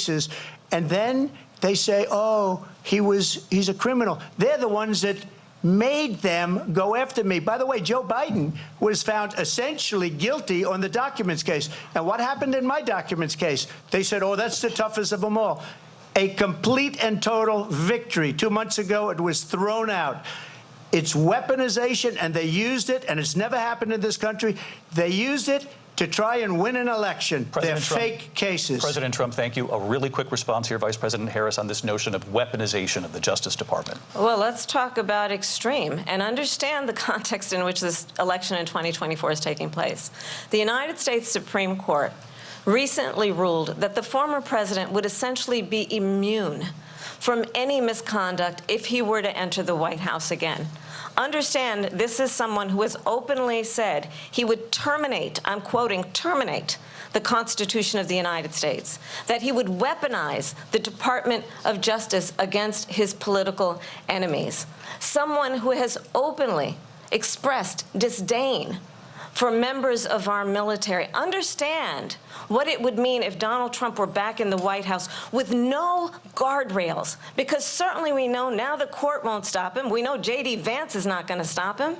It's up to the American people Vice President to stop Harris. him. Thank you. Linsey? Vice President Harris, in your last run for president. Weaponized, please. This is the one that weaponized, not me. She weaponized. I probably took a bullet to the head because of the things that they say about me. They talk about democracy. I'm a threat to democracy. They're the threat to democracy with a fake Russia investigation We do have a lot that went nowhere. We have a lot to get to. Linsey? Vice President Harris, in your last run for president, you said you wanted to ban fracking. Now you don't. You wanted mandatory government buyback programs for assault weapons. Now your campaign says you don't. You supported decriminalizing border crossings. Now you're taking a harder line. I know you say that your values have not changed. So then why have so many of your policy positions changed? So my values have not changed, and I'm going to discuss every one of the, at least every point that you've made. But in particular, let's talk about fracking, because we're here in Pennsylvania. I made that very clear in 2020.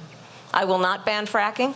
I have not banned fracking as Vice President of the United States, and in fact, I was the tie-breaking vote on the Inflation Reduction Act, which opened new leases for fracking. My position is that we have got to invest in diverse sources of energy so we reduce our reliance on foreign oil. We have had the largest increase in domestic oil production in history because of an approach that recognizes that we cannot over-rely on foreign oil. As it relates to my values, let me tell you, I grew up a middle-class kid raised by a hardworking mother who worked and saved and was able to buy our first home when I was a teenager. The values I bring to the importance of home ownership, knowing not everybody got handed $400 million on a silver platter and then filed bankruptcy 6 times, is a value that I bring to my work to say we are going to work with the private sector and home builders to increase 3 million homes, increase by 3 million homes by the end of my first term. My work that is related to having a friend when I was in high school who was sexually assaulted by her stepfather. And my focus then on protecting women and children from violent crime is based on a value that is deeply grounded in the importance of standing up for those who are most vulnerable. My work that is about protecting Social Security and Medicare is based on long-standing work that I have done, protecting seniors from scams. My values have not changed. And what is important is that there is a president who actually brings values and a perspective that is about lifting people up and not beating people down. And name-calling. The true measure of the leader is the leader who actually understands the strength is not in beating people down, it's in lifting people up. I intend to be that president. President Trump, your response? First of all, I wasn't given $400 million. I wish I was. My father was a Brooklyn builder, Brooklyn, Queens, and a great father, and I learned a lot from him. But I was given a fraction of that, a tiny fraction, and I built it into many, many billions of dollars, many, many billions. And when people see it, they are even surprised. So we don't have to talk about that. Fracking, she's been against it for 12 years. Defund the police, she's been against that forever. She gave all that stuff up very wrongly, very horribly, and everybody's laughing at it, okay? They're all laughing at it. She gave up at least 12 and probably 14 or 15 different policies. Like, she was big on defund the police. In Minnesota, she went out, wait a minute, I'm talking now, if you don't mind, please. Does that sound familiar? Don't lie. She went out in Minnesota and wanted to let criminals that killed people, that burned down Minneapolis, she went out and raised money to get them out of jail. She did things that nobody would ever think of. Now she wants to do transgender operations on illegal aliens that are in prison. This is a radical left liberal that would do this. She wants to confiscate your guns, and she will never allow fracking in Pennsylvania. if she won the election, fracking in Pennsylvania will end on day one. Just to finish, one thing so important in my opinion. So I got the oil business going like nobody has ever done before. When they took over, they got rid of it, started getting rid of it, and the prices were going up the roof. They immediately let these guys go to where they were. I would have been 5 times, 4 times, 5 times higher, because you're talking about 3.5 years ago. They got it up to where I was because they had no choice, because the prices of energy were quadrupling and doubling. You saw what happened to gasoline. So they said, let's go back to Trump. But if she won the election, the day after that election, they'll go back to destroying our country, and oil will be dead, fossil fuel will be dead, we'll go back to windmills, and we'll go back to solar, where they need a whole desert to get some energy to come out of it. You ever see a solar plant? By the way, I'm a big fan of solar, but they take 400, 500 acres of desert soil. Trump, we have a These lot are of not good issues things that we for the have to get environment to. that We're she out of time. understands. Thank you. Linsey, thank you. We have an election in just 56 days. And I want to talk about the peaceful transfer of power, which, of course, we all know is a cornerstone of our democracy, and the role of a president in a moment of crisis. Mr. President, on January 6th, you told your supporters to march to the Capitol. You said you would be right there with them. The country and the world saw what played out at the Capitol that day, the officers coming under attack.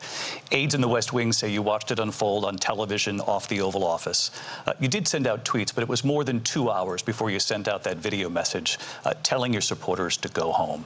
Is there anything you regret about what you did on that day? You just said a thing that isn't covered. Peacefully and patriotically, I said during my speech, not later on. Peacefully and patriotically. And nobody on the other side was killed. Ashley Babbitt was shot by an out-of-control police officer that should have never, ever shot her. It's a disgrace. But we didn't do this group of people that have been treated so badly. I ask, what about all the people that are pouring into our country and killing people that she allowed to pour in? She was the border czar, remember that. She was the border czar. She doesn't want to be called the border czar because she's embarrassed by the border. In fact, she said at the beginning, oh, I'm surprised you're not talking about the border yet. That's because she knows what a bad job they've done. What about those people? When are they going to be prosecuted? When are these people from countries all over the world, not just South America? They're coming in from all over the world, David, all over the world. And crime rates are down all over the world because of it. But let me just ask you, David, when are those people going to be prosecuted? When are the people that burned down Minneapolis going to be prosecuted? Or in Seattle? They went into Seattle. They took over a big percentage of the city of Seattle. When are those people going to be prosecuted? But let me just ask you. You might ask her that question. You were the president. You were watching it unfold on television. It's a very simple question as we move forward toward another election. Is there anything you regret about what you did on that day? Yes, sir. I had nothing to do with that other than they asked me to make a speech. I showed up for a speech. I said, I think it's going to be big. I went to Nancy Pelosi and the mayor of Washington, D.C., and the mayor put it back in writing, as you know. I said, you know, this is going to be a very big rally or whatever you want to call it. And again, it wasn't done by me. It was done by others. I said, I'd like to give you 10,000 National Guard or soldiers. They rejected me. Nancy Pelosi rejected me. It was just 2 weeks ago. Her daughter has a tape of her saying she is fully responsible for what happened. They want to get rid of that tape. It would have never happened if Nancy Pelosi and the mayor of Washington did their jobs. I wasn't responsible for security. Nancy Pelosi was responsible. She didn't do her job. The question was about you as president, not about former Speaker Pelosi, but I do want Vice President Harris to respond here. I was at the Capitol on January 6th. I was the vice president-elect. I was also an acting senator. I was there. And on that day, the President of the United States incited a violent mob to attack our nation's capital, to desecrate our nation's capital. On that day, 140 law enforcement officers were injured, and some died. And understand, the former president has been indicted and impeached for exactly that reason. But this is not an isolated situation. Let's remember Charlottesville, where there was a mob of people carrying tiki torches, spewing anti-Semitic hate. And what did the president then at the time say? there were fine people on each side. Let's remember that when it came to the Proud Boys, a militia, the president said, the former president said, stand back and stand by. So for everyone watching who remembers what January 6th was, I say we don't have to go back. Let's not go back. We're not going back. It's time to turn the page.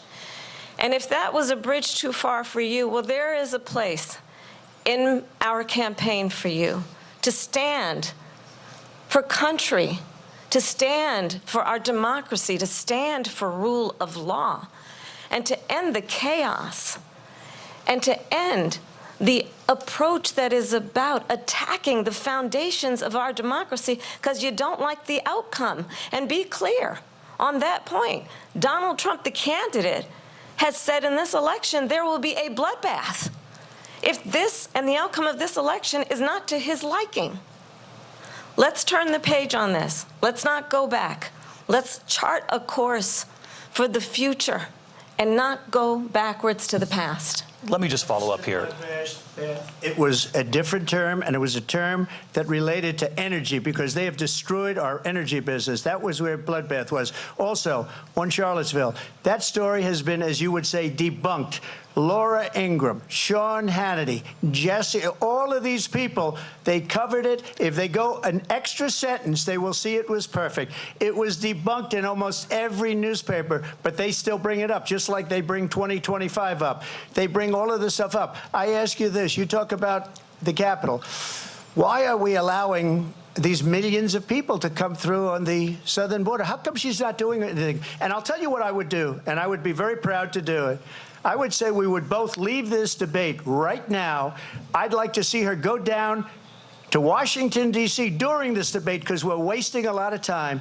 Go down to, because she's been so bad, it's so ridiculous. Go down to Washington, D.C. and let her sign a bill to close up the border because they have the right to do it. They don't need bills. They have the right to do it. The President of the United States, you'll get him out of bed. You'll wake him up at 4 o'clock in the afternoon. You'll say, come on down to the office. Let's sign a bill. If he signs a bill that the border is closed, all he has to do is say it to the Border Patrol, who are phenomenal. If they do that, the border is closed. Those people are killing many people, unlike J6. We talked immigration here tonight. I do want to focus on this next issue to both of you because it really brings us this into focus, truth in these times that we're living in. Mr. President, for 3.5 years after you lost the 2020 election, you repeatedly falsely claimed that you won, many times saying you won in a landslide. In the past couple of weeks leading up to this debate, you have said, quote, you lost by a whisker, that you, quote, didn't quite make it, that you came up a little bit short. I said that? Are you now acknowledging that you lost in 2020? No, I don't acknowledge that at all. But I said that sarcastically. You know that. It was said, oh, we lost by a whisker. That was said sarcastically. Look, there's so much proof. All you have to do is look at it. And they should have sent it back to the legislatures for approval. I got almost 75 million votes, the most votes any sitting president has ever gotten. I was told if I got 63, which was what I got in 2016, you can't be beaten. The election, people should never be thinking about it. An election is fraudulent. We need two things. We need walls. And we have to have it. We have to have borders. And we have to have good elections. Our elections are bad. And a lot of these illegal immigrants coming in, they're trying to get them to vote. They can't even speak English. They don't even know what country they're in practically. And these people are trying to get them to vote. And that's why they're allowing them to come into our country. I did watch all of these pieces of video. I didn't detect the sarcasm, lost by a whisker. We didn't quite make it. And we should just point out here as clarification, and you know this, you and your allies, 60 cases in front of many judges, many of them Republican. No judge looked at it. And said they said we didn't have standing. That's the other thing. They said we didn't have standing, a technicality. Can you imagine a system where a person in an election doesn't have standing? The President of the United States doesn't have standing. That's how we lost. If you look at the facts, and I'd love to have you'll do a special on it.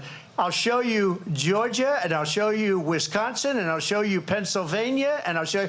We have so many facts and statistics, but you know what? That doesn't matter because we have to solve the problem that we have right now. That's old news. And the problem that we have right now is we have a nation in decline, and they have put it into decline. We have a nation that is dying, David. Mr. President, thank you.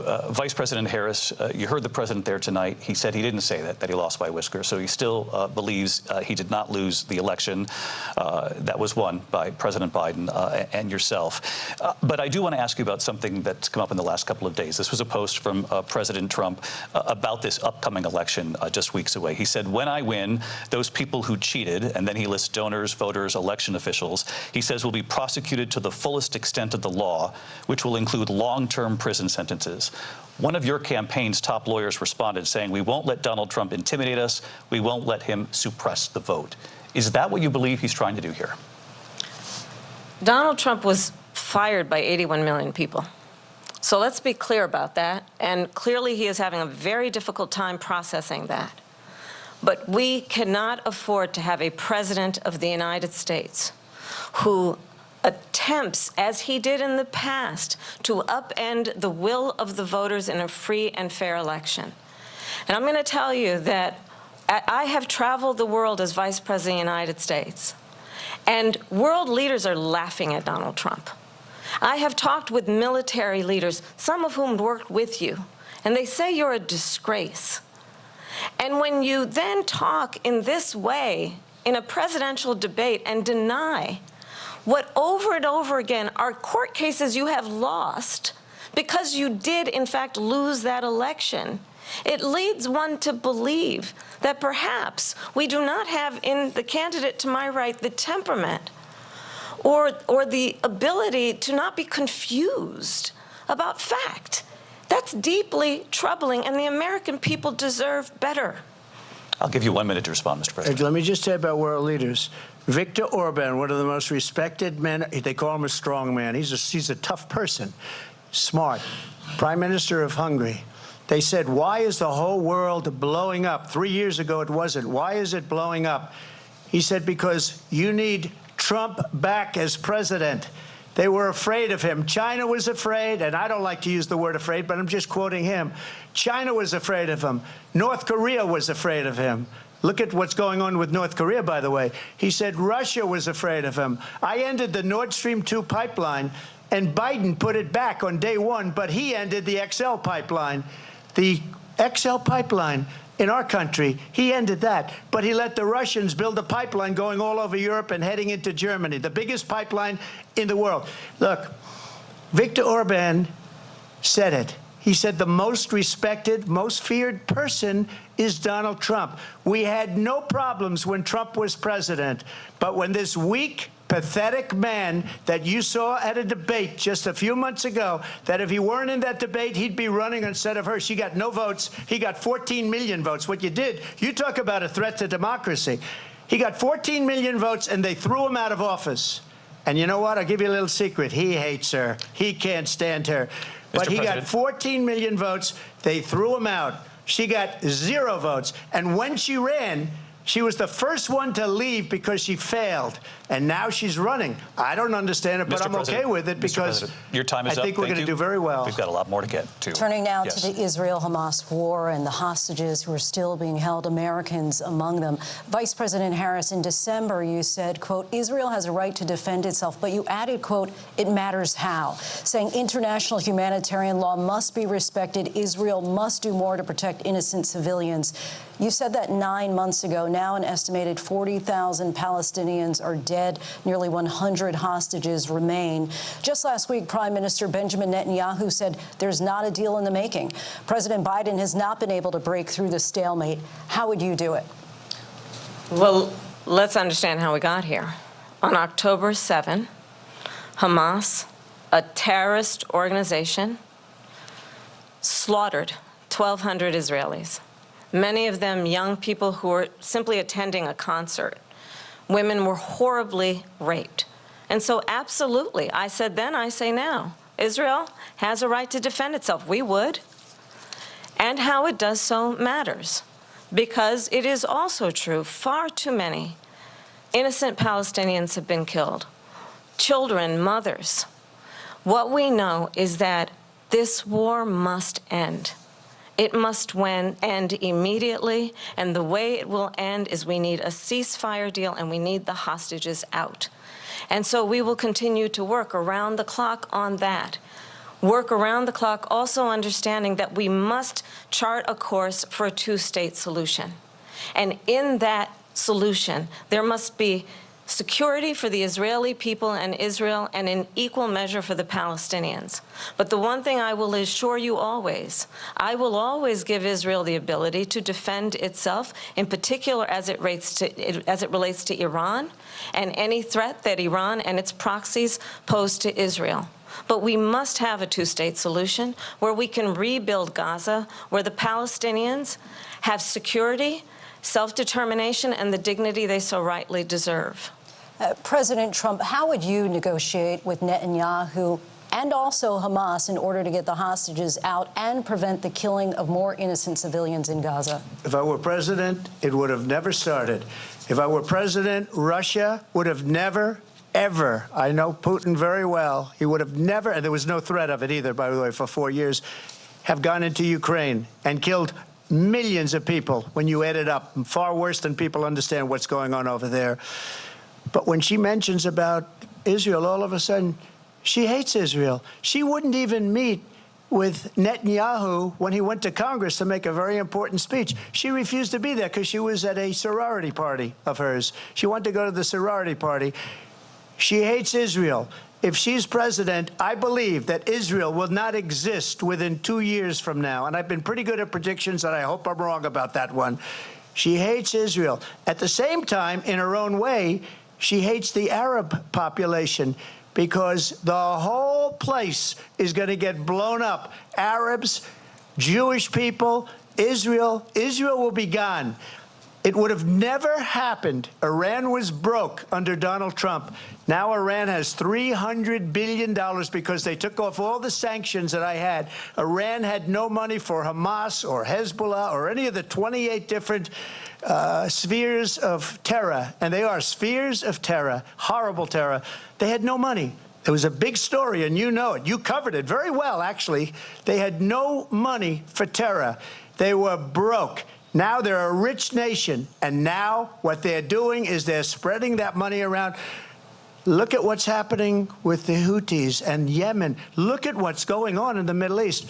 This would have never happened. I will get that settled and fast, and I'll get the war with Ukraine and Russia ended. If I'm president-elect, I'll get it done before even becoming president. Vice President Harris, he says you hate Israel. That's absolutely not true. I have my entire career and life supported Israel and the Israeli people. He knows that. He's trying to, again, divide and distract from the reality, which is it is very well known that Donald Trump is weak and wrong on national security and foreign policy. It is well known that he admires dictators, wants to be a dictator on day one, according to himself. It is well known that he said of Putin that he can do whatever the hell he wants and go into Ukraine. It is well known that he said when Russia went into Ukraine, it was brilliant. It is well known he exchanged love letters with Kim Jong-un. And it is absolutely well known that these dictators and autocrats are rooting for you to be president again because they're so clear they can manipulate you with flattery and favors. And that is why so many military leaders who you have worked with have told me you are a disgrace. That is why we understand that we have to have a president who is not consistently weak and wrong on national security, including the importance of upholding and respecting in highest regard our military. Vice President Harris, thank you. They're the ones, and she's the one that caused it, that's weak on national security by allowing every nation last month for the year, 168 different countries sending people into our country. Their crime rates are way down. Putin endorsed her last week, said, I hope she wins. And I think he meant it, because what he's gotten away with is absolutely incredible. It wouldn't have happened with me. The leaders of other countries think that they're weak and incompetent, and they are. They're grossly incompetent. And I just ask one question. Why does Biden go in and kill the Keystone Pipeline and approve the single biggest deal that Russia's ever made, Nord Stream 2, the biggest pipeline anywhere in the world going to Germany and all over Europe? Because they're weak and they're ineffective. And Biden, by the way, President gets paid Trump, a lot of money. Thank you. We have a lot of issues to get to. We'll be right back with much more of this historic ABC News presidential debate from the National Constitution Center right here in Philadelphia. Back in a moment.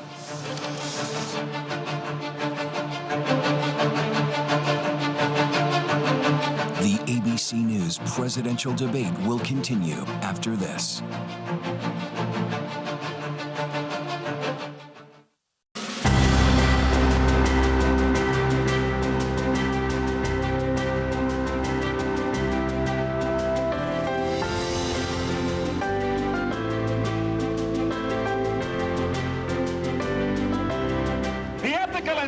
Principles of the Judeo-Christian faith and the God of that tradition are found throughout the Declaration of Independence. Most presidents of the United States have declared their faith in God and have encouraged us to read the Bible. I'm encouraged to believe that Americans at this hour are striving to retain their spiritual identity despite the inroads of materialism and the rising tide of permissivism. On the front page of a Chicago newspaper some time ago, there appeared a picture of Betsy Ross sewing the first American flag. And over the picture was the caption, "Time to check our stitches." Let's check the stitches of racism that still persist in America. Let's check the stitches of poverty that bind some of our countrymen. Let's check the stitches of foreign policy to be sure that our objectives and goals are in keeping with the American dream.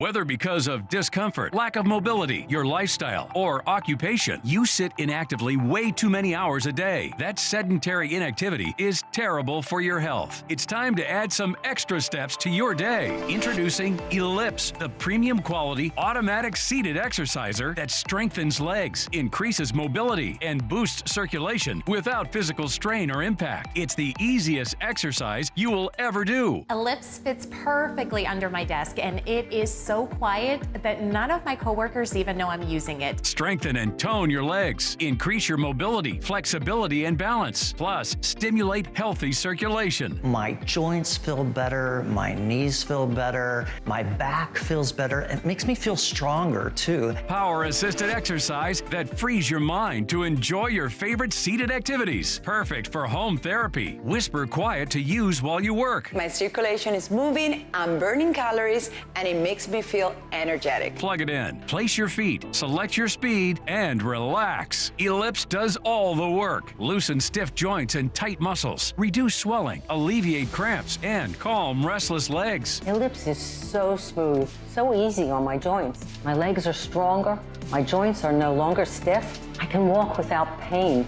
My mobility is as good as it was 20 years ago. Other seated exercises produce harsh, jarring movement, but Ellipse's 46% larger rotational diameter provides more exercise plus ultra smooth motion that's safe, super low impact, and feels great. Call now and order Ellipse, the seated exerciser that strengthens legs, increases mobility, and boosts circulation. Be one of the first 300 callers and get upgraded to the Ellipse Deluxe Bundle, a $100 value. Yours free. Get the faster motor that produces more than 5 miles worth of steps per hour, a non-slip mat, and wireless remote. Call now.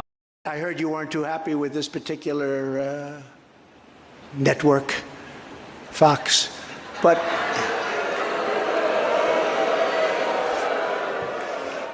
I was watching. Yeah, I understand you exactly, but not exactly friendly. Greg Kelly over at NEWSMAX. The NEWSMAX people have been really terrific. NEWSMAX has been terrific. President Trump is right. Millions are tired of Fox, and they're switching to NEWSMAX Plus. It's the fastest growing streaming service in America. You don't need woke Disney and Hulu anymore. Just get NEWSMAX Plus. Watch the best shows like Greg Kelly, Rob Schmidt, Greta Van Susteren, and Carl Higbee. And get incredible analysis from Dick Morris, Alan Dershowitz, Carrie Lake, Mike Huckabee, and more. It's free to start. So go to NewsMaxPlus.com now to sign up and watch NewsMax anytime, anywhere. Live from the National Constitution Center in Philadelphia, Pennsylvania. Here again, David Muir and Linsey Davis. Welcome back to this historic ABC News presidential debate tonight. We're going to continue here, and I want to turn to the war in Ukraine. We're now 2.5 years into this conflict. Mr. President, it has been the position of the Biden administration that we must defend Ukraine from Russia, from Vladimir Putin, to defend their sovereignty, their democracy, that it's in America's best interest to do so, arguing that if Putin wins, he may be emboldened to move even further into other countries. You have said you would solve this war in 24 hours. You said so just before the break tonight. How exactly would you do that? And I want to ask you a very simple question tonight. Do you want Ukraine to win this war? I want the war to stop. I want to save lives that are being uselessly, people being killed by the millions. It's the millions. It's so much worse than the numbers that you're getting, which are fake numbers. Look, we're in for $250 billion or more because they don't ask Europe, which is a much bigger beneficiary to getting this thing done than we are. They're in for $150 billion less because Biden and you don't have the courage to ask Europe like I did with NATO. They paid billions and billions, hundreds of billions of dollars when I said, either you pay up or we're not going to protect you anymore. So that's maybe one of the reasons they don't like me as much as they like weak people. But you take a look at what's happening. We're in for 250 to 275 billion. They're into 100 to 150. They should be forced to equalize. With that being said, I want to get the war settled. I know Zelensky very well, and I know Putin very well. I have a good relationship, and they respect your president, okay? They respect me. They don't respect Biden. How would you respect him? Why? For what reason? He hasn't even made a phone call in 2 years to Putin, hasn't spoken to anybody. They don't even try and get it. That is a war that's dying to be settled. I will get it settled before I even become president. If I win, when I'm president-elect, and what I'll do is I'll speak to one, I'll speak to the other, I'll get them together. That war would have never happened. And in fact, when I saw Putin after I left, unfortunately left because our country has gone to hell.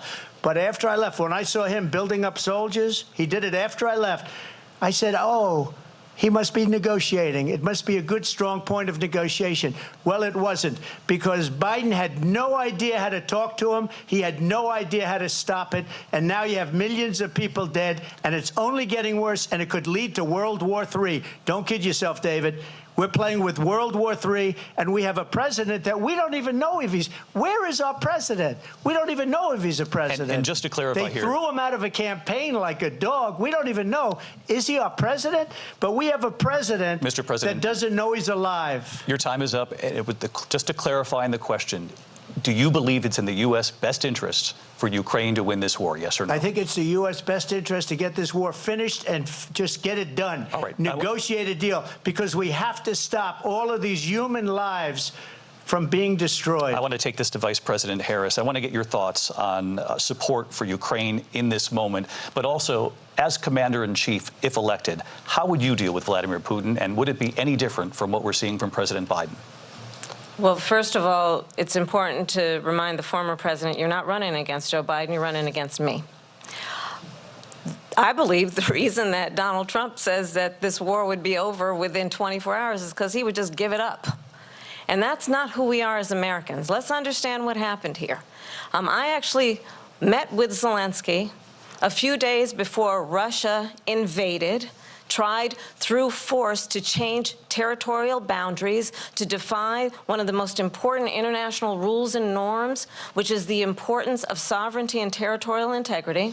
And I met with President Zelensky. I shared with him American intelligence about how he could defend himself. Days later, I went to NATO's eastern flank, to Poland and Romania.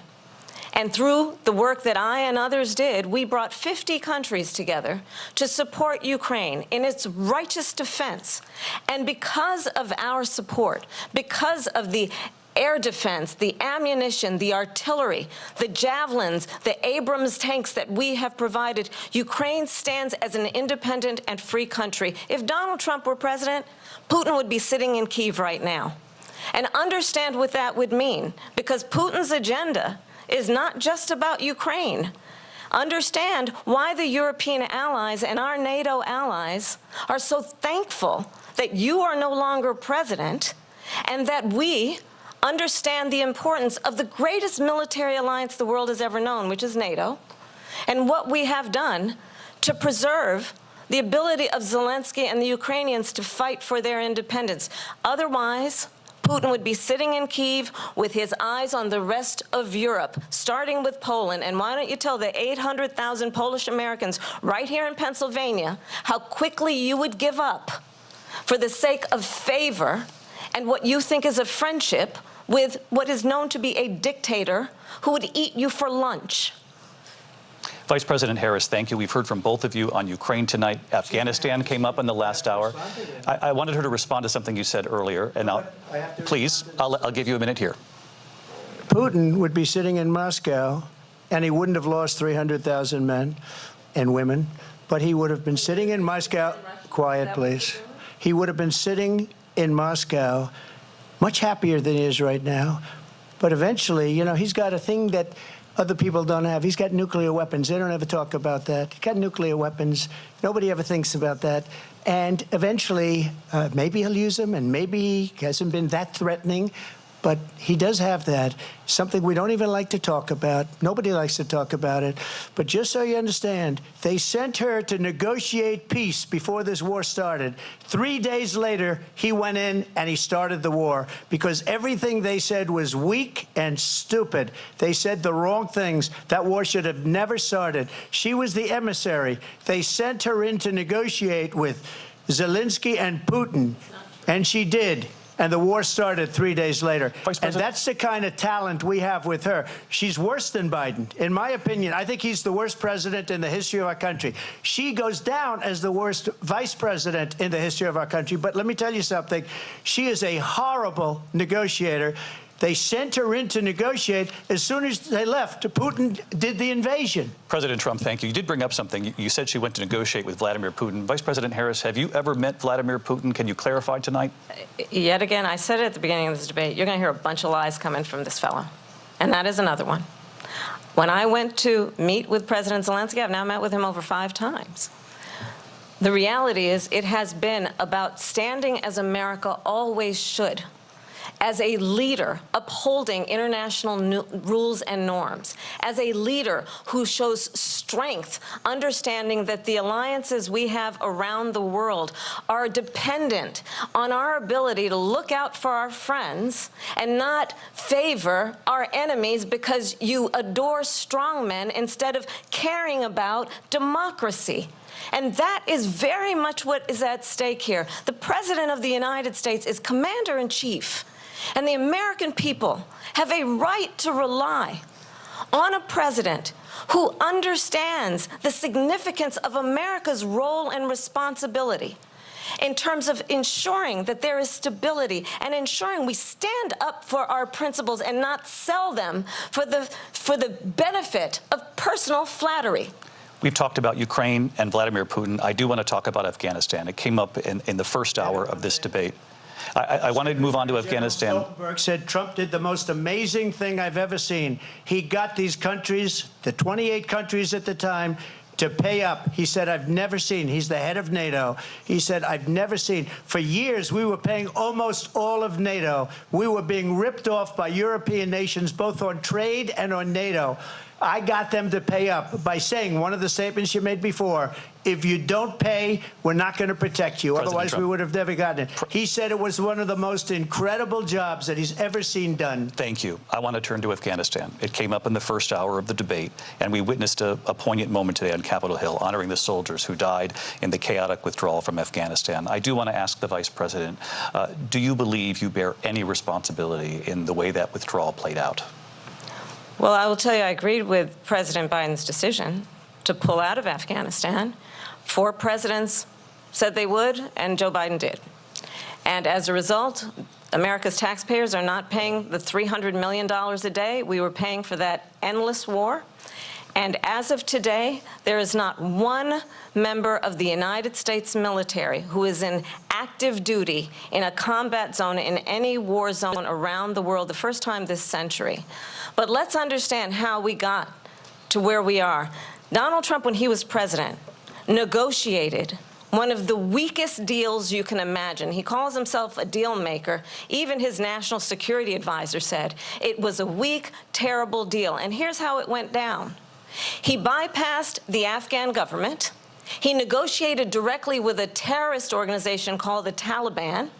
The negotiation involved the Taliban getting 5,000 Taliban terrorists released. And get this, and the president at the time invited the Taliban to Camp David, a place of storied significance for us as Americans, a place where we honor the importance of American diplomacy, where we invite and receive respected world leaders.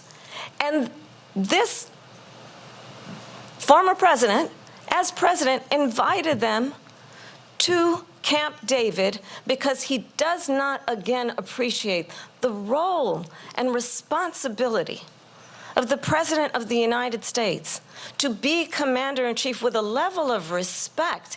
And this gets back to the point of how he has consistently disparaged and demeaned members of our military, fallen soldiers, and the work that we must do to uphold the strength and the respect of the United States of America around the world. Vice President Harris, thank you. President Trump, your response to her saying that you began the negotiations with the Taliban. So, if you take a look at that period of time, the Taliban was killing our soldiers, a lot of them, with snipers.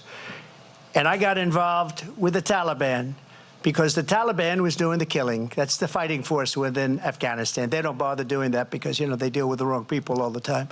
But I got involved.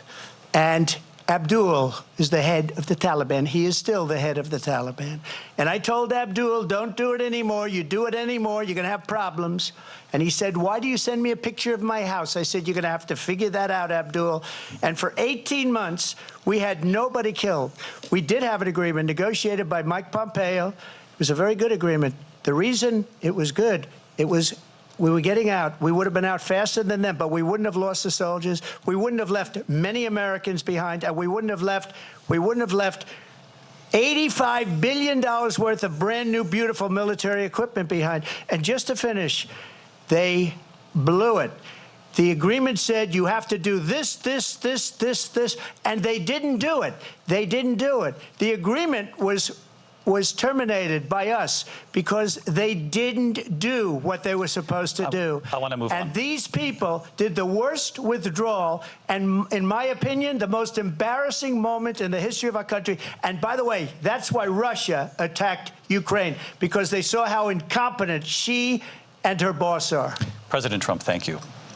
I want to move on now to race and politics in this country. Mr. President, you recently said of Vice President Harris, quote, I didn't know she was black until a number of years ago when she happened to turn black, and now she wants to be known as black. I want to ask a bigger picture question here tonight. Why do you believe it's appropriate to weigh in on the racial identity of your opponent? I don't, and I don't care. I don't care what she is. I don't care. You make a big deal out of something, I couldn't care less. Whatever she wants to be is okay with me. But those were your words, so I'm asking. I don't know. I mean, all I can say is I read where she was not black, that she put out, and I'll say that. And then I read that she was black, and that's okay. Either one was okay with me. That's up to her. That's up to her. Vice President Harris, your thoughts on this? I think it's, I mean, honestly, I think it's a tragedy that we have someone who wants to be president who has consistently, over the course of his career, attempted to use race to divide the American people. You know, I do believe that the vast majority of us know that we have so much more in common than what separates us, and we don't want this kind of approach that is just constantly trying to divide us, and especially by race. And let's remember how Donald Trump started. He was a land. He owned buildings, and he was investigated because he refused to rent property to black families. Let's remember, this is the same individual who took out a full-page ad in the New York Times calling for the execution of 5 young black and Latino boys who were innocent, the Central Park 5. Took out a full-page ad calling for their execution. This is the same individual who spread birther lies about the first black president of the United States.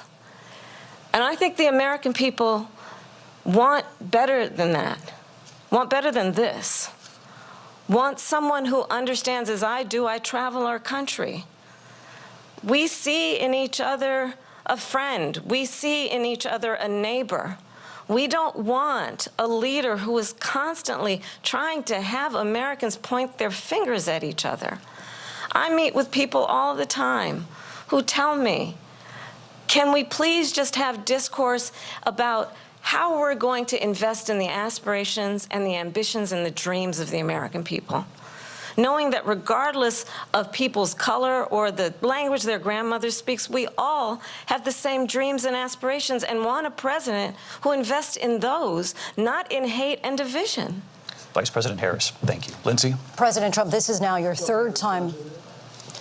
This is the most divisive presidency in the history of our country. There's never been anything like it. They're destroying our country, and they come up with things like what she just said. Going back many, many years, when a lot of people, including Mayor Bloomberg, agreed with me on the Central Park 5, they admitted, they said, they pled guilty. And I said, well, if they pled guilty, they badly hurt a person, killed a person ultimately. And if they pled guilty, then they pled, we're not guilty.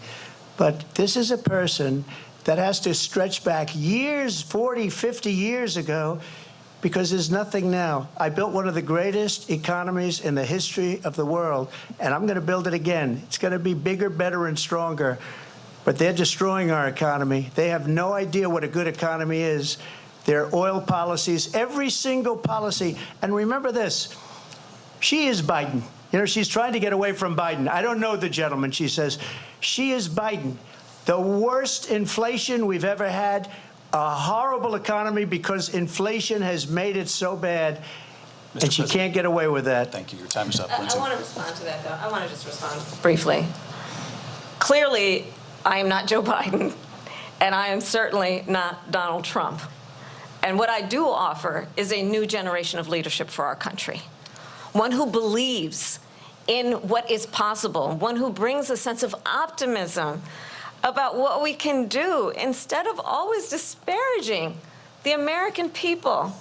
I believe in what we can do to strengthen our small businesses, which is why I have a plan. Let's talk about our plans and let's compare the plans. I have a plan to give startup businesses $50,000 tax deduction, to pursue their ambitions, their innovation, their ideas, their hard work. I have a plan, $6,000 for young families for the first year of your child's life to help you in that most critical stage of your child's development. I have a plan that is about allowing people to be able to pursue what has been fleeting in terms of the American dream by offering a help with down payment of $25,000 down payment assistance for first-time home buyers. That's the kind of conversation, I believe, David, that people really want tonight, as opposed to a conversation that is constantly about belittling and name-calling. Let's turn the page Vice President and move Harris, forward. thank you. Let's turn to policy. President Trump, we have to move on. President Trump. Let's turn to policy, please. She has a plan to defund the police. She has a plan to confiscate everybody's gun. President Trump, she we has do a have to plan move on to to not other allow issues. fracking in Pennsylvania or anywhere else. Okay. That's what her plan is until just recently. I just need Linsey, to go ahead. respond. President Trump, No, the President former Trump, president has said no, something twice that I need to respond to. I'm sorry. We're going to move on, Vice President Harris. President Trump, this is now your third time running for president. You have long vowed to repeal and replace the Affordable Care Act, also known as Obamacare. You have failed to accomplish that. You now now say you're going to keep Obamacare, quote, unless we can do something much better. Correct. Last month, you said, quote, we're working on it. So tonight, 9 years after you first started running, do you have a plan, and can you tell us what it is? Obamacare was lousy health care, always was. It's not very good today. And what I said, that if we come up with something, and we are working on things, we're going to do it, and we're going to replace it. But remember this. I inherited Obamacare because Democrats wouldn't change it. They wouldn't vote for it. They were unanimous. They wouldn't vote to change it. If they would have done that, we would have had a much better plan than Obamacare. But the Democrats came up. They wouldn't vote for it. I had a choice to make when I was president. Do I save it and make it as good as it can be, never going to be great, or do I let it rot? And I felt I had an obligation, even though politically it would have been good to just let it rot and let it go away. I decided, and I told my people, the top people, and they're very good people. I have a lot of good people in that administration. We read about the bad ones. We had some real bad ones, too, and so do they. They have really bad ones. The difference is they don't get rid of them. But let me just explain. I had a choice to make. Do I save it and make it as good as it can be, or do I let it rot? And I saved it. I did the right thing. But it's still never going to be great, and it's too expensive for people. And what we will do is we're looking at different plans. If we can come up with a plan that's going to cost our people, our population, less money and be better health care than Obamacare, then I would absolutely do it. But until then, I'd run it as good as it can be run. So just a yes or no, you still do not have a plan? I have concepts of a plan. I'm not president right now. But if we come up with something, I would only change it if we come up with something that's better and less expensive. And there are concepts and options we have to do that, and you'll be hearing about it in the not-too-distant future. Vice President Harris, in 2017, you supported Bernie Sanders' proposal to do away with private insurance and create a government-run health care system. 2 years later, you proposed a plan that included a private insurance option. What is your plan today? Well, first of all, I absolutely support, and over the last 4 years as vice president, private health care options. But what we need to do is maintain and grow the Affordable Care Act. But I'll get to that, Linsey. I just need to respond to a previous point that the former president has made. I've made very clear my position on fracking. And then this business about taking everyone's guns away. Tim Walz and I are both gun owners. We're not taking anybody's guns away. So stop with the continuous lying about this stuff. As it relates to the Affordable Care Act, understand, just look at the history to know where people stand. When Donald Trump was president, 60 times he tried to get rid of the Affordable Care Act. 60 times. I was a senator at the time when I will never forget the early morning hours when it was up for a vote in the United States Senate. And the late, great John McCain, who you have disparaged as being, you don't like him, you said, at the time because he got caught. He was an American hero. The late, great John McCain, I will never forget that night, walked onto the Senate floor and said, no, you don't. No, you don't. No, you don't get rid of the Affordable Care Act. You have no plan. And what the Affordable Care Act has done is eliminate the ability of insurance companies to deny people with pre-existing conditions. I don't have to tell the people watching tonight, you remember what that was like? Remember when an insurance company could deny if a child had asthma, if someone was a breast cancer survivor, if a grandparent had diabetes? And thankfully, as I've been vice president, and we, over the last 4 years, have strengthened the Affordable Care Act, we have allowed, for the first time, Medicare to negotiate drug prices on behalf of you, the American people. Donald Trump said he was going to allow Medicare to negotiate drug prices. He never did. We did. And now we have capped the cost of insulin at $35 a month. Since I've been vice president, we have capped the cost of prescription medication for seniors at $2,000 a year. And when I am president, we will do that for all people, understanding that the value I bring to this is that access to health care should be a right and not just a privilege of those who can afford it. And the plan has to be to strengthen the Affordable Care Act, not get rid of it.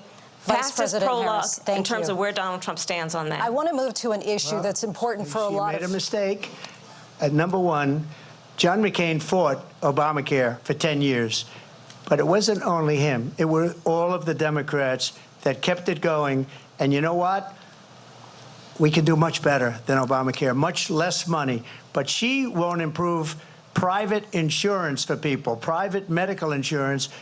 That's another thing she doesn't want to get. People are paying privately for insurance that have worked hard and made money, and they want to have private. She wants everybody to be on government insurance where you wait 6 months for an operation that you need immediately. President Trump, thank you. We have another issue that we'd like to get to that's important for a number of Americans, in particular younger voters, and that's climate change. President Trump, with regard to the environment, you say that we have to have clean air and clean water. Vice President Harris, you call climate change an existential threat. The question to you both tonight is, what would you do to fight climate change? And Vice President Harris, we'll start with you. 1 minute for you each. Well, the former president had said that climate change is a hoax.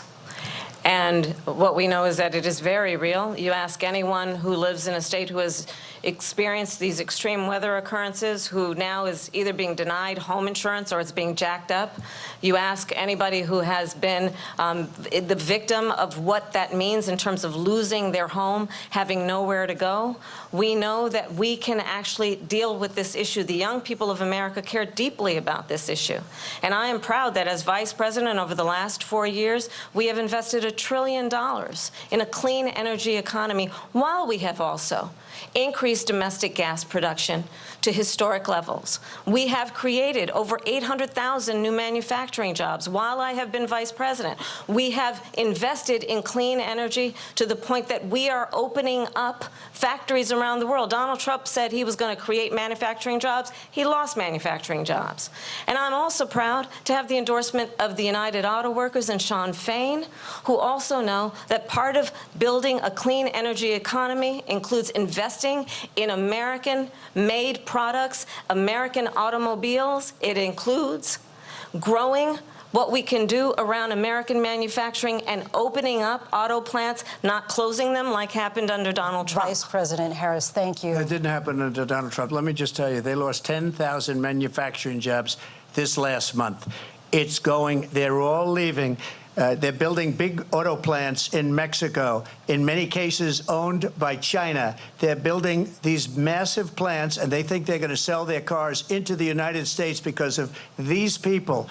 What they have given to China is unbelievable. But we're not going to let that. We'll put tariffs on those cars so they can't come into our country, because they will kill the United Auto Workers and any auto worker, whether it's in Detroit or South Carolina or any other place. What they've done to business and manufacturing in this country is horrible.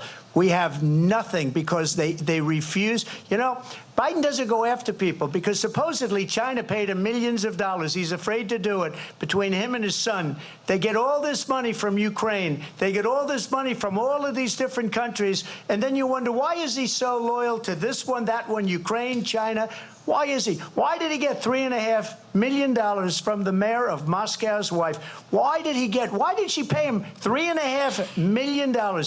This is a crooked administration, and they're selling our country down the tubes. President Trump, thank you. Thank you. We'll be right back with closing statements from both of our candidates. An historic night, this ABC News presidential debate from Philadelphia. Back in a moment.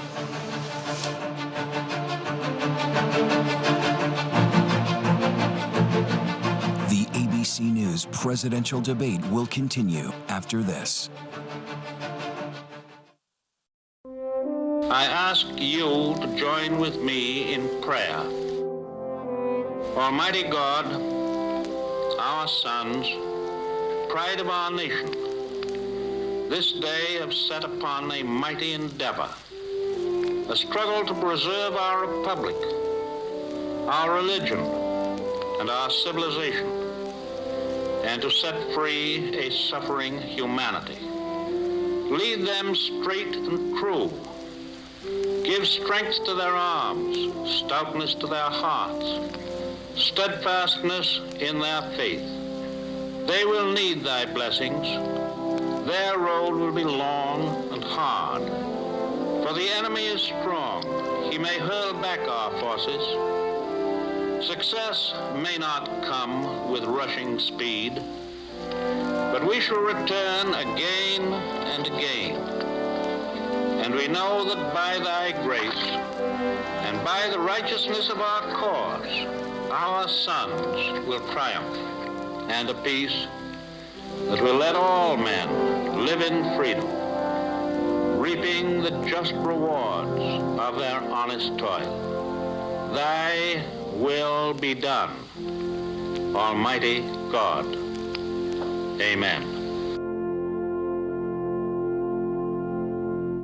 I heard you weren't too happy with this particular network, Fox, but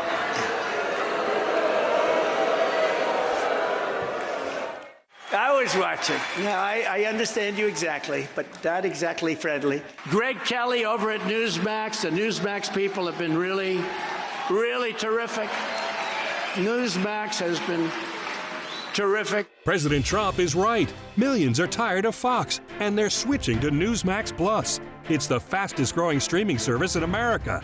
You don't need woke Disney and Hulu anymore. Just get NEWSMAX Plus. Watch the best shows like Greg Kelly, Rob Schmidt, Greta Van Susteren, and Carl Higbie. And get incredible analysis from Dick Morris, Alan Dershowitz, Carrie Lake, Mike Huckabee, and more. It's free to start. So go to NewsMaxPlus.com now to sign up and watch NEWSMAX anytime, anywhere. This right here is confidence in a bottle. It makes me feel so much more confident than I've ever felt. They are some of the hottest videos on social media. Those videos claiming to instantly get rid of bags under your eyes. Annette Figueroa is here to tell us why she says this one is for real. This one is for real, and I'm so excited. We even have a video, and all he uses is a small amount on a clean, dry face. And what it does is it tightens and lifts the appearance of bags underneath your eyes. And I did this to my father. We were at home, so we applied it to his under eye bags, and let me tell you, we were so excited. In under 10 minutes, they visibly disappeared from view, and now it is literally part of both of our daily routines. And not only does it work on the bags, it works on the appearance of crow's feet, fine lines, and wrinkles. At our $14.95 price, it's the best way to try Plexiderm and see it work after your first application. Call the number on your screen. Call 800-316-6394. If you could help reduce the urge to go to the bathroom due to your aging prostate, if you could improve your energy levels because you're getting a better night's sleep, would you? Of course you would. And now you can with the help of Prostate Revive, the premium dietary supplement for men.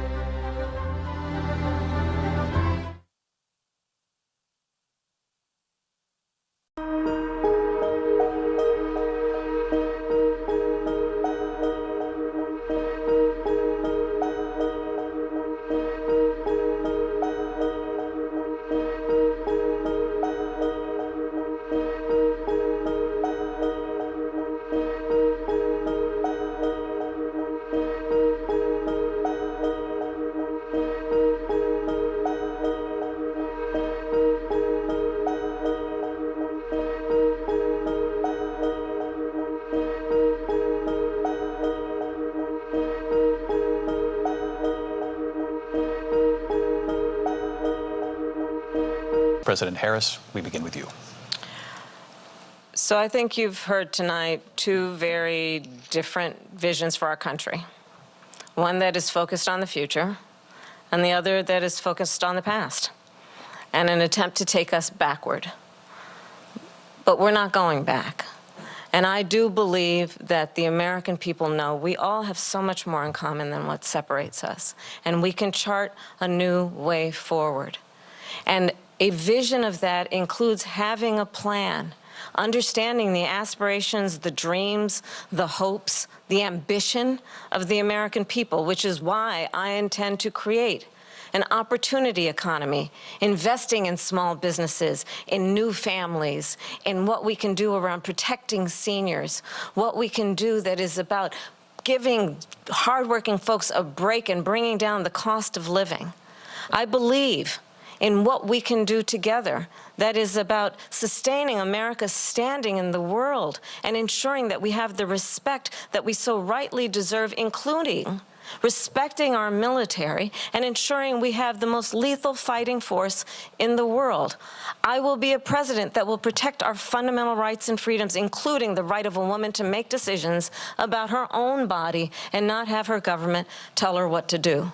I'll tell you, I started my career as a prosecutor. I was a DA, I was an attorney general, a United States senator, and now vice president. I've only had one client, the people. And I'll tell you, as a prosecutor, I never asked a victim or a witness, are you a Republican or a Democrat? The only thing I ever asked them, are you okay? And that's the kind of president we need right now. Someone who cares about you and is not putting themselves first. I intend to be a president for all Americans and focus on what we can do over the next 10 and 20 years to build back up our country by investing right now in you, the American people. Vice President Harris, thank you. President Trump? So she just started by saying she's going to do this, she's going to do that, she's going to do all these wonderful things. Why hasn't she done it? She's been there for 3.5 years. They've had 3.5 years to fix the border. They've had 3.5 years to create jobs and all the things we talked about. Why hasn't she done it? She should leave right now, go down to that beautiful White House, go to the Capitol, get everyone together and do the things you want to do, but you haven't done it, and you won't do it because you believe in things that the American people don't believe in. You believe in things like we're not going to frack. We're not going to take fossil fuel. We're not going to do things that are going to make this country strong, whether you like it or not. Germany tried that, and within 1 year, they were back to building normal energy plants. We're not ready for it. We can't sacrifice our country for the sake of bad vision. But I just ask one simple question. Why didn't she do it? We're a failing nation. We're a nation that's in serious decline. We're being laughed at all over the world. All over the world, they're laughed. I know the leaders very well. They're coming to see me. They call me. We're laughed at all over the world. They don't understand what happened to us as a nation. We're not a leader. We don't have any idea what's going on. We have wars going on in the Middle East. We have wars going on with Russia and Ukraine. We're going to end up in a third world war, and it'll be a war like no other because of nuclear weapons, the power of weaponry. I rebuilt our entire military. She gave a lot of it away to the Taliban. She gave it to Afghanistan. What these people have done to our country, and maybe toughest of all, is allowing millions of people to come into our country. Many of them are criminals, and they're destroying our country. The worst president, the worst vice president in the history of our country. President Trump, thank you. And that is our ABC News presidential debate from here in Philadelphia at the National Constitution Center. I'm Linsey Davis. And I'm David Muir. Thank you for watching here in the U.S. and all over the world, and from all of us here at ABC News. Good night.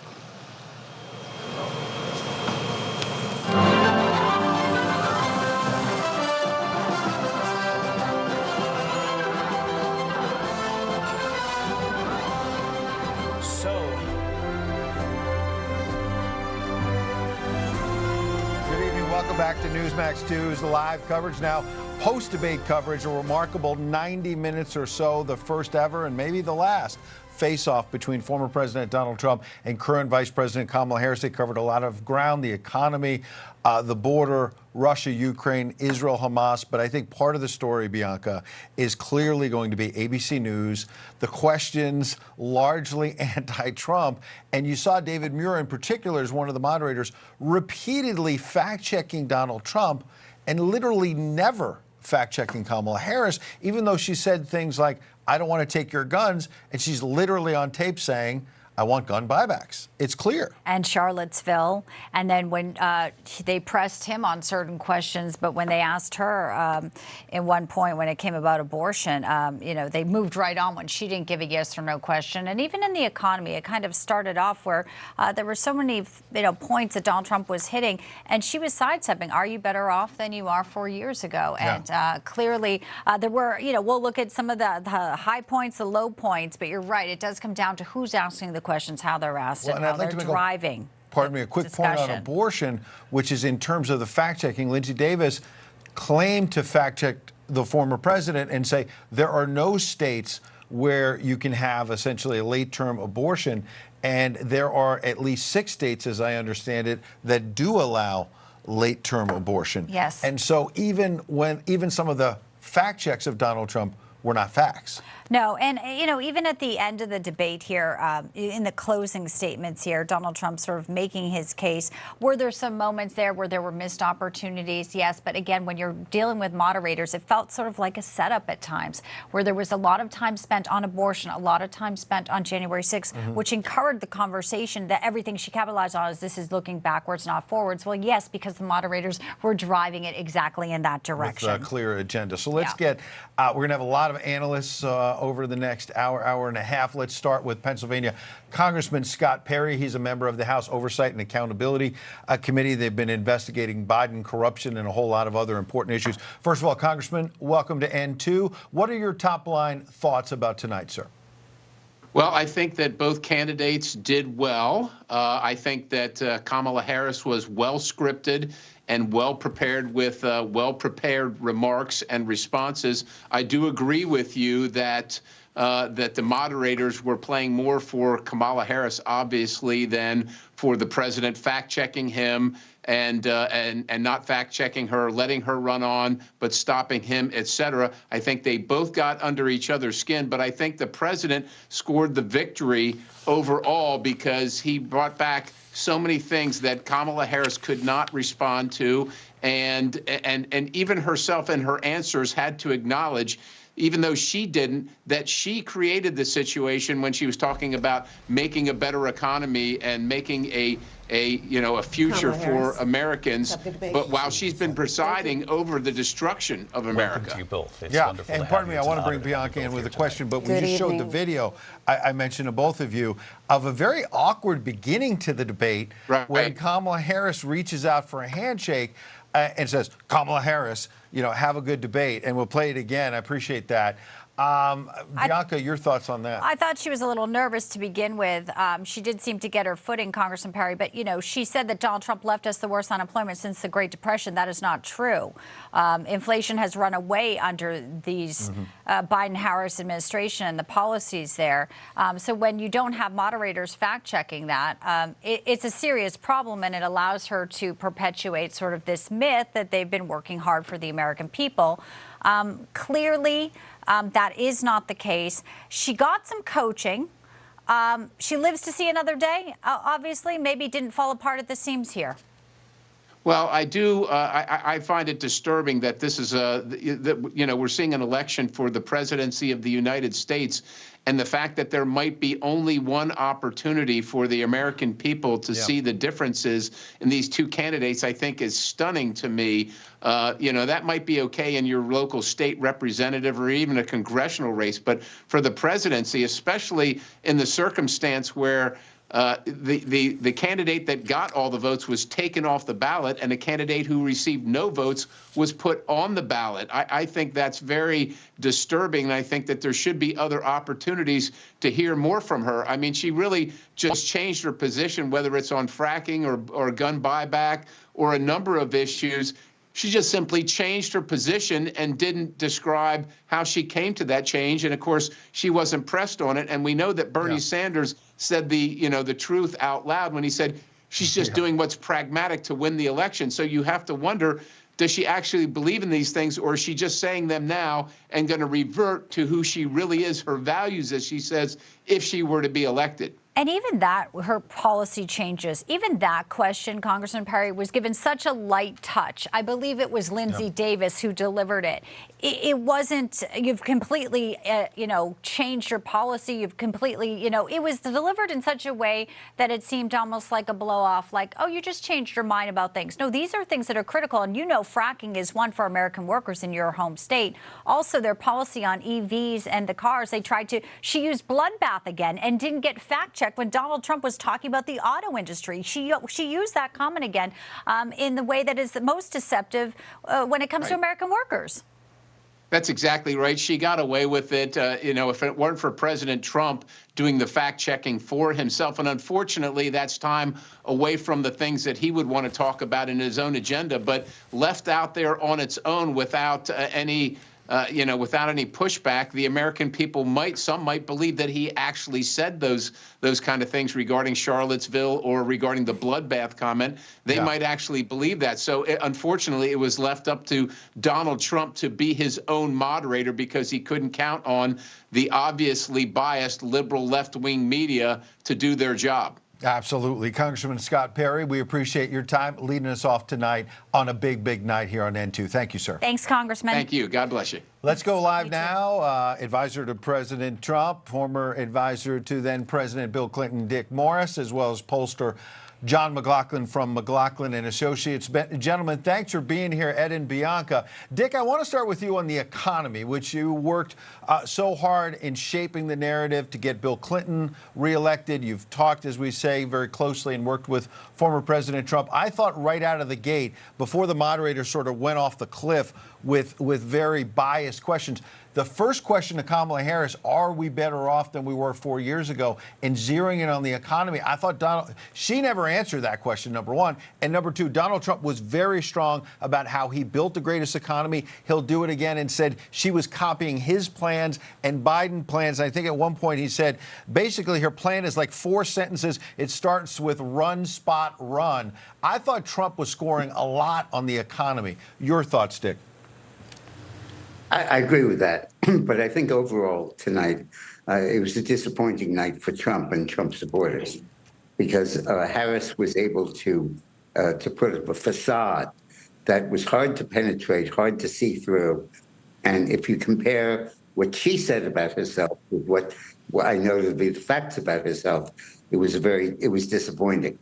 I think that there are so many opportunities that Trump had and needed to make more of, to explain that Harris would eliminate private health care, private health insurance. It would all be from the government.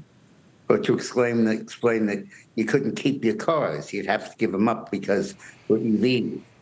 And I think that these underlying realities of the race are so important and are so well known now by the American people that I don't think this debate will stop people from focusing on them. And I think Trump will continue his momentum upwards. But I do believe it will be a bump in the road for Trump because she was able to pull the wool over everybody's eyes pretty effectively. I get some coaching. That's what came into play tonight. John, you've been watching the numbers, this gender gap. We've been noticing a lot of conservative men. Trump has them. He has blacks and Latino, very important voting bloc. Women may tonight have heard her stance on abortion. They may have heard her talking about how she's middle class. She says she wants to be the president for all people. I recall Donald Trump saying that, actually. So, again, I think she's lifting his lines here and trying to portray things at work. But what do you think women heard tonight, especially independent women? Did Donald Trump make his case to those undecided voters out there? I thought President Trump's response to the abortion question was pretty well done. And he actually, at points of that, she looked a little shook. But then, I love sports metaphors because I'm a guy. And if this was a basketball game, you would have taken a technical early. Because that's when Davis interrupted Trump to correct some sort of fact. What she was saying wasn't true. But she was protecting Kamala Harris. And by the way, you're right. The only ones they did that to was Trump. They interrupted him. And you could see it was frustrating for the president that Donald Trump speaks about principles. He speaks about passion. He really believes in what he's saying. And he's got the facts behind him and the policies that have worked. But, again, they were protecting her facade and they were protecting her. She was well rehearsed. She was well scripted. But they kept interrupting him and not her. And they kept asking questions to put him on defense and keep her off offense. Because at the end, that's so clear. She said, I'm not Joe Biden. They're protecting her from Joe Biden the whole time. Yeah, in fact, can we play the clip Z13, guys? David Muir fact-checking on immigration, the border crisis, and this whole question about pets being eaten in Ohio. Let's watch. Democrats. I just want to clarify here. You bring up Springfield, Ohio, and ABC News did reach out to the city manager there. He told us there have been no credible reports of specific claims of pets being harmed, injured, or abused by individuals within the immigrant community. Well, I've seen people on television. Let me just say here, this is the people on television say my dog was taken and used for food. So maybe he said that, and maybe that's a good thing to say for a city manager. Good example, Dick, of only fact-checking Donald Trump. They never said, well, you know, Madam Vice President, we've checked this out or that out. It was all against Trump. But how did he do on the broader question about the border crisis? Because regardless of whether dogs are being eaten or not, that city in Ohio is being overrun, as you know, Dick, by illegal immigrants. Yeah, I think Trump was very effective on immigration. And I think she wasn't able to dilute that at all. And her position was not a credible one. And I think it's going to hurt her very badly. I think that as this race unfolds, people are going to realize two basic facts about it. Number one, that Harris wants to open the borders. And number two, that Trump is at least not a reliable supporter of pro-choice. And I think that the ultimate configuration of immigration versus abortion economy, because inflation has, which is really known as a country buck. I think what's really unfortunate too with the border, and the moderators should have done this. They said, well, you're so worried about killing babies and making sure women have something that they like to call health care. Full stop, it is, you know, murder of a baby in your womb. Yet we have child exploitation across the border. Democrats have voted down DNA testing. So when a migrant child comes in, they want to process them. They don't even want to check and see if it's a real father. They don't want to talk about Laken Riley, Jocelyn Nungaray, Rachel Morin, the victims who were on Congress today. These are all issues that the moderators, I think, had a responsibility to equal time bring up. And as we look towards that, it's exactly what we were saying here. They directed this conversation where Trump was always on the defense, John. And that's really difficult, even when you have the policy that was the strong border. Yeah, and that's my point to make. When they were talking about, she was talking about being a tough prosecutor. But on the other hand, she wanted to downgrade felonies, human traffic felonies, to something less when she was in California. But the moderators didn't want to fact check that. But, you know, that was incumbent on President Trump to bring that up. And to bring it up in a factual, way to correct her record, and to talk about her record with Joe Biden on the border, and when he opposed the bipartisan deal that they wanted to have on the border, well, you were letting 5,000 illegal immigrants in every day, almost 2 million a year. That's a bad deal. But you know, in the meantime, when they're putting Donald Trump on defense the whole time and allowing her to divert away from her vulnerabilities. That's what happens when you have a biased debate, and it was clear. It was just repeatedly through the whole debate. If Donald Trump had her shook, or had her, on the defensive on an argument, or was pushing her back into her record with President Biden, they would interrupt Donald Trump or steer it with another question away from an issue where she's vulnerable. So, like I said, if it was a basketball game, I would have taken the technical real early. I probably would have gotten thrown out. Yeah. And you're probably better off that way. Dick Moore. Point. Yeah, Dick, we have 30 seconds. Final thought from you, sir. Strategically, this debate was a victory for Trump. Tactically, it was a victory for Harris. Strategically, the underlying framework of the issues of illegal immigration, the economy, and stuff remained intact.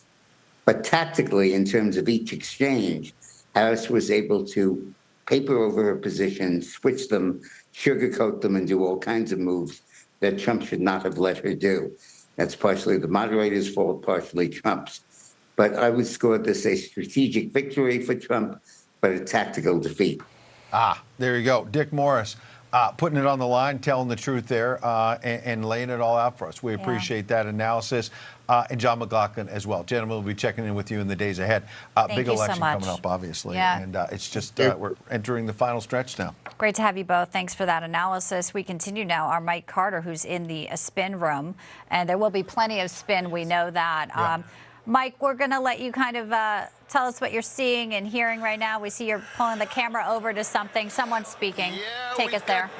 we've got J.D. Vance, Bianca. We're going to try to get a microphone in on them and see if we can hear from Donald Trump's running mate, who's speaking to a press gaggle right now here in the spin room. Trump is going to take away their fertility treatments, when in reality they're saying that because they don't have any solutions for the problems the American people are facing. Senator. Mr. Trump did anything today to help win Pennsylvania? Sure, could you be a little loud? Sure. Yeah. Do you think Mr. Trump did anything today to help win Pennsylvania and get you over the line? Oh, I think he did a couple things really powerfully tonight. One, he reminded Pennsylvanians that though Kamala Harris is running away from her record at every single step, she wants to ban fracking. But Kamala Harris has been explicit about wanting to ban fracking, and she couldn't explain why she allegedly flip-flopped on a view that she held just a few years ago. If you ban fracking like Kamala Harris wants to do, it's going to immiserate and impoverish thousands of Pennsylvania citizens, and it's going to jack up energy prices, by the way, even higher than they've already gone up, because thanks to Kamala Harris's policies, we've got energy prices that are about 40% higher.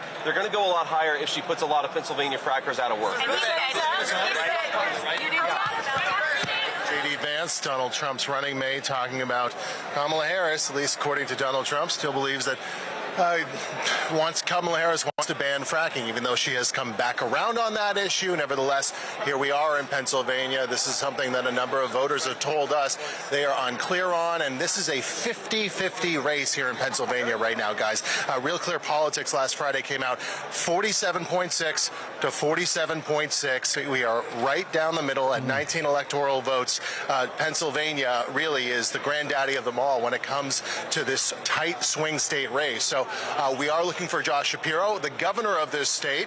I'm sure he has a number of things to say about tonight, and we'll try to get back to you guys when we do. Send it back to you. All right, Mike Carter, thank you. Josh Shapiro, who was passed over as the vice presidential pick there. And Donald Trump, I think, effectively brought up the man who got the job instead, Tim Walz, and was saying this guy's a radical on a whole lot of issues. He's right about that. We'll see if he landed those punches and what happens in the polls in the next few days. But there's a couple of gentlemen, part of our all-stars who've been waiting with bated breath to jump in here. Let's get right to him. Host of the Pulse, David Harris Jr. joins us live, as well as Rick Leventhal, host of the Leventhal Report. Mr. Harris, welcome in. I know you've been dying to jump in here. Before the debate, you were excited about this clash of the Titans. David Harris Jr., how do you think it came out? You know, I think Dick Morris actually summed it up really very well. It was very tactical for Kamala. She came prepared, and they loaded her with so much ammunition, and she actually delivered it very effectively overall. And I think that Dick shared it. I saw it as well. She would pad her little patty cake lies, and then she would change the subject, and then she would point at Trump or talk directly to him. And I think that was a tactic to get him off of the lies that she had already snuck in. So he didn't have the ability to go back and call her out. I also noticed she was taking notes. He doesn't take notes. He's not taking notes during the debate. I know that a lot of people during a debate will take notes so they know exactly what to come back and check off and make sure that they rebut. He didn't do that, and I think that was a mistake, because there were so many lies that she caked in there, and she would make 3, 4, 5 points sometimes in each section of her argument, and then before she'd end it, she would turn to Trump. She kept talking at him. She was like trying to badger him. I think that's why he was not looking at her. I think it was probably a good idea that he didn't look at her, because she was trying to get under his skin and get him to emotionally react and respond to what she was saying. And then he missed several opportunities, I think, to hold her feet to the fire on several lies, blatant lies, things that the liberal left-leaning fact checkers have actually called her out on. Right. But overall, President Trump still delivered the truth. He delivered the facts.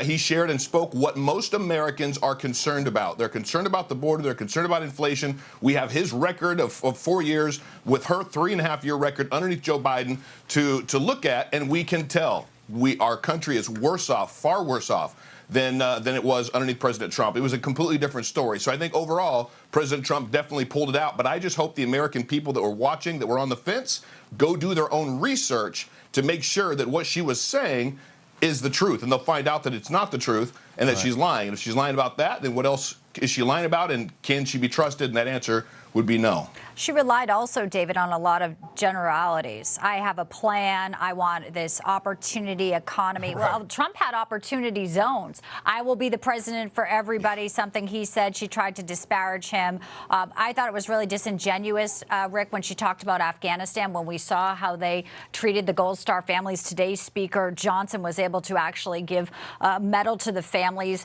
There was nothing but statements on the day of the anniversary. And she's out there saying that his plan failed, which she was the last woman in the room. A lot of things that I think she was trying to purport herself as some type of, world military-like expert here. And Donald Trump really was, maybe a little bit soft touch as well on some of those things he could have pushed back on.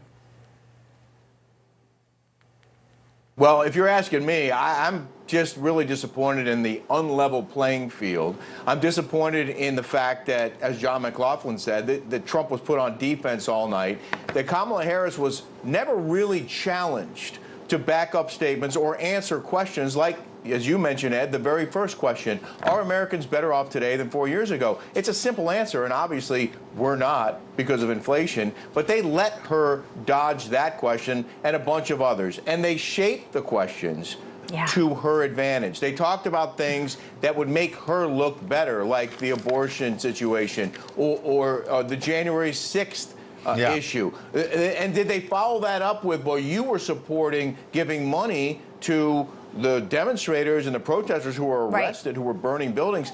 And Trump brought it up, but the moderators didn't force Harris to answer his concerns. And that really bothered me, along with her condescending laughter and smiles at Trump as he was speaking. She also tried to interrupt him several times, which I don't think he did. But the thing that bothers me the most, and I wish Donald Trump had forced her to talk to this, is that she was never pressured to answer the question about the victims of crimes committed by illegal immigrants against American women. American people, for sure, but also women and children, rapes and murders. And we had mothers on Capitol Hill today testifying about it, and they didn't bother to ask her to defend her policies or lack of policies that have allowed millions of people in, and many of them are criminals, as Trump kept hammering at. But again, they didn't force her to answer that question, and I think that is where she's most vulnerable. It's astonishing, and we're reporting on one every single day, and you're right. These are little kids in parks. These are 12-year-olds like Jocelyn Nungare.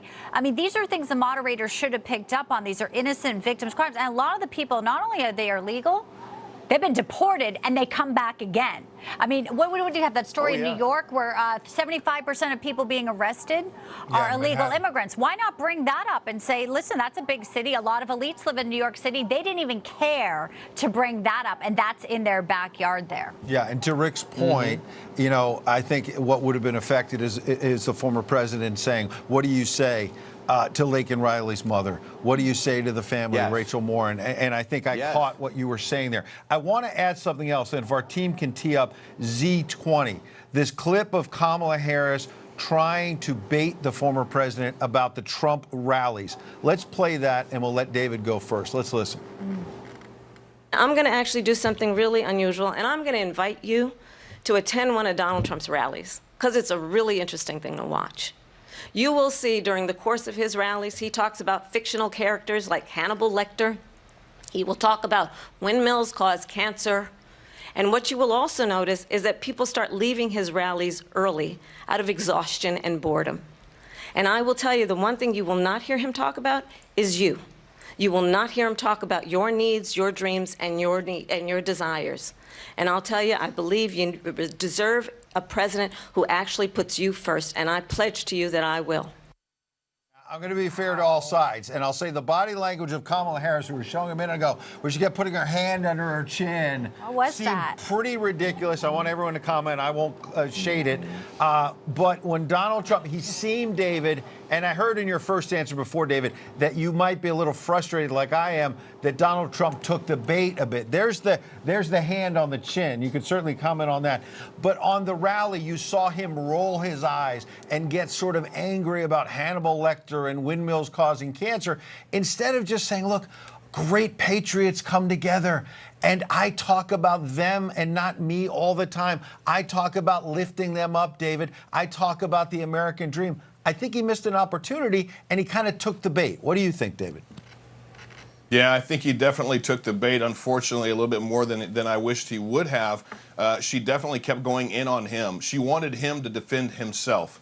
She wanted America to see him try to defend himself and talk about himself and defend why there's 50, 80, 100,000 people plus at his rallies. And so she did knock him off a little bit. I think the condescending tone, it's kind of like a narcissistic, manipulative teacher. You know, we've had those teachers that just don't care. They're never in a good mood. They're not happy, but they'll smile to your face while they're lying to you to then try to get you to do what they want you to do, or try to get you to, you know, to seem a way that they can just put you in your corner. That's nonstop. The whole night, that was Kamala. I was sitting there saying, I hope Americans are looking at this woman saying, is that who I want to be the commander-in-chief of my country? Because that would just be a flat-out no. There's no temperament. There's no proper temperament, no proper etiquette. She's not diplomatic, and she was just nonstop. And the lies, the nonstop lies, guys. It was that right there for me. I think it was just a lot of people are saying the exact same thing all over social media. It's like it was horrible. ABC doesn't air his rallies, but the day he was shot in Butler, no one even left. We all recalled, we all commented how there was a shooting and people were literally standing behind him on the stage. It wasn't chaos. And she talks about, you know, fictional character. Her whole campaign's on fiction.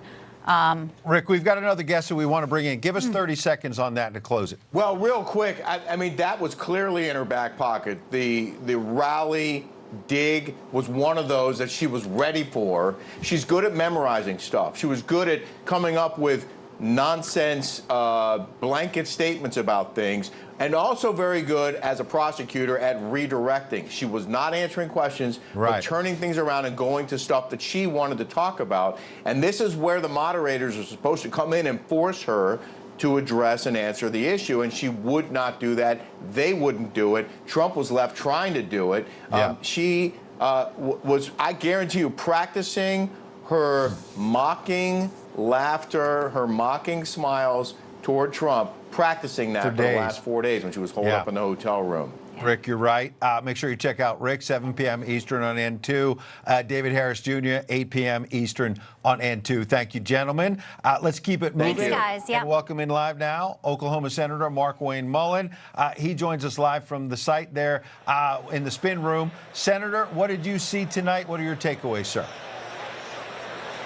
Well, what you saw was with two separate candidates. You saw one that is a true politician with Kamala that's going to do and say whatever the American feels, meaning that she ran a retail show tonight. Then you saw President Trump, who wants to dig in and fix America and talk about policies. And then you saw that he had to debate not one, but three. I mean, you saw the Linsey fact-checking one time about saying that she's for full-term abortion. And then she came back and said that there wasn't a state around that actually allows that to happen. Well, that's an absolute lie, because Tim Walz's, while he was governor, his own state of Minnesota, he vetoed a bill that would require the doctors to keep a botched abortion baby alive, and said, no, you have to go ahead and kill it. This debate was very one-sided, and I mean, when I say one-sided, very one-sided, directed by the moderators. And I hate to give CNN any credit here, but at least CNN was somewhat balanced.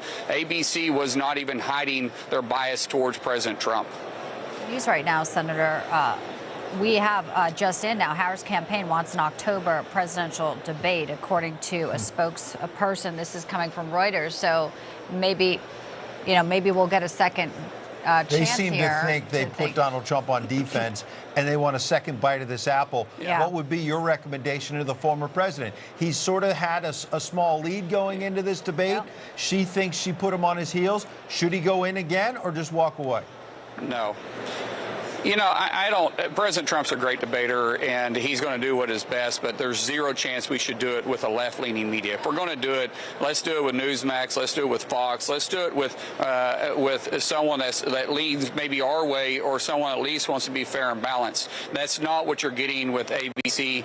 And like I said, CNN did a decent job. I don't think they can do it twice. And I would love to see someone actually push Kamala Harris on actually policies. Don't let her get away with just talking the way the American people feel or the way she feels, but actually talk about why she's failed as vice president, as being czar of the border, why she's so proud of the disastrous Afghanistan withdrawal, why she thinks the economy is better today than it was underneath President Trump. Why is it that the average American family right now is spending $1,085 a month, which is over $13,000 a year underneath this administration, more just to survive with groceries and energy costs than they did underneath President Trump? Why don't we actually have those substance conversations that's actually important to the American people, not continue to dig at President Trump and what he did or didn't do as president? We should be talking about those things, and you're right. If it was a different forum and different moderators, we would be talking about those things, the things that Americans care about. Right. But they want to look backwards to January 6th, and then they want to say Donald Trump's the one looking backwards here, when they have directed that narrative the entire time. And it was infuriating to watch that. Absolutely. And hearing that missed opportunity to have an actual tangible debate about the policies that she has burdened Americans with. Well, even the way they asked the question about January 6th, when they edited his own words by saying, "We'll march to the Capitol," when he obviously said, and it's been very well documented, and everybody that's actually played the clip knows that he said, "We're going to march to the Capitol in a very peaceful, very peaceful way," and yet they totally left that out. They didn't even call her out on the whole plan of 2025 when President Trump has openly said multiple times he's against it. They didn't one time. She said it not once, not twice, but 3 different times, and they never once corrected her on that. And they just want to continue to rehash old issues that they themselves are actually telling a lie about. By telling a lie, when you're telling a half-truth, that's a whole lie. Yeah, there you go. Well said. Senator Mark Wayne Mullen from the great state of Oklahoma, we appreciate you joining us on N2. Hope you come back soon, sir. Thank you. Thank you so much. Thanks, Senator. We're going to hit a quick break, but our live coverage is only just beginning. Don't go anywhere. We'll bring in a lot more of the best team on television, breaking down what it was a historic night in Philadelphia. Truly. We'll be right back after a quick break.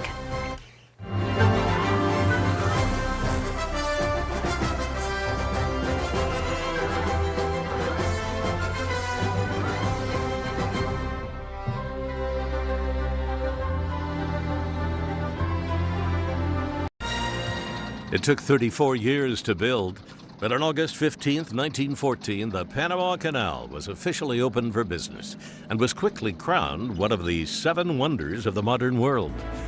President Theodore Roosevelt believed the completion of the canal was essential to American security and prosperity, so he negotiated with the French to purchase the canal's properties and dredging equipment. But when negotiations with Colombia over a canal treaty broke down, Roosevelt backed a local bloodless revolution that lasted only a few hours. And on November 3rd, 1903, the nation of Panama was born. With the opening of the Panama Canal, the Atlantic and Pacific Oceans were joined, reducing a ship's journey from New York to San Francisco by 9,000 miles. Roosevelt's vision made the canal a reality, and the feat helped make America a world power. You're watching An American Moment. When Rosa Parks stepped on that Montgomery, Alabama bus on December 1st, 1955, she didn't set out to make history. She just wanted to get home. Montgomery's segregated buses had divided seating, white passengers in front, colored passengers in the back. When the bus driver needed more seats for his white passengers, he ordered her and 3 others to vacate their seats. The others complied and moved, but Rosa quietly refused and was quickly arrested.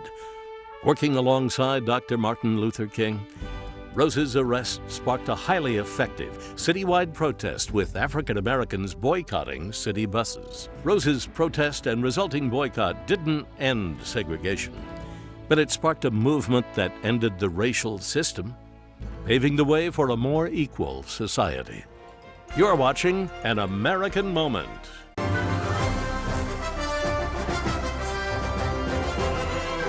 We have millions of people pouring into our country from prisons and jails, from mental institutions and insane asylums, and they're coming in and they're taking jobs that are occupied right now by African Americans and Hispanics, and also unions. Unions are going to be affected very soon.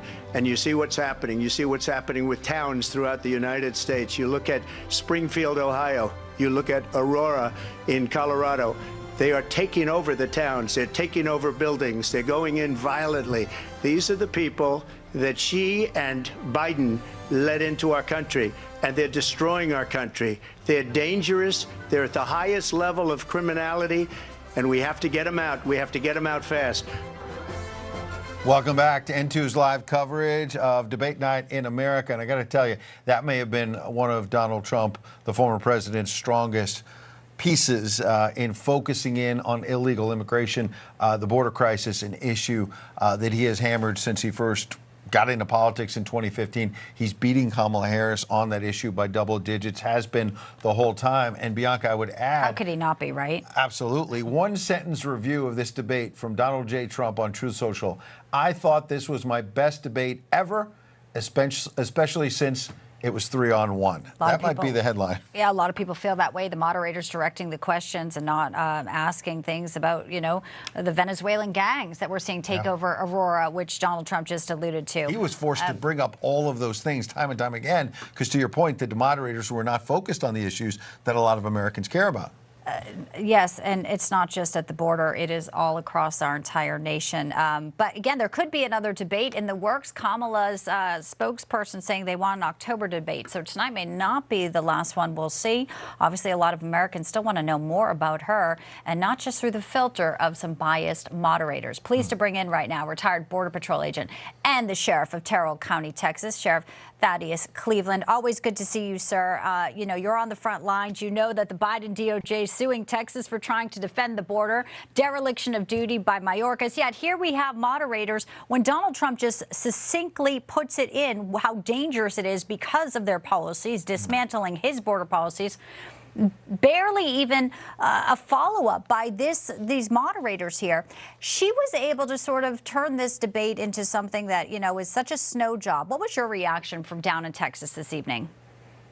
Howdy, Bianca. Howdy, Ed. Good to be on the show with you. And, great to have you. You know, the only talking point that this administration and Vice President Harris can use against President Trump, and it's not factual, is that Senate bill. Look, the big difference on the Senate bill versus the House bill, H.R. 2, that was passed in the House and never introduced at the Senate.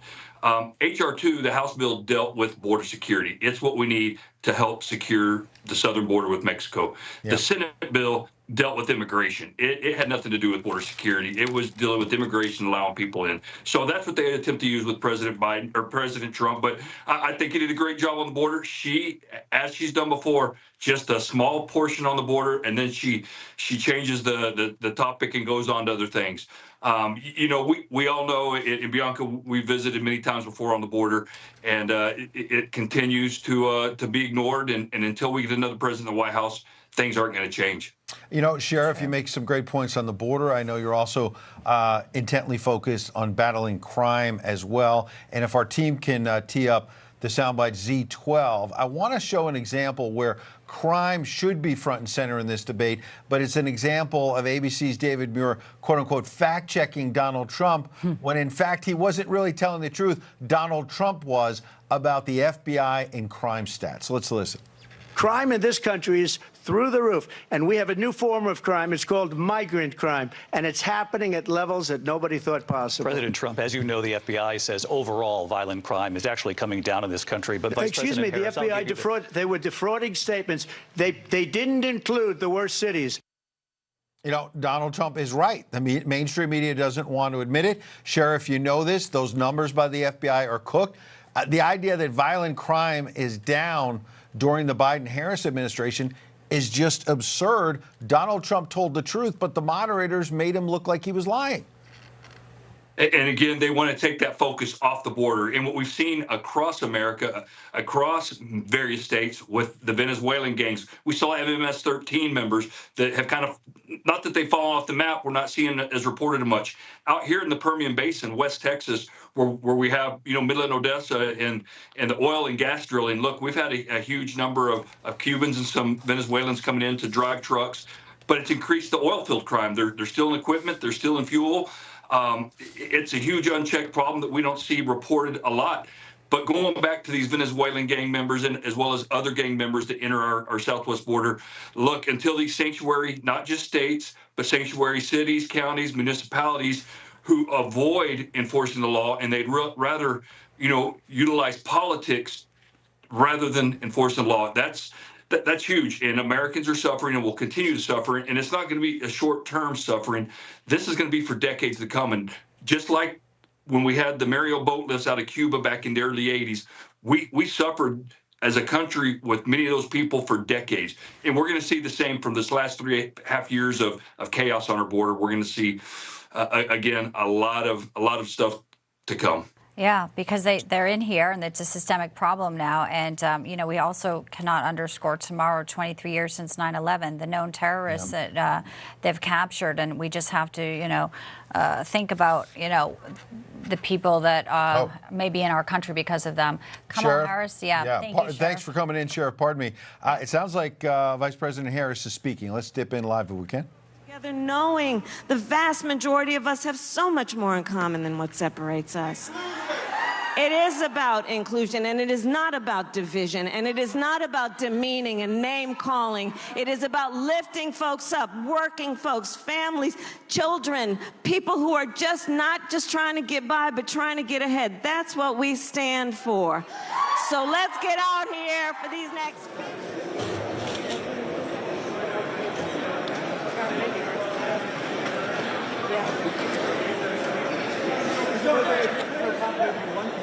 Why are you here? Why not let the performance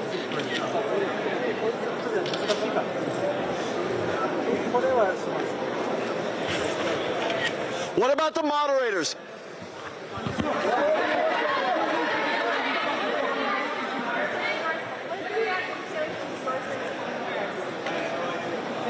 Why didn't you look at her?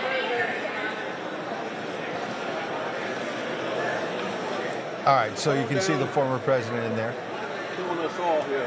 Taking some questions. We can't really hear what he's saying. We wanted to show you a little bit of the exchange. Why don't we go to our chief White House correspondent, James Rosen. You can see this is a fast-moving story. The former president's in the spin room. You don't always see candidates doing that. Yes, good evening. I don't know if you can hear me. I am trapped in this scrum of reporters surrounding the former president. Can you guys hear me? Yes, clear, James. Thank you. We can hear you, James. You can hear the former president saying she lost.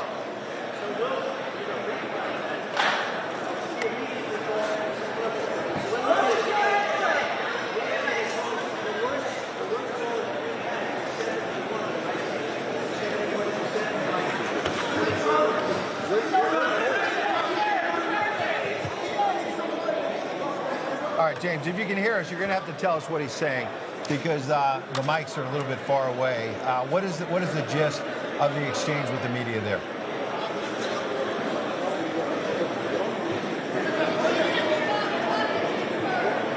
Well, as we wait for James, he's listening in now. We could hear them say, what about the moderators? Very clearly, the question about the moderators is going to be front and center here. Absolutely. And you can bet when Donald Trump's on Truth Social saying this was my greatest debate performance yet, and especially considering it was 3-on-1. He felt like this was Kamala Harris and two ABC moderators against him. Whereas, he has been public in saying that the CNN debate with Joe Biden, he thought that Dana Bash and Jake Tapper were relatively fair. Gave him a chance to speak. They didn't spend the whole time, quote-unquote, fact-checking him and laying off Joe Biden. If anything, they were pretty tough on Joe Biden. At one point tonight, he even gave David Muir kind of a little bone there and threw him a bone. Then I started talking, and the line went dead in my ear immediately. All right. Are we establishing communication? All right, guys, I think you need to cut off the James thing and give us a clean feed here. That's obviously the former president. We're rolling on all of it, so we'll be able to turn that around. Speaking with the media, so we will hopefully get a readout from someone about exactly what he's saying. So why don't we? Tony Schaefer and Blaine Holt standing by with some analysis let's bring them in. On some of the comments we heard tonight regarding military. Ukraine obviously was one of the issues they really pressed them on. Gentlemen, welcome in tonight on a historic night. You know, moderators, David Muir was really pushing Donald Trump on whether or not Ukraine needs to win the war.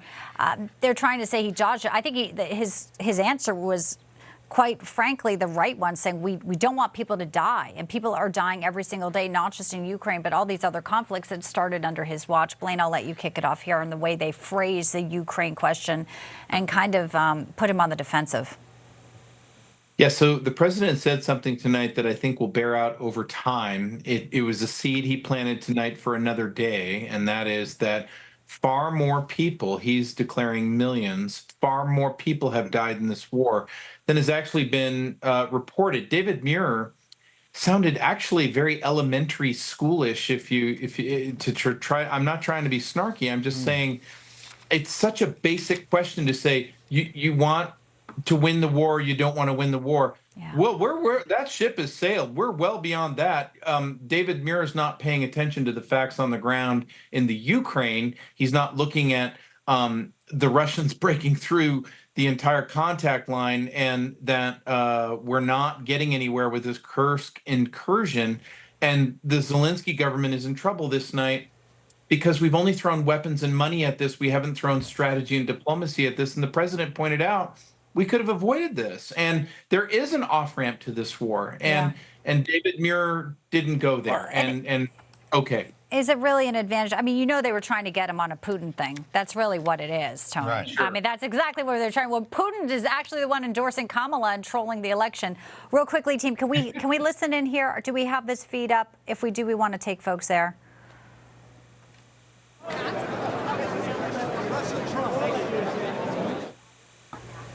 You think you're going to lose the Haitian vote with these claims about eating I really cats? don't know. I mean, I really don't know. I just say, all I do is say the truth. I say the truth. If I lose votes or gain votes, I don't care. But this was my best debate. I thought it was very good. I thought she was very weak on foreign policy.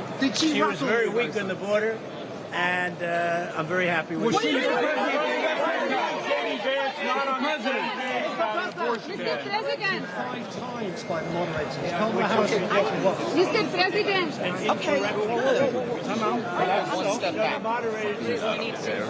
Everybody's got to step back. Everybody's got to step back. Step back, please. Everybody step back. Step back. Step back. Everybody got to step back. Everybody got to step back. We even have a stanchion anymore. You're on the wrong Step side. back. Mr. President. On the abortion ban. Step back, step back, step back. We got to close it off. Yep. The assassination attempt.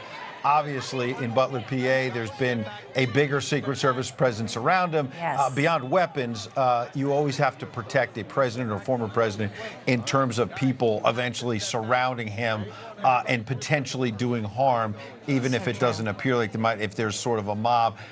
The only point I would make about that, and I want to get Tony's reaction on national security, it's an evolving story, so it's great that Bianca went in there because we're trying to hear what he's saying, and you heard some of it there. My biggest takeaway, though, is you never see Kamala Harris talking to dozens of reporters. This man just came out of a debate for 90 minutes and is willing to take any question that CNN, NEWSMAX, ABC wants to throw his way. Tony, feel free to react to that, as well as what Blaine was saying about the significance of what they said and didn't say on national security. Well, I came away with 3 Ds. First is demeanor. You just brought out a key point. The demeanor of the president is amazing. He just speaks. Her demeanor, look, I've been at high-level meetings with senior-level leaders of foreign countries. Blaine has too. Some of her faces tonight would have never played in an international stage. I'm just going to say this and direct about it. Tulsi Gabbard would have showed great restraint and would have never shown emotion. And I think you get to that level, and she actually talked over Trump at least 3 times. not ready for prime time regarding the fact that she's going to have to deal with leaders who will be much more provocative than Donald Trump to get under her skin. So I don't think she handled it well. Second D is decision-making, decisiveness.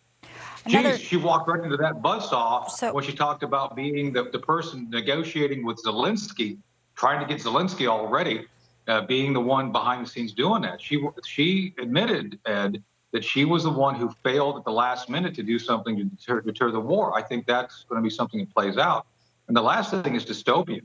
Everything she talked about was done as if she wasn't the one in power right now. Donald Trump correctly pointed out she's been the one in the room, the last one in the room with Biden over the past 3 years. Yet you'd think somehow she wasn't even there. So those are the 3 Ds, I think, which really stood out for me regarding her overall performance. Really astute points. And, you know, the Harris campaign put out this ad where people are former cabinet members saying negative things about Donald Trump. And, of course, the moderators wanted to ask about this.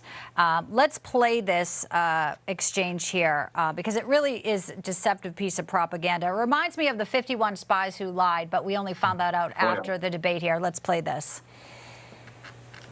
This is Z24 control room. See, I'm a different kind of a person. I fired most of those people. Not so graciously. They did bad things or a bad job. I fired them. They never fired one person. They didn't fire anybody having to do with Afghanistan and the Taliban and the 13 people who's were just killed, viciously and violently killed. And I got to know the parents and the family. They didn't fire. They should have fired all those generals, all those top people, because that was one of the most incompetently handled situations anybody has ever seen. So when somebody does a bad job, I fire them. Right on the point, right on the money, Blaine. As someone who worked closely to try to get people out of Afghanistan firsthand, you know that. Of course, he's going to have enemies, people who are going to come up against him, but he's doing his job and he's doing it what he believes is right for our nation and for national security. He nailed it, and I am still trying to get Afghans out, and I worked on that actually today. He nailed it because he touched into the pulse of the nation, which has not left Afghanistan. We understand exactly what happened. And then one of the things that's a really great weakness for her is her nonverbals. When he is answering a question, she was rolling her eyes. She was looking around in defiance. She was in a corner and had nowhere to go because, in her own words, she was the last person to leave the room. And yet she was instrumental in promoting every single general who made every single decision, and there were no resignations. And here we are on the eve of World War III potentially, and that national security team, they are all in their same seats as they were. And I don't know that she would change any of it. Well, you're saying you're talking about World War III, and they're touting that Taylor Swift has come out and endorsed them. I mean, this is the world we're living in today, and it clearly is so frightening to think about the weight of that. Tony, in the last minute we have, the Israel-Hamas war came up, and I'd like you to summarize, because what I heard from her was Hamas is a terror group. I mean, she was doing like the 101 that they taught her in the last 5 days, perhaps. But then she wound her way around after saying, of course, Israel has a right to defend himself. Again, talking points. They haven't really been there for Israel, the Biden-Harris administration, as you know. And then she got her way back to Palestinian state. The Palestinian people have to decide their way. They've got terrorists running their state. There's no Palestinian state, and nobody believes that's a reasonable proposal. The last minute we have, what do you think about what she said there? Well, people just have to go back and watch the tape. She treated Prime Minister Netanyahu like he was like a poison when she met him, and she wouldn't go and do her responsibility, as President Trump pointed out, in the Senate when he spoke. So this is not a small issue. It was not lost on those. And she is pro-Hamas. She's going to do everything she can to set up that state, even if that means sacrificing our long-standing and effective relationship with the Jewish state. There's no doubt that that's what she really wants to do. Well, as Bernie Sanders said, she's being very pragmatic. She's still radical, folks. Don't worry, but she's going to do what she needs to do to win this election. Same principles. Tony Schaefer, Blaine Holt, such great analysis and thoughtful analysis. We appreciate your time. Thanks for coming in, gentlemen. Yeah. Great to be with you. Thank you. You can see the spin continues there in Philadelphia. We're going to take a quick break. We'll be back with more analysis of a big night in American history right after this.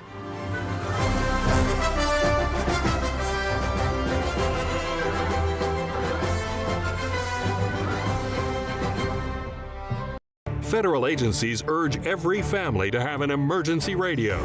During any disaster, electrical power may get cut. The emergency radio gives you the vital information you need. NEWSMAX wants you to have the Dynamo Emergency Band Radio. It doesn't need batteries and works in any emergencies. It retails for $30. You can get it with the free offer. Call or go online and get the emergency radio today. Your life may depend on it. Whether because of discomfort, lack of mobility, your lifestyle, or occupation, you sit inactively way too many hours a day. Introducing Ellipse, the premium quality automatic seated exerciser that strengthens legs, increases mobility, and boosts circulation without physical strain or impact. It is so quiet that none of my coworkers even know I'm using it. Strengthen and tone your legs, increase your mobility, flexibility, and balance. Plus, stimulate healthy circulation. My joints feel better, my knees feel better, my back feels better. It makes me feel stronger too. Perfect for home therapy. Whisper quiet to use while you work. My circulation is moving, I'm burning calories, and it makes me feel energetic. Call now and order Ellipse, the seated exerciser that strengthens legs, increases mobility, and boosts circulation. Call and get upgraded to the Deluxe Bundle. Get the faster motor or 5 miles of steps per hour, the step counter, the sport mat, and wireless remote. Call now. I was exhausted all the time, and I just didn't feel like myself. And then came the weight gain. I found out I was like millions of Americans whose thyroid gland wasn't functioning like it was supposed to. And that's why I started taking Actilin, a premium nutritional supplement. Actilin was created by renowned physician Dr. David Brownstein, formulated with 17 powerful ingredients to specifically support your thyroid function, adrenal health, and metabolism. And now, you can get a free bottle of Actilin with our special offer. Just pay a small shipping and handling charge. Plus, receive Dr. Brownstein's free special report, A Doctor's Guide to a Healthy Thyroid. If you're experiencing loss of energy, cold hands and feet, dry skin, weight gain, or joint pain, Actilin may be right for you. Don't wait. Act now. Get your free trial bottle of Actilin, valued at $39.95.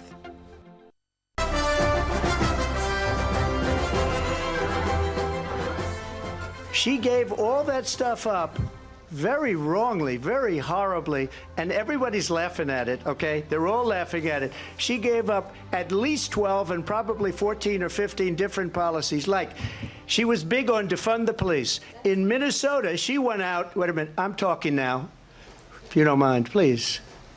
Does that sound familiar?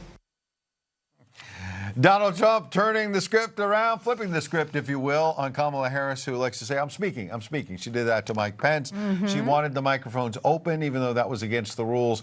Interesting, Bianca, that we were talking during the debate off air that ABC a couple of times allowed the mics to stay open while she was not supposed to be speaking to let her get some digs in at the former president, which seemed to be part of maybe an agenda that we've been talking about, where ABC was fact-checking him, not fact-checking her, and then opening her mic when Donald Trump was speaking at least a couple of times. One doesn't know. And of course, you know, the audio person going rogue, perhaps. Maybe there's some ulterior motive. Maybe they're, you know, fixing the system there a little bit. But a lot of comments online about the body language. We just saw some of the facial remarks, but there was more than that. I'm so pleased to have in body language expert Susan Constantine with us. Susan, welcome in. You know, we can look at this sort of as she's a female and he's a male, some of the ways she maybe was using or, you know, prepped to respond to him. It's great to have you. One of the things I noticed first is when he called her dad a Marxist. It was really the first time where she touched her face and kind of looked at him. Is there anything you can tell us about that facial? A lot of people are saying it was very inauthentic, but is there something deeper, the clinical science of body language, that you read that we're looking at right now? Yeah, that was really interesting because it was strategic. In fact, you saw that 2 or maybe 3 times. This is the evaluator. She would pop her chin up She would look down on her nose. So that's a sense of superiority, right? So she did it intentionally because what she was doing was examining, like, okay, let me hear you. Let's see what you're going to say. So it was condescending. It was the word I want to use is that she was using it to scoff at him non-verbally. So it was intentional. And I thought it worked really well. I mean, her plan worked. Well, let me flip it around then as the man here among the three of us, because I feel like if Donald Trump had been, to use your word, not mine, condescending toward a female candidate and was sort of mocking her and planned it out, it seems like it was rehearsed, as you suggest. I'm not challenging you. I'm just challenging the whole approach by Kamala Harris. I don't think a lot of people would say it was effective by Donald Trump. It might blow up in his face. And so, and the mainstream media would be saying Donald Trump was condescending to a woman.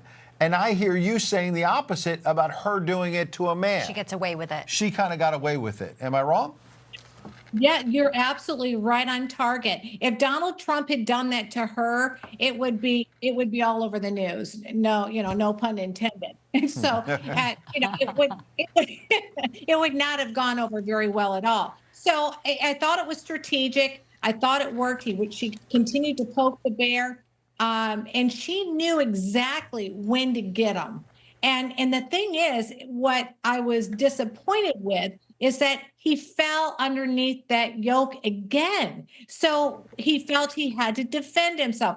And I'm saying he doesn't need to do that. And that's the part that weakens his position. So when I look at them together, I thought she had the upper hand. He looked quite angry. She on the same side was smiling a lot, and she perma-smiles. So that is a long duration smile. It's way beyond being authentic. So that is a forced smile, and it was done to intend to mock him.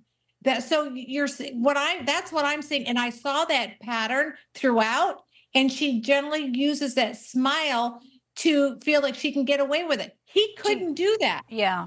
Yeah. Do you think she felt comfortable? There's also the handshake when she came over. She was obviously coached as well because she came right over. She came closer to his podium, put her hand down and said Kamala Harris. Technically they hadn't really been on the same stage together. But there were points, Susan, weigh in on that, but there were points where she was sort of swallowing, and it seemed like she might have been a little nervous. At least initially, the body language, we thought. The way her voice was moving, it was going very fast, like someone who's nervous. Yeah, so that generally happens when you rehearse something over and over again. And we saw that with President Biden, right? He would rapid fire off this information because she wanted to remember everything word for word. When she walked up to him, you'll see that slight pause. He doesn't just walk right up to him. She sensed from Donald Trump that he was not interested in shaking her hand. So there was that slight little pause. So what she does is, in her natural beingness, she will look down oftentimes. She will bobble her head around. She only did that one time where she would do that previously, oftentimes where she would kind of get lost in space. But that didn't happen this time. I thought she had a good command in her positioning. She kind of waffled back and forth at the very beginning. You could see her kind of shuffling her feet. Yeah. That's a lot of adrenaline, okay? So she's just getting her footing. So she had a lot of high anxiety at that moment. When she felt more empowered, you would see her body language or her tonality change. So she felt more grounded. I'm half joking, but could you tell the moderators really were up at 3-1 with Trump? I'm kind of half teasing, but a lot of the body language there. I mean, it clearly may have been quick thought on that, and then I have one last question. Go ahead. On the moderators. Yes, I did see that. In fact, the tonality of the moderators, it was truly more, I would say, presented more towards or favored more with Harris than they did with Trump. Yeah. That to me was obvious. Yeah, the tonality, the emotion, all of it was a little bit more judgmental, which kind of set Donald Trump off. And that's what the problem is that he gets triggered very quickly. and he gets very serious and his eyebrows are down, and one point he was seething, especially when we were talking about the crowds, right? So the rallies. Good. All of a sudden his shoulders dropped, his head dropped, and then he seized right there. Yeah. So last thing, just to wrap up, what I hear from you overall, though, about Harris is she was condescending to Donald Trump. She was carefully rehearsed, and she was inauthentic, is the words you used a moment ago. We supposedly want our politicians to be authentic. We want to have a beer with them and all of that. Condescending, rehearsed, inauthentic, to me, that is a losing hand. No? Now those are a lot of adjectives, right? So, you put that all together and it really depends, of course, if voters are out there, what did they really see? Because what I see and what they see, it may be different. All right, Susan Constantine. Fascinating to break all that down. We appreciate your time. Thank you. Thanks.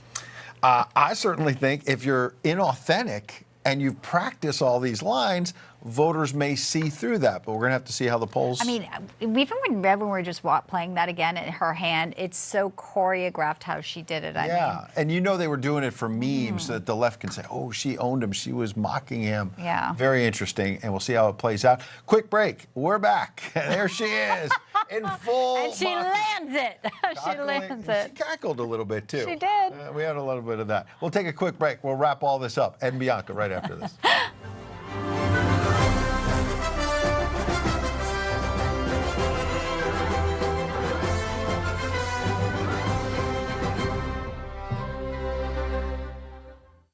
Heart attacks can happen at any time.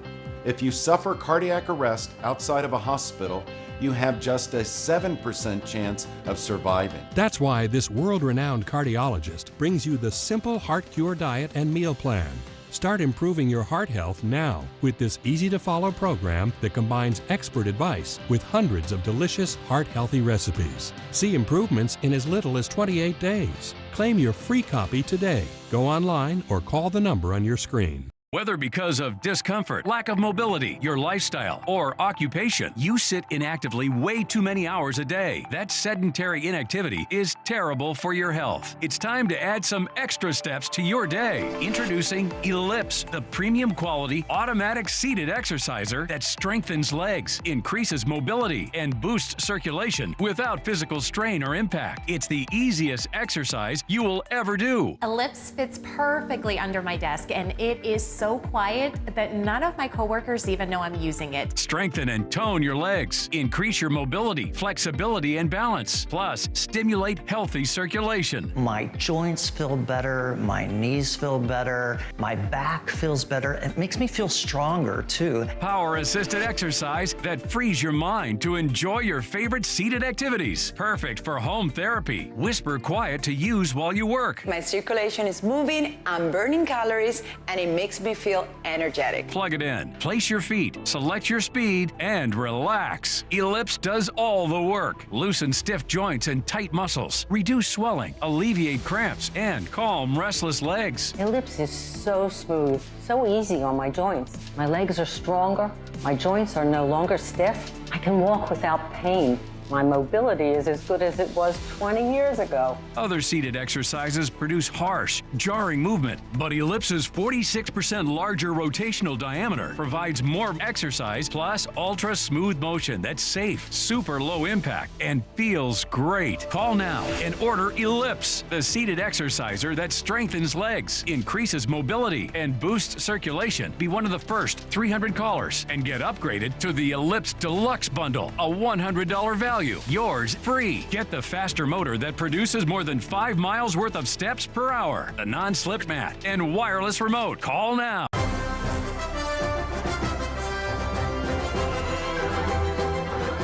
So great to have you with us tonight, this historic night. I'm Bianca de la Garza alongside Ed Henry. Ed, too, our coverage continues right now, the post-debate analysis. So pleased to have in United States Marine Corps veteran, author of Race to Save America, and the CEO of VetCom, Kate Monroe, and also the host of the Leventhal Report right here every night at 7 o'clock, Rick Leventhal. Welcome, Kate, guys. I'll start with you. You are in San Diego. You know the border very well. Obviously, the moderators seem to not take notice of what's been going on under the Biden Harris, and it was up to Donald Trump to really articulate that. Your reaction to some of the things you heard this evening?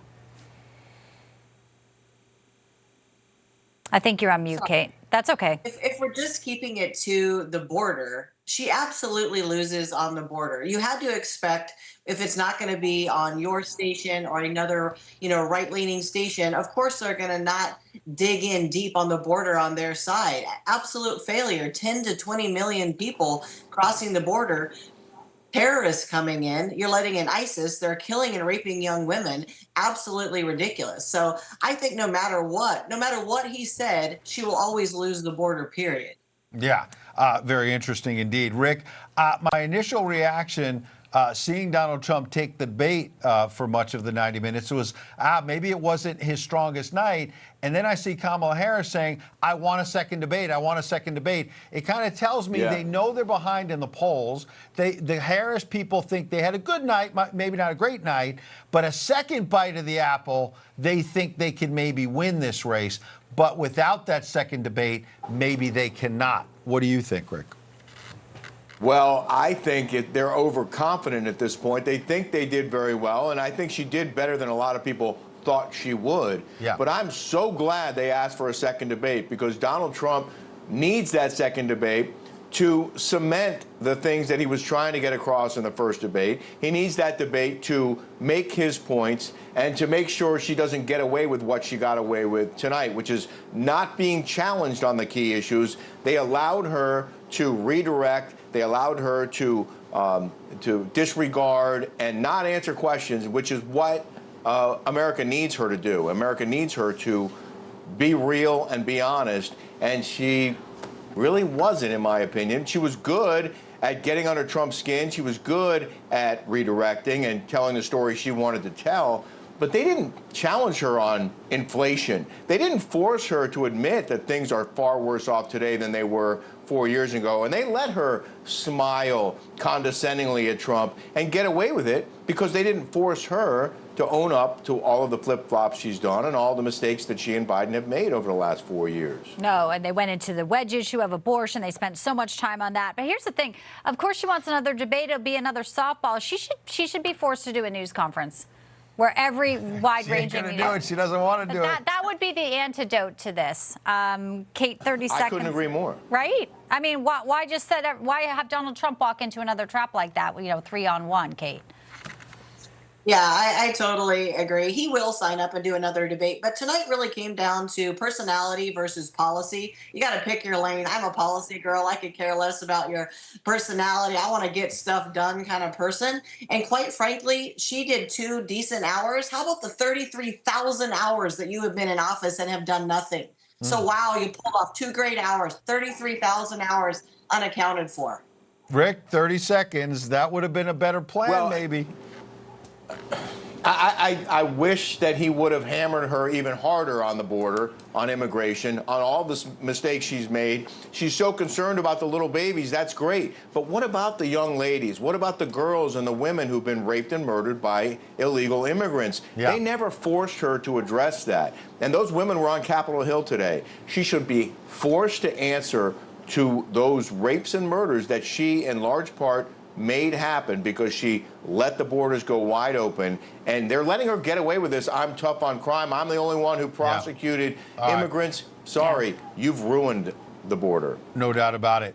Big issue. Rick, we appreciate you highlighting it. Kate, thanks for joining us. Thank you for your service. What a night, Bianca. Your final thought on what we learned tonight. All right, so maybe not the strongest performance by Donald Trump, but ultimately we knew going in that the moderators really would, have the power here, and clearly they wielded Still held his own despite that. Her advantage and not his. Yeah, there you go. Ed Henry, Bianca de la Garza. We'll see you tomorrow on N1 and 2, going through all of this. This is just the beginning of the final stretch. Thanks for being here with us tonight. So great to have you with us. Have a peaceful rest of your evening. Good evening, I'm Rob Schmidt. Tonight we're diving deep into the FBI's abuse of power, the politicized and weaponized agency which has become, frankly, obsessed with targeting Donald Trump in recent years. And good agents have begun fighting back. FBI agents say their director, Christopher Wray, never really took control of the corrupted bureau and needs to